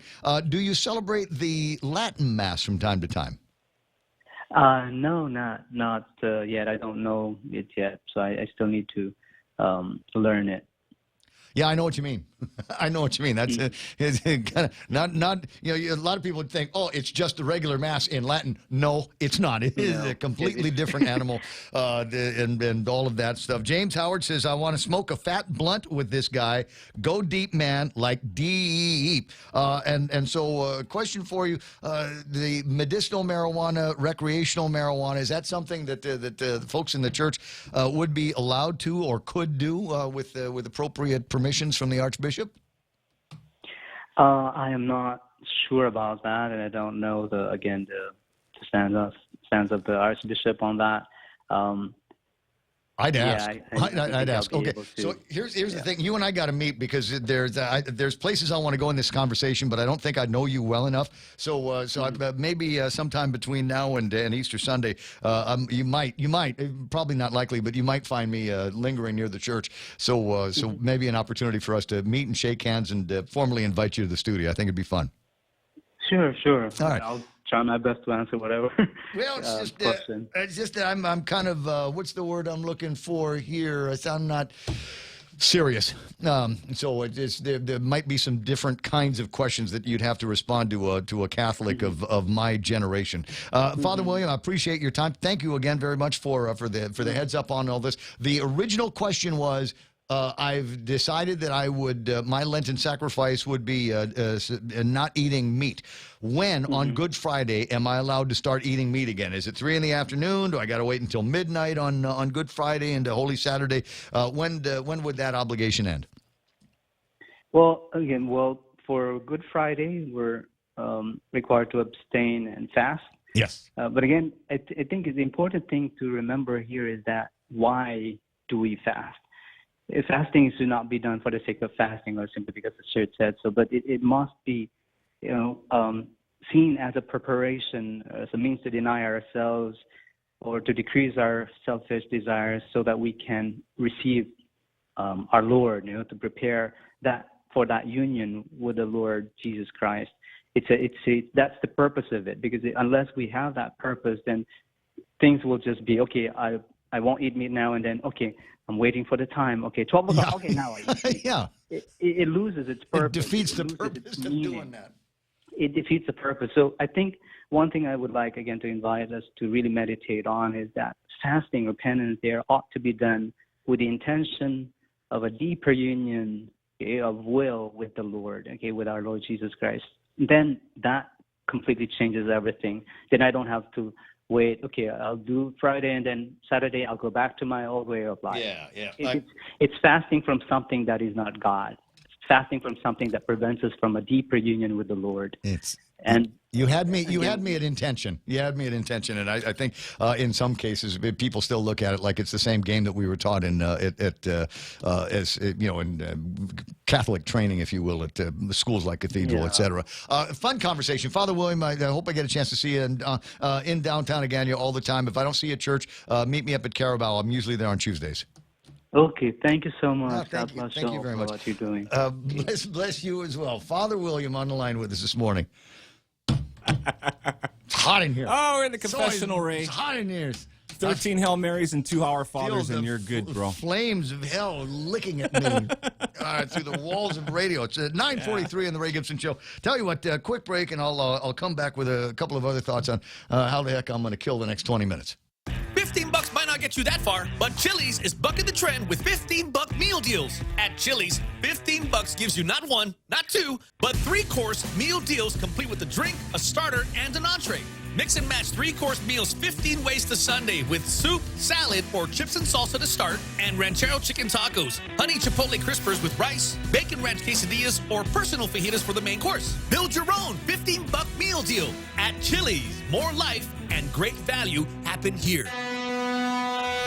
Half a day, this is Honey. Here at APL, our expertise and extensive network can help you grow your business and reach out to more global markets. As a responsible carrier, APL is also committed to a sustainable future, whether it's protecting the environment or investing our efforts in giving back to the community.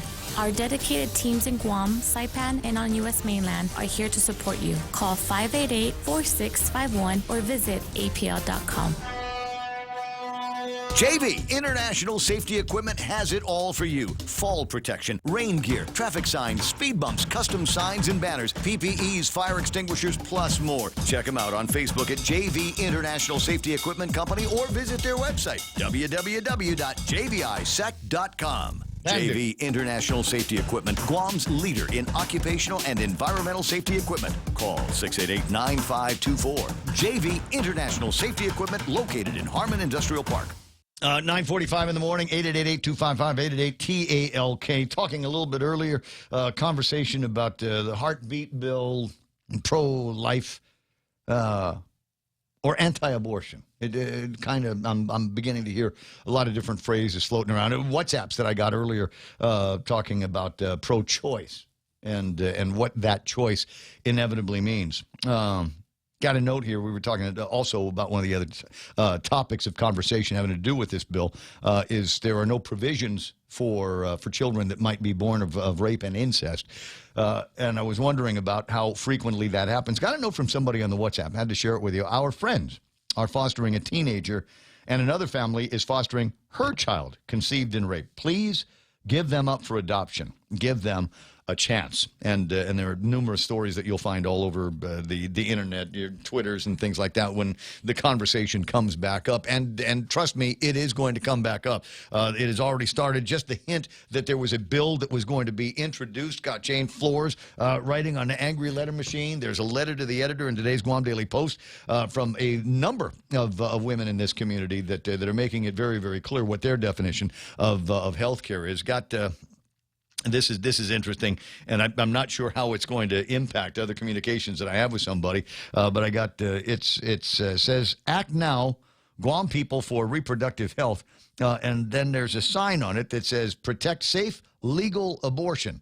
And I look at the word safe in this, and I go, it doesn't sound like a very safe thing for the baby that's involved. So I don't know. I keep thinking that there's this other element in this conversation that seems to be missing from some people's descriptions of what exactly is going on. Anyway, 9:47 in the morning. Real Joe wants me to do a live plug for a client, but after that maybe I just go back into the conversation. Play this instead.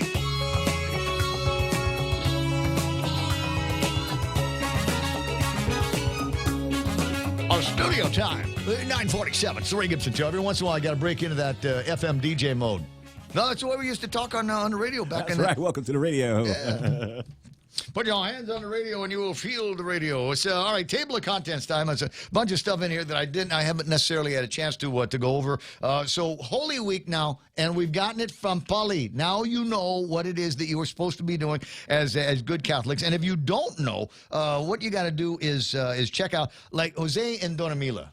very, very strong in the faith, and not just they'll be embarrassed by me talking about them like this, but people like this that are more familiar, more aware of the catechism. I'm a cradle Catholic. Right, so which means that from about 4 or 5 years old, I've been told all the good Bible stories and have all of the proper recollections of all of this. But like many other Catholics, I kind of look at it in terms of this is a buffet. All of the parts that I like, I'm going to stand up for. Now, all the parts that I'm not really crazy about, like going to church every Sunday. And then filling in the middle of the week on these holy days of obligation, not so much, because it was forced on me. Get dressed. Where are we going? Church. And I'm going, what's wrong with Townhouse?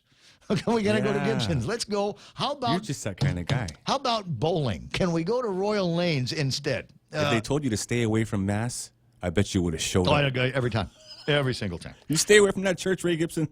But you talk to Donya and Jose, and they'll teach you all about the catechisms and the reasons why things are the way they are, and how, you can decide that you aren't going to do something, but it's a sin and you're going to hell.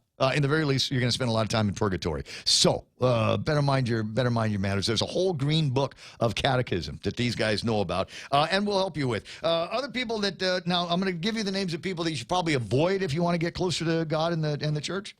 No, I'm just playing around. I just saw James Howard's name there. Gotta do it. Didi Bird, Denise Chrysostomo online here this morning. Is that your old man that's running for? Because there's a Chrysostomo picked up a packet to run for office. I'm just kind of curious about that. Doris Tove is online. Roger Ranson, Alan Pangolinan, Joe Jerry is there. Tattoo Shauna online with us this morning, and her favorite part of the show was the guy giving a bath to baby pandas. Yeah. I should play that video every day. I should just, every single day, I'm going to put that on. I don't care what kind of day you're having. You see a guy bathing little baby pandas. They're so cute. It's a palate cleanser. Right? It is, right there. Life changer.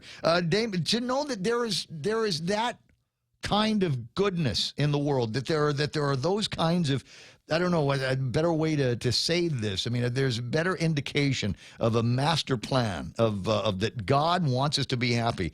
Can you imagine that? God is good, man. Can you imagine the happiness this guy has every time? See, now everything's going to be religious today. Everything's now they're not going to be able to show. Amen, brother. Thank you. Stop it. Cut it out. Damon Kaufman's online. Big Trouble in Little China. Awesome movie. Thank you very much for recognizing. Ponch Nuke is there. Let me see. What's this? I know who he's talking about. Colin Clark, making reference to a guy whose name has come up a couple of times, says he's a Howley, came back to Guam decades back, ultimately because he saw how easy it is to fall in with the right people and get wealthy off bamboozling the people of Guam. Big Sister Shelley, online, but not for very much longer. I think she's getting on a plane, got some Target shopping that she needs to take care of. Yeah. Paula Law is online. Here is, let me see, Candy Sim and Tina Garcia. Nate Horn says, God made pot, so it must be okay. Meth, heroin, and cocaine are all chemically extracted, but pot is 100% legal, so that ought to be okay with God. Eddie Cruz is online. Who else? Darlene Blas is there. And there's a name I can't really say.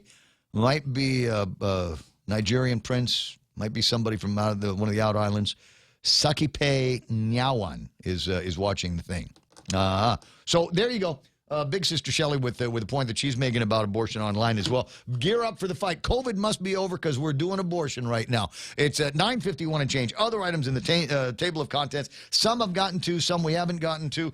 We got the education bills. There's going to be a public hearing on this next Monday at 10. So if you've got a thought about the kids getting a waiver on missing days from COVID, and dumb reaction to all of that stuff. That's one bill. The other one I'm actually in support of, which would get the kids out from under having to do all this, public service learning, right? The service learning, they call it, which in my mind was that was a feel-good piece of legislation for somebody. I don't know if they even bothered asking the kids, or if they did ask the kids, they probably only asked the kids in the youth Congress. They would know. Which, and they're just seems to me they're even then bunch of kind of wokey kind of nanny statists, if you will. They'll abolish that thing. Anyway. And then you got this story here. The governor came out with an executive order to bolster Public safety here on Guam. And what we're going to do is we're going to bring back a whole bunch of retired officers and give them $10,000 bonus if they stick around for a year. Plus Bengay. Got to be. A lot of Bengay. There's bolstering. Tiger Bomb. Careful. Godzus. It's 950 in the bolstering process. It requires DOA to develop an exemption policy allowing for the temporary assignment of law enforcement officers and other agents to GPD in excess of current time period limits. So what we'd be able to do is say, all right, we need more guys on the street. So airport cops, you guys aren't doing anything other than just kind of walking around like big shots at the airport, right? Just you're lucky. Hey, how did you miss TSA, right? Because so they're temporarily transferred over there to help them out. What was your big public safety job at the airport today? I made a guy move. I made a guy who was parked in the wrong. He was parked loading there and too unloading long. only, Chelo. Yeah, you gotta go around. Go to the cell parking lot. The cell phone parking lot's over there. Sorry. Yeah, I gotta go around. Gotta go around. That's a big day. What else we do? I don't know. Shot a guy on a motorcycle. Remember that? It was an airport guy that did that. Yeah. Hey, good shooting. I remember. Good shooting. So anyway, we'd be able to detail these guys from their important job of making sure people are loading and unloading only to go and pulling over meth guys on the street. That's going to be fun to watch. And then we got a couple of things that want to put some money into the post law enforcement pay plan to include foresters. We bring in the foresters employed by the Guam Department of Agriculture. Now, say what you I've never seen one. A forester. I've seen some of the guys, right? Because they want to be like real cops, so they go out and buy tactical stuff, right? Yeah, They a lot got of pockets. the whole 511 wardrobe. zippers. Yeah.